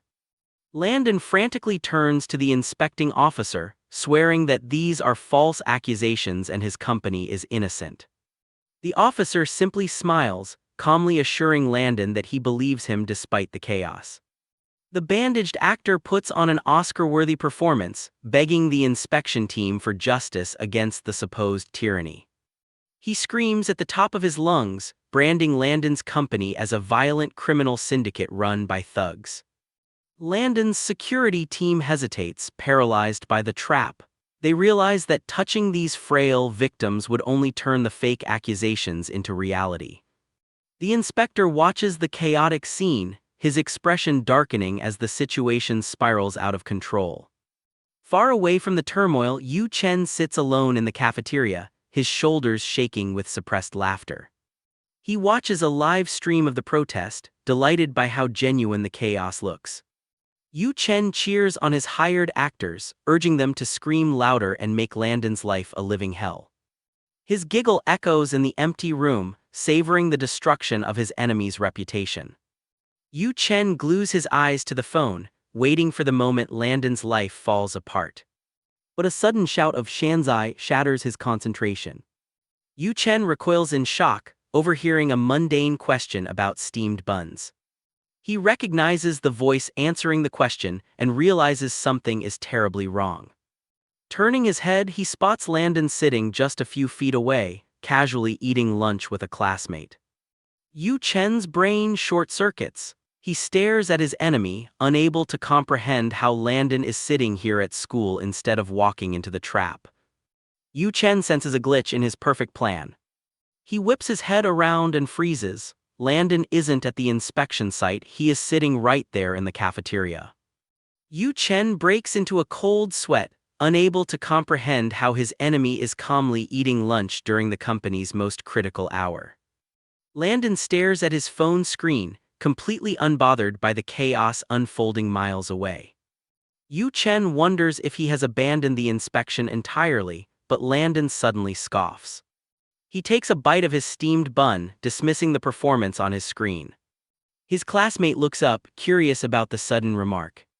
Stuffing his face, the friend asks just what Landon finds so pathetic. Landon calmly lies to the room, claiming he is just analyzing a boxing match replay where a fighter missed a crucial punch. Yu Chen overhears the comment, baffled that his enemy is watching sports while his company supposedly burns. But a sudden wail of sirens screams through Yu Chen's earpiece, shattering his confusion. His eyes bulge in terror as he stares at the live feed, unable to comprehend the disaster unfolding on screen. The riot isn't destroying the site, it is being crushed. Armored vehicles and SWAT teams swarm the area surrounding Yu Chen's hired thugs. Officers scream for total submission, forcing the confused actors to squat down as the trap snaps shut on them instead of Landon. The victim screams in protest as officers grab him, but his act falls apart the moment the squad leader recognizes his face. The officer identifies him as Zhang San, a known scammer, and mocks his miraculously broken leg. He calls out the staged accident immediately, leaving the thug sweating in silence. The commander wastes no time, ordering his team to round up every single rioter. The thugs are forced to their knees at gunpoint, their riot completely dismantled. Bai Peng exhales, acting relieved that the cavalry arrived. He turns to the officer, playing the innocent security guard as he asks how the police responded so fast. The captain pauses, his sharp gaze lingering on Bai Peng with a hint of suspicion. Bai Peng surveys the building, confirming via phone that the entire staged riot was recorded for Director Dong. As his team dismantles the surveillance gear, a chill runs down the veteran's spine. He realizes just how terrifyingly thorough Landon's scheme truly was. Back at the school, a phone notification shatters Yu Chen's confidence. His eyes bulge in disbelief as he reads the update. The police arrived instead of the military, arresting his men and ruining the plan. Panic sets in as he realizes the variables don't add up. Yu Chen's gaze snaps across the room, landing on the relaxed figure of his enemy. The realization hits him like a physical blow. Landon knew everything in advance and played him like a fiddle. Landon turns, a demonic red glint in his eye and a mocking smirk on his face, silently confirming that the hunter has become the prey. Yu Chen breaks into a cold sweat, his mind racing in denial. He is certain his cover was perfect, yet the reality before him shatters that illusion. Unable to contain his shock, Yu Chen abruptly stands up, slamming his hands on the table. He stares at Landon's back, finally accepting that this man is his destined nemesis. The sudden noise startles the cafeteria. One student turns around, recognizing the trembling transfer student. She notices his deathly pale complexion and asks if he is feeling sick. Yu Chen stands frozen, his face cast in a dark shadow as he struggles to process his defeat. Student, mistaking his rage for illness, hesitantly offers to take him to the infirmary. Yu Chen ignores her concern, his golden eyes darting to the side in silent fury. His hand crushes the edge of the table, veins bulging as he fights the urge to explode right there. Yi Chen flashes a mischievous grin, playing off the tension with a flimsy excuse about drinking cold milk on an empty stomach. He politely declines students' offer of help, using the fake illness as a pretext to slip away from the cafeteria alone. As he strolls past the tables, Yi Chen deliberately bumps into student, sending soup splashing across the tray to signal his accomplice. Deng Jai watches him go, muttering about the dangerous anger radiating from their enemy, but Landon simply checks his phone with a cold sneer. He muses that a mad dog always barks loudest right before the end, confident that the noise won't change the inevitable outcome. The confirmation lights up his screen. Director Dong has officially closed the net. A furious curse echoes from the bathroom stall, followed by the violent crash of a fist slamming against the door. Chen Yu leans against the partition, trembling with rage. He knows his disguise was perfect, so he can't understand how Landon saw through him to set this counter-trap. He replays his acting in his mind, convinced his performance as the clumsy transfer student was flawless. There was absolutely no reason for anyone to suspect him. His eyes widen as the chaotic puzzle pieces snap into place. There is only one variable that could have leaked his plans. Deng Jai's smiling face flashes in his mind. The greedy student he bribed wasn't a traitor to Landon, he was a double agent from the very start. Chen Yu grinds his teeth, realizing the humiliating truth. He didn't just waste a fortune, he paid for his own destruction by financing a mole. He slams his fist into the door again, the wood cracking under the force of his humiliation. He curses his own stupidity, realizing he walked right into the open mouth of the beast. Chen Yu freezes, his mind racing as the humiliation washes over him. He realizes with a jolt that he was set up by a mere lackey.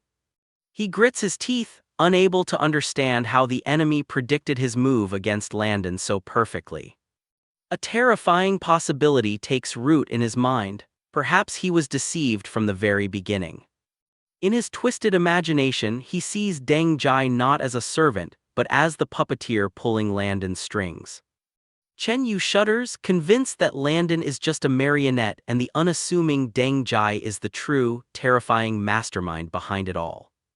He slumps on the toilet, burying his face in his hands. He lets out a bitter laugh at his own stupidity. He focused all his energy on hunting Landon, never realizing he was ignoring the biggest threat standing right next to him. A heavy knock shatters his internal spiral. A voice from outside demands the person inside to open the door immediately. Chen Yu stiffens, staring at the wooden panel as the reality of his situation comes crashing back. A sudden sharp knock rattles the bathroom stall door. A voice from the other side demands the person inside hurry up and open it.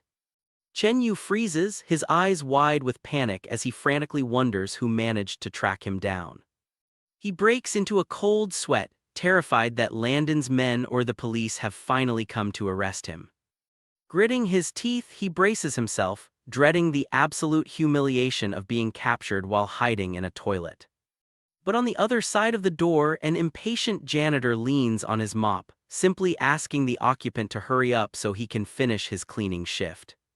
Chen Yu lets out a long, heavy sigh, his panicked expression dropping into a deadpan stare as he realizes his paranoia is completely taking over. Yu Chen pushes the stall door open, instantly replacing his murderous rage with a sheepish grin. He apologizes profusely to the impatient janitor waiting outside. Playing the part of a fragile student, Yu Chen rubs the back of his head and blames his long stay on a bad stomach ache. The janitor completely buys the innocent act, his annoyance fatting as he kindly offers to escort the boy to the infirmary. Yu Chen politely declines the help and quickly escapes down the corridor. Stepping into the main hallway, he cranks his fake charm up to the maximum, greeting his classmates with a dazzling, gentle smile. A group of girls immediately swoon over his flawless manners, loudly comparing his sunny personality to a perfect male lead straight out of a TV drama. They gush that his character setting is absolutely flawless in real life. But the innocent praise strikes a massive nerve. Yu Chen's smile vanishes the second he turns away. He buries his face in his hand, his blood boiling at the sheer humiliation. He seethes silently, disgusted that he is forced to maintain this pathetic, smiling fool persona just to survive. Chen Yu stares through his fingers, his eyes glowing with a toxic purple light. He mutters Deng Jai's name, his voice dripping with venom as he realizes exactly who orchestrated his humiliating defeat. The scene shifts back to the desolate construction site. The dust settles as police officers secure the area, loading the hired thugs into transport vehicles. An officer approaches Director Dong with the preliminary report. He confirms the capture of 23 suspects, highlighting that several are notorious fugitives wanted for fraud and violent assaults. Director Dong listens to the staggering list of high-profile arrests. A massive, self-satisfied grin spreads across his face. He silently praises Landon, thrilled by the massive political gift the student just dropped into his lap. Two high-ranking military officials, including Staff Officer He, stroll toward the beaming director. They tease Dong about his obvious good mood, nodding that the raid must have been a massive success. Director Dong quickly masks his glee with a humble laugh.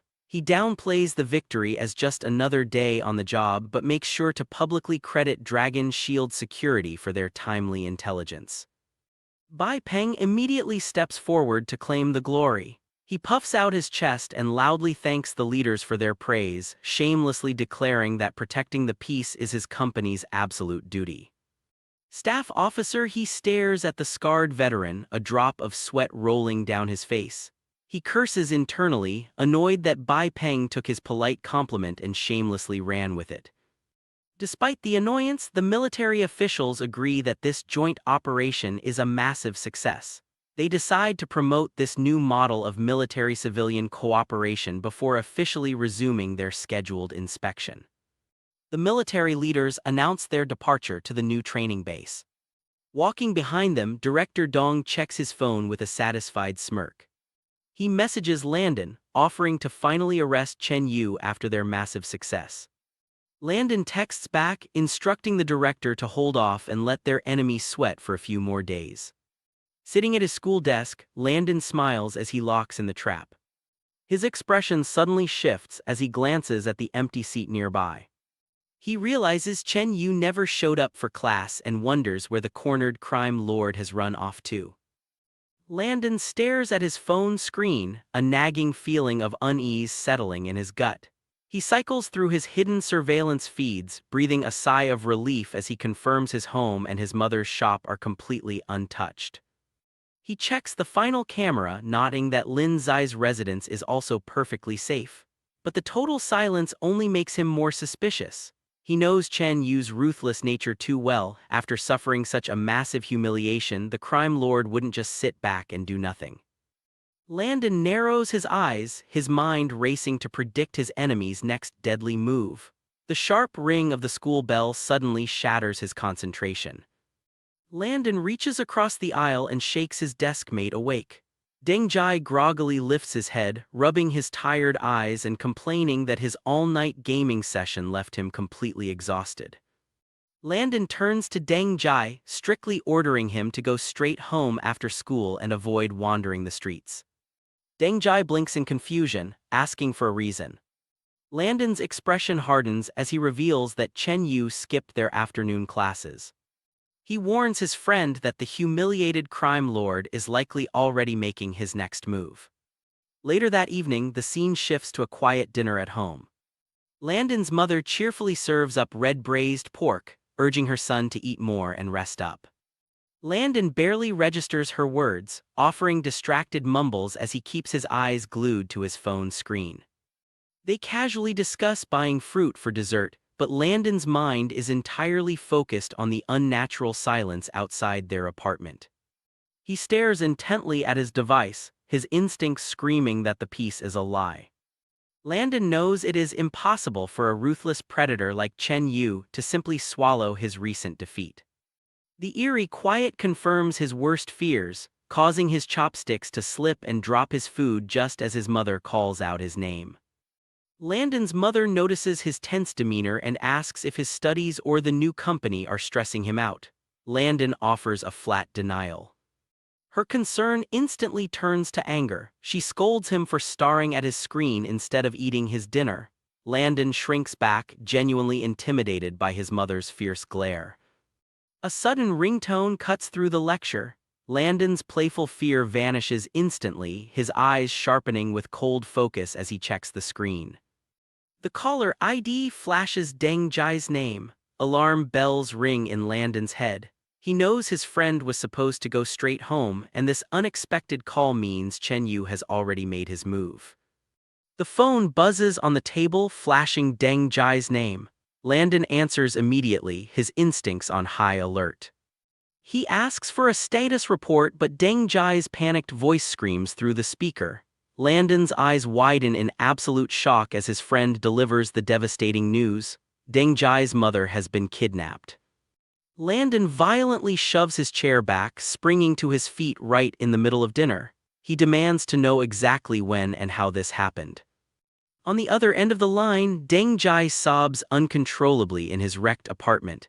He explains that he just got home to find the door wide open and the place completely trashed. Tears stream down Deng Jai's face as he stares at the empty room. He reveals that his mother is gone, but the attackers left a single, ominous note behind on the table. Landon demands to know the contents of the ransom note. Deng Jai reads the terrifying ultimatum through his tears.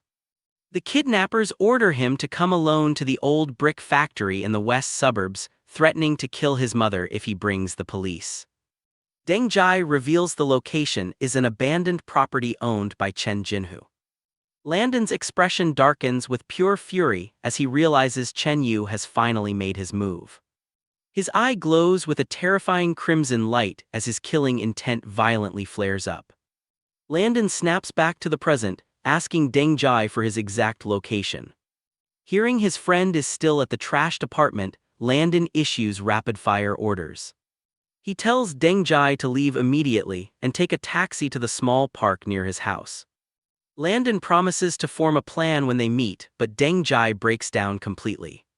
He sobs into the phone, utterly terrified for his mother's life. Landon grips a napkin so hard his veins bulge, crushing it into a tight ball as he listens to his friend's helpless despair. His face sets into a mask of cold, absolute resolve. He interrupts the crying with a firm, unwavering promise, telling Deng Jai to leave everything to him. Landon ends the call, his thumb snapping the screen dark. A lethal promise echoes in his mind: if Chen Yu dares to harm the hostage, he will suffer a fate 100 times worse than death. Driven by pure fury, Landon abruptly shoves his chair back and abandons his dinner. He throws on his jacket and grabs his backpack, his eyes burning with a demonic crimson glow as he marches toward the door. But a sudden cough breaks his dark focus. His mother watches him with deep concern, asking where he is rushing off to at this hour. Landon freezes in his tracks. The killing intent vanishes as he awkwardly stammers out a flimsy excuse about reviewing homework with Deng Jai. A drop of nervous sweat rolls down his face as he waits for her reaction. His mother sees right through the terrible lie, but instead of scolding him, she lets out a soft sigh. A gentle, knowing smile crosses her face. She accepts that her son is fully grown and has his own path to walk. She simply tells him he can do whatever he wants as long as he promises to stay safe, reminding him that she will always worry.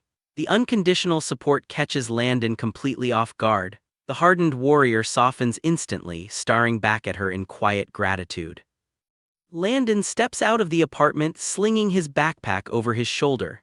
He flashes a reassuring smile, promising his mother he will be back in time to finish dinner. He races through the quiet city streets, tracking the desperate call to a deserted park. Landon spots Deng Jai slumped alone on a bench in the dark. Landon calls out his friend's name. Deng Jai snaps his head up, tears streaming down his face as he screams at Landon for taking so long. Choking on his sobs, the terrified student reveals that his mother has been taken. Landon steps forward, placing a steadying hand on Deng Jai's shoulder to anchor him. He orders his friend not to panic and immediately demands to see the ransom note. Deng Jai hands over a small slip of paper. Landon reads the chilling ultimatum: come alone to the abandoned brick factory in the western suburbs or prepare to collect a corpse. Landon's eyes narrow as he analyzes the pristine, printed font, nodding the cold professionalism of the kidnappers. Beside him, Deng Jai weeps in confusion, completely bewildered as to why his innocent family is suddenly being targeted. Landon holds the ransom note as Deng Jai cries, desperately confused about why his innocent family was targeted. Landon cuts through the panic, bluntly stating that the kidnappers aren't after Deng Jai, they are after him. He reveals the terrifying truth: the new transfer student is actually the ruthless crime lord Chen Yu. Landon admits he knew his enemy's identity from the start and deliberately toyed with him for amusement. Lowering his head, Landon takes full responsibility, crushed by the guilt that his arrogant game put Deng Jai's mother in mortal danger. Before Landon can finish his apology, Deng Jai fiercely cuts him off. He reminds Landon that the friend he knows doesn't wallow in indecision, he takes action. Deng Jai screams at him to stop apologizing and instead bring Chen Yu to justice, warning that he will never forgive him if his mother gets hurt. Landon stares at his friend, deeply moved by the sudden burst of resolve. Deng Jai's fierce facade cracks, and he breaks down crying once more. Looking up with absolute desperation, Deng Jai calls Landon his best friend, admitting that if Landon can't save his mother, all hope is lost. Landon's eyes soften as the weight of Deng Jai's trust washes over him. He accepts the title of best friend without hesitation, declaring it his absolute duty to walk through fire for him. Turning away, Landon orders the crying student to stay put and ignore any incoming news, promising to return with his mother safely. Landon marches toward his car, his expression hardening into a mask of pure, lethal focus. He slides into the driver's seat and speeds off into the dark night. Tapping his earpiece, he opens a secure comms line to Bai Peng. Bai Peng responds instantly, confirming his younger brother is safe and he is ready to command the operation remotely. Landon wastes no time, ordering the immediate activation of Emergency Plan A. He instructs Bai Peng to send a stealth team to the old brick factory in the western suburbs, explicitly warning them not to alert the enemy. To ensure no loose ends, Landon also dispatches extra guards to fortify his own home. Bai Peng confirms the orders, stating that the reconnaissance and assault teams are already locked into position. With his private forces mobilized, Landon switches channels to contact Director Dong. The director answers from his office, reporting that the police investigation and technical teams are already standing by just 700 meters from the factory. Landon thanks the official but issues a strict command to hold their ground. He knows Chen Yu is a paranoid predator and warns that the crime lord likely has the entire perimeter rigged with surveillance. Director Dong grips the receiver, agreeing to hold his police forces back and wait for the signal. But a drop of sweat rolls down his face as he questions the reckless plan. He asks Landon if he is absolutely sure about walking into the enemy stronghold completely alone. Speeding through the dark night, Landon's eyes glow with a lethal red light. He grips the steering wheel with white-knuckled intensity, stating this is the only way to ensure the hostage survives. The kidnapping is nothing but bait. Landon coldly reveals the grim truth: Chen Yu's real target has always been him. Landon's voice echoes through the secure line, firmly stating that walking into the trap alone is the only way to save the hostage. He reminds the police chief that Chen Yu's true target has always been him. Director Dong grips the receiver, his face tense with worry. He reluctantly agrees to the risky plan but issues a strict condition. He orders Landon to signal the moment he is in danger, promising to storm the factory with his full force. Landon confirms the order as his car speeds down a desolate, winding road in the dead of night. Director Dong's voice crackles through the earpiece one last time, offering a heavy vote of confidence. He tells the young man he believes in him, nodding that Landon always seems to find a way to win. Landon touches his earpiece, the praise ringing hollow in his ears. He falls silent, the weight of his recent choices crashing down on him. Staring at the dark road ahead, Landon reflects on his own arrogance. He realizes that treating Chen Yu like a jumping clown and reveling in his enemy's setbacks was a dangerous game. His eyes narrow with intense focus and lingering guilt. He admits to himself that he underestimated the situation, treating the ruthless crime lord like a mere wet-behind-the-ears brat, a mistake that has now put an innocent life on the line. Landon grips the steering wheel, his knuckles turning white as he speeds toward the abandoned brick factory. He curses his own arrogance, frustrated that despite his second chance at life, he still made the fatal mistake of underestimating his enemy. The warm smile of Deng Jai's mother flashes in his mind, quickly replaced by the heartbreaking image of his best friend sobbing in despair. Landon's eyes glow with a fierce, crimson light. He vows that he absolutely will not let an innocent woman die because of his blunder. His earpiece suddenly crackles to life, breaking his dark train of thought. Team 2 reports in, urging Landon to stay calm as they relay critical intel from the factory's perimeter. The scout confirms there are no visible cameras, but thermal imaging has detected 3 suspicious heat signatures lying in ambush. Landon's expression hardens into cold focus as he demands their exact coordinates. The scout pinpoints the hidden enemies, one on the east office roof, one behind the western material pile, and a third watching from the second-floor window of the main building. Landon memorizes the kill zones and calmly acknowledges the intel, fully prepared to walk straight into the deadly trap. Landon grips the steering wheel, his eyes locked on the dark road ahead. He orders Team 2 to maintain their hidden surveillance and commands Team 3 to hold their position at the factory's rear wall until he gives the signal to breach. Through the earpiece, his subordinate acknowledges the orders, urging the boss to be careful as he heads into the lion's den. Landon slams his foot on the gas pedal, pushing the engine to its limits. His car tears through a long tunnel, the headlights cutting a solitary path through the pitch-black night as he races toward the hostage. The vehicle emerges from the darkness, arriving at the desolate grounds of the abandoned brick factory. The massive, decaying structure looms in the night like a fortress. Landon brings the car to a halt and steps out onto the cold pavement, presenting himself as a solitary target. He tilts his head back, his sharp gaze scanning the imposing facade of the enemy stronghold. High above, a faint glint of light flashes from a darkened window. Landon's expression remains ice-cold. He stares back at the hidden observer, fully aware that Chen Yu is watching his every move exactly as planned. Landon stares up at the dark factory, his gaze piercing the shadows. High above, Chen Yu tracks Landon's solitary approach through a pair of binoculars. His subordinate watches nervously, confirming that their target actually walked into the courtyard completely alone. The bodyguard adjusts his sunglasses, his paranoia spiking as he asks if Landon might have an ambush waiting in the dark. Chen Yu lowers the binoculars with a wicked, confident smirk. He casually admits that Landon definitely brought backup, but it doesn't matter because they hold the ultimate trump card. He turns his gaze to the center of the room, where Deng Jai's mother sits bound to a wooden chair. She frantically struggles against the thick ropes, tears streaming down her face as muffled cries escape her gag. Chen Yu strolls over to the terrified woman, leaning in close with a twisted, mocking smile.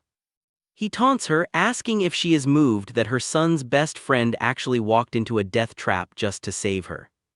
Chen Yu throws his head back, his maniacal laughter echoing through the abandoned factory.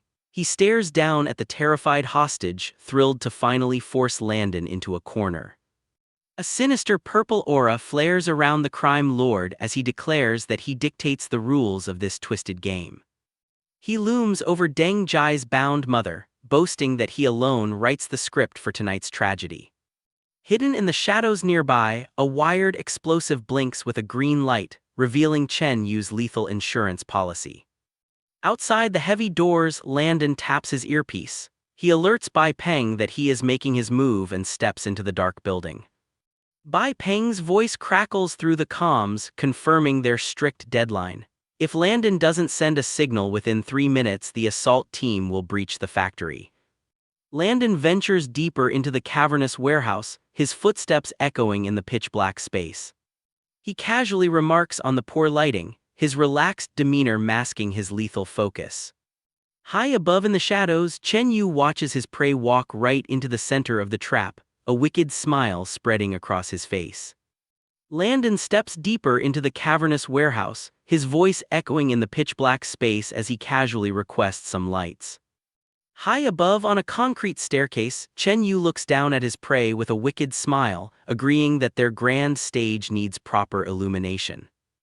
Unfazed by the theatrical villainy, Landon glares up at the crime lord and coldly demands the hostage's location. Chen Yu chuckles at the impatience and slowly claps his hands, the sharp sound ringing through the empty factory. Instantly, massive industrial floodlights snap on, bathing the gritty warehouse in a blinding yellow glare. With his stage finally set, Chen Yu announces the arrival of their lead actor. A single spotlight pierces the darkness, illuminating a terrified, bound woman sitting alone in the center of the room. Landon's eyes widen in genuine shock as he instantly recognizes Auntie Deng. Looming over the scene, Chen Yu points a commanding finger at his nemesis, his golden eyes gleaming with malice. He declares that if Landon wants the hostage to survive, he must play strictly by his rules. A glowing red laser circle suddenly projects onto the concrete floor right in front of the student. Chen Yu issues his first twisted demand, ordering Landon to step inside the ring so they can finally talk face to face. Landon stares at the glowing boundary in silence. Without hesitation, he steps directly into the center of the red ring. Standing firm, he demands Auntie Deng's immediate release, declaring he is ready to play whatever twisted game Chen Yu has planned. Chen Yu flashes a wicked grin, mocking Landon's impatience. He treats the life-or-death standoff like a theatrical performance, chiding his rival for trying to end the show before it even begins. Lounging in the shadows, Chen Yu casually thumbs a remote control, telling Landon to be patient because the opening credits are still rolling. He presses a button, and a heavy metal shutter violently rolls down to seal the area. Chen Yu gleefully announces the arrival of their second actor. Landon glances over his shoulder, but his calm facade instantly shatters. His eyes widen in pure shock as he recognizes the new arrival stepping onto the stage. Landon stares down the dimly lit concrete corridor, his gaze locked on the far wall. A solitary figure sits motionless in a chair, completely shrouded in heavy shadows. The chilling silhouette waits in the darkness, leaving Landon to face the grim reality of Chen Yu's twisted game. Landon stares at the second hostage illuminated by the spotlight, his eyes widening in genuine confusion as he finds himself completely unable to recognize the battered man tied to the chair. From the shadows, Chen Yu flashes a sadistic smile, highly amused by his enemy's bewilderment. He casually reveals that the captive is just a random cleaner from Landon's school, kidnapped simply to make the game more interesting. The ruthless crime lord drops his sickening ultimatum, forcing Landon to make an impossible choice: save his best friend's mother or spare the life of a completely innocent passerby. Chen Yu lays out the sadistic rules of his twisted game, gleefully declaring that the moment Landon chooses one hostage to save, the other will be executed immediately. A maniacal grin stretches across the crime lord's face as he issues a strict 10-second countdown. But instead of panicking, Landon simply lowers his head. A dark, confident smirk creeps onto his face as he casually remarks that 10 seconds is more than enough time to handle the situation. Chen Yu blinks in genuine confusion, his sadistic smile faltering as Landon boldly claims he has a better option. Defying the rules entirely, Landon steps right out of the glowing red boundary. He locks eyes with his enemy, vowing to save both hostages and send the crime lord straight to hell. With a burst of explosive speed, Landon dashes across the concrete floor, charging directly at his nemesis. Panic washes over Chen Yu as his carefully constructed game falls apart. He curses Landon for rejecting his twisted mercy. Sweating profusely, the desperate crime lord frantically mashes the button on his remote control, screaming for his hidden men to trigger the trap. A masked sniper fires from the shadows. A silenced bullet tears through the air, aimed directly at Landon. Sprinting across the factory floor, Landon's sharp instincts flare. He dodges just in time as the bullet shatters the concrete right behind him. The assassin clicks his tongue in frustration. He quickly adjusts his grip, tracking his fast-moving target for a second shot. But Landon's eyes narrow with lethal focus. He refuses to be pinned down by the ambush. Sprinting past a pile of rubble, he scoops up a massive cinder block with a single hand. Channeling his overwhelming strength, Landon hurls the heavy debris through the air like a missile. The heavy cinder block smashes directly into the hidden sniper's face. The assassin groans in agony and plummets from his high vantage point, crashing onto the factory floor. Landon doesn't even break his stride. His sharp eyes scan the upper walkways, instantly locking onto a second silhouette aiming a gun from the illuminated office window. A bullet tears through the air, but Landon effortlessly ducks beneath the lethal shot.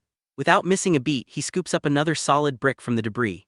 The terrified gunman can only curse the monster below as Landon hurls the projectile with devastating force. The brick shatters the office window, instantly neutralizing the second threat. The factory falls quiet, but Landon suddenly freezes in his tracks. His lethal instincts flare as he analyzes the recent gunfire, realizing the sound and impact of the bullets don't match standard firearms. Before he can pinpoint the weapon type, a faint metallic click echoes through the cavernous room. Landon snaps his head up, his crimson eyes piercing the shadows. A cold smirk crosses his face as he realizes a third assassin is waiting right above him. The third assassin screams a curse and pulls the trigger. The thug gasps in shock as his target vanishes. Landon dashes forward in a blur of terrifying speed. Panic completely consumes the gunman. He stumbles back, frantically threatening to shoot if Landon takes another step. Landon's eyes narrow in pure annoyance. He effortlessly closes the gap and grabs the barrel of the weapon. He coldly mocks the terrified thug for parading around with a realistic toy gun. Declaring he has absolutely no time for childish games, Landon unleashes a brutal kick straight into the assassin's stomach. The final thug sails through the air from the force of Landon's brutal kick, crashing violently into a wooden barrier and crumpling to the floor in a groaning heap. Watching from the shadows, a blonde bodyguard glares at the pathetic display. He curses the fallen men as absolute trash, disgusted that an entire ambush squad couldn't handle a single high school student. Realizing the threat is real, the bodyguard's expression hardens into cold resolve. He sighs, deciding he has no choice but to unleash his true strength, and calls out for the intruder to show himself. Landon steps into the light, his face an unreadable mask of cold focus as he walks past the unconscious thugs. The blonde bodyguard stares him down, admitting he never expected a kid to break through all 3 defensive lines. Stepping into a combat stance, the elite guard tenses his muscles and issues a lethal warning. He declares that as long as he stands guard, Landon's rescue mission ends right here. Chen Yu's suited bodyguard stands firm, radiating an intense aura as he fiercely vows to protect his young master from any threat. In a bizarre display of absolute unquestioning loyalty, the stoic man suddenly barks like a dog. Beside him, a massive, terrifying gray wolf with glowing red eyes joins the absurd standoff, echoing the battle cry with a ferocious bark of its own. Chen Yu's suited bodyguard stands his ground, gripping the leash of the vicious gray wolf while fiercely declaring his absolute dedication to protecting his young master. To prove his devotion, the stoic man bizarrely joins his beast, growling and barking aggressively at the intruder. Landon stands completely unfazed by the ridiculous display. A mocking smirk crosses his face as he looks down at the duo. He chuckles, dryly complimenting them as 2 very good dogs. The insult shatters the bodyguard's tough facade. He freezes, a drop of sweat rolling down his face as he angrily questions the student's audacity. Landon's expression hardens as he grips a heavy metal pipe, readying his weapon for the fight. He clarifies that he is genuinely praising the man's loyalty, but his eyes narrow with lethal intent. Landon steps forward, coldly stating that it is a pity such a loyal hound serves an absolute scumbag. The bodyguard furiously orders the attack. The massive gray wolf charges forward, its red eyes glowing as it lunges at Landon. The beast leaps through the air, jaws snapping for the kill, but Landon doesn't even flinch, casually raising his metal pipe to intercept the charging animal. Landon's eyes glow with a lethal crimson light as he curses the beast's blind loyalty. He unleashes a devastating, glowing blue strike, screaming at the mutt to get lost. The heavy wolf is sent flying across the room, crashing into the dirt with a pathetic whimper. The bodyguard watches in absolute horror, sweat pouring down his face behind his sunglasses. He stammers in disbelief, completely stunned that the vicious hound he meticulously trained was swatted away so effortlessly. The bodyguard freezes as Landon's silhouette rapidly expands in the reflection of his sunglasses. Panic grips the elite guard as he realizes the furious student is already charging straight at him. Landon sprints across the factory floor, closing the distance in the blink of an eye. Before the guard can even raise his hands, Landon unleashes a devastating right hook. The punch connects with explosive force, shattering the man's sunglasses and sending a massive shockwave through the air. The impact launches the bodyguard backward, sending him crashing heavily onto the concrete floor. He lets out a weak groan, his body going completely limp. Landon lowers his fist, satisfied that the obstacle is finally cleared. He turns his attention toward his main target, ready to finish Chen Yu's twisted game, but a sudden movement catches his eye, breaking his lethal focus. Landon blinks in genuine confusion, a drop of sweat rolling down his face as he processes the bizarre sight. The supposedly unconscious bodyguard is suddenly sprinting away at top speed. Landon stands frozen amidst the debris, utterly baffled as the elite guard shamelessly abandons his post and his fallen wolf to save his own skin. Suddenly, Landon's eyes widen as he spots a crude explosive wired to the factory machinery. He curses the madman's extreme tactics, realizing the crime lord plans to blow the entire building to hell. Chen Yu sprints toward the exit with a manic grin, fully embracing the mutual destruction. Refusing to let his enemy escape, Landon grabs a heavy grappling hook and swings it with lethal precision. The metal claws latch onto the high steel rafters, and Landon launches himself into the air. Below, Chen Yu stares up with a twisted, triumphant smile, declaring that if they die together, he isn't a failure. His delusion is shattered instantly as Landon plummets from the shadows like a meteor. Landon screams at the bastard to shut up, descending with terrifying speed to crush the crime lord before the timer runs out. Landon violently pins the blonde bodyguard to the gritty floor, but the thug refuses to surrender. Screaming that he has waited for this moment, the bodyguard launches a desperate, full-force punch aimed right at Landon's face. Landon doesn't even flinch. He effortlessly catches the incoming fist midair, his iron grip freezing the attacker in his tracks. He coldly commands the struggling man to wait, but the bodyguard just sneers, claiming his death will change absolutely nothing. A manic, bloodied grin stretches across the thug's face as he lies pinned to the concrete.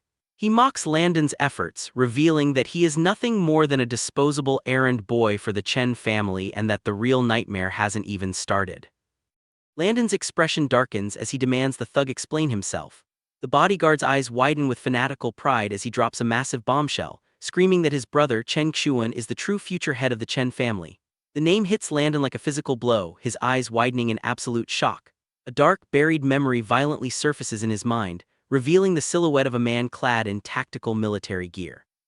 The flashback sharpens, showing a smiling Chen Xuan casually handing him a cup of water right before a critical past mission.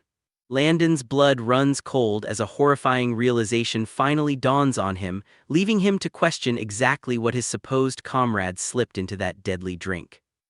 Landon glares down at the defeated blonde thug, demanding to know exactly what he did. Instead of answering, the captive bursts into a weak, manic laugh. He spits a vicious threat, warning Landon that his older brother will never let this go. The thug's smile twists into a sadistic sneer as he promises that his brother will strip away everything Landon cherishes. He lists off the targets one by one, threatening Landon's parents, his friends, and specifically Naming Linzai. The mention of his loved ones strikes a fatal nerve. Landon's expression plunges into absolute darkness, his eye glowing with a terrifying, predatory purple light. He doesn't waste breath on a response. He simply reaches down and grips the thug's hand. With a sickening crunch, Landon ruthlessly snaps the man's bones, punishing the arrogant threat with immediate violence. The brutal retribution delivered, Landon casually taps his earpiece to answer an incoming call. His voice is completely calm, devoid of the monstrous rage from a second ago as he updates Director Dong. He reports that the situation at the factory is fully under control and gives the green light for the police to move in. Standing over the agonizing, broken body of the blonde thug, Landon delivers a chillingly ironic update. He smoothly assures the director that the hostages are secure and the suspect is perfectly safe for transport. Police sirens wail outside the abandoned factory as authorities finally arrive to clean up the aftermath. Back at the station, Director Dong thanks Landon for his crucial help in securing the hostages. Stepping into his private office, the director admits the interrogations are still underway but pulls out a piece of priority evidence. He hands over a confiscated smartphone, revealing that it was recovered directly from Chen Yu. Landon takes the device, his expression hardening as he focuses on the screen. He reads a text message from a contact named Chen Xuan. The message coldly dismisses the failed kidnapping, instead demanding a full background check on the man known as Jiang Shan. Landon's eyes narrow with a dangerous glint as he realizes the older brother has officially marked him as his next target. High above the city, sunlight streams into a sleek, modern office.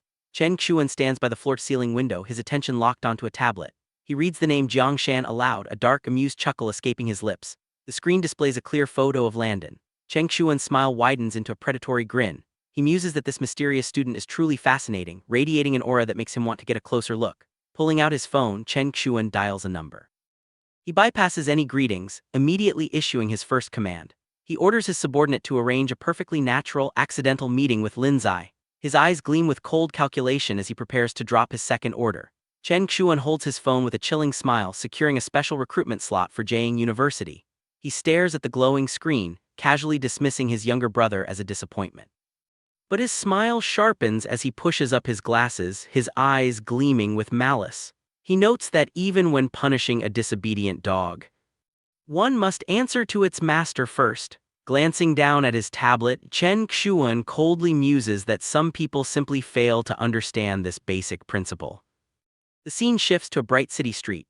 Landon strolls down the sidewalk, his eyes glued to his phone screen and his mind heavy with the looming threat. A familiar voice suddenly shouts his alias, warning him to watch his step. Landon stops and looks up, his red eyes blinking in surprise. Bai Peng stands outside the station in his uniform, waving enthusiastically. The scarred veteran beams with a wide smile, celebrating the news that Chen Yu is facing at least 15 years behind bars. He tells his boss that the dust has finally settled and they can take a well-deserved break. But Landon simply stares back with a blank expression, offering a flat, distracted reply. Bai Peng's smile falters into confusion as he asks why Landon looks so drained after such a flawless victory. Bai Peng notices Landon's lingering tension and asks if the threat of Chen Xuan is weighing on his mind. Landon remains silent, his attention shifting to a sudden notification on his phone. A text from Linzai lights up the screen, asking him to meet at school tomorrow to discuss something urgent. Landon's eye sharpens as he reads her name, a quiet sense of foreboding settling over him. Across the city, Linzai stands in her living room, desperately pleading with her parents to let her stay in Jiangsu. She sits tensely on the couch, arguing that she doesn't want to abandon her studies or the new friends she just made. Her father cuts off her protests with a stern command, insisting that the capital is the only place they can truly protect her. Her mother leans forward with a grave expression, revealing the terrifying reality of their situation. She warns that with the Chen family's local empire in ruins, a desperate, violent counterattack is inevitable.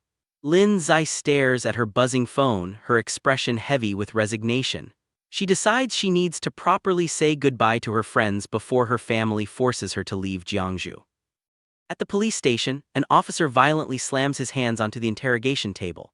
He furiously demands Chen Yu reveal the upstream suppliers and hidden transport channels for the Yangfeng warehouse organ ring. Handcuffed and defeated, Chen Yu simply lowers his head and lets out a mocking chuckle. He coldly refuses to cooperate, repeating his vow of absolute silence. The enraged officer points a trembling finger at the stubborn crime lord. He screams that the Chen family's power means nothing in this room, warning Chen Yu that his only chance at leniency for his trafficking and kidnapping crimes is a full confession. Inside the police station, Chen Yu coldly requests to use the toilet. The interrogating officer refuses, demanding a clear confession before granting any breaks. Chen Yu scoffs, telling the cops to keep dreaming. The furious officer yells at him to hold it in, but a colleague quickly pulls him aside.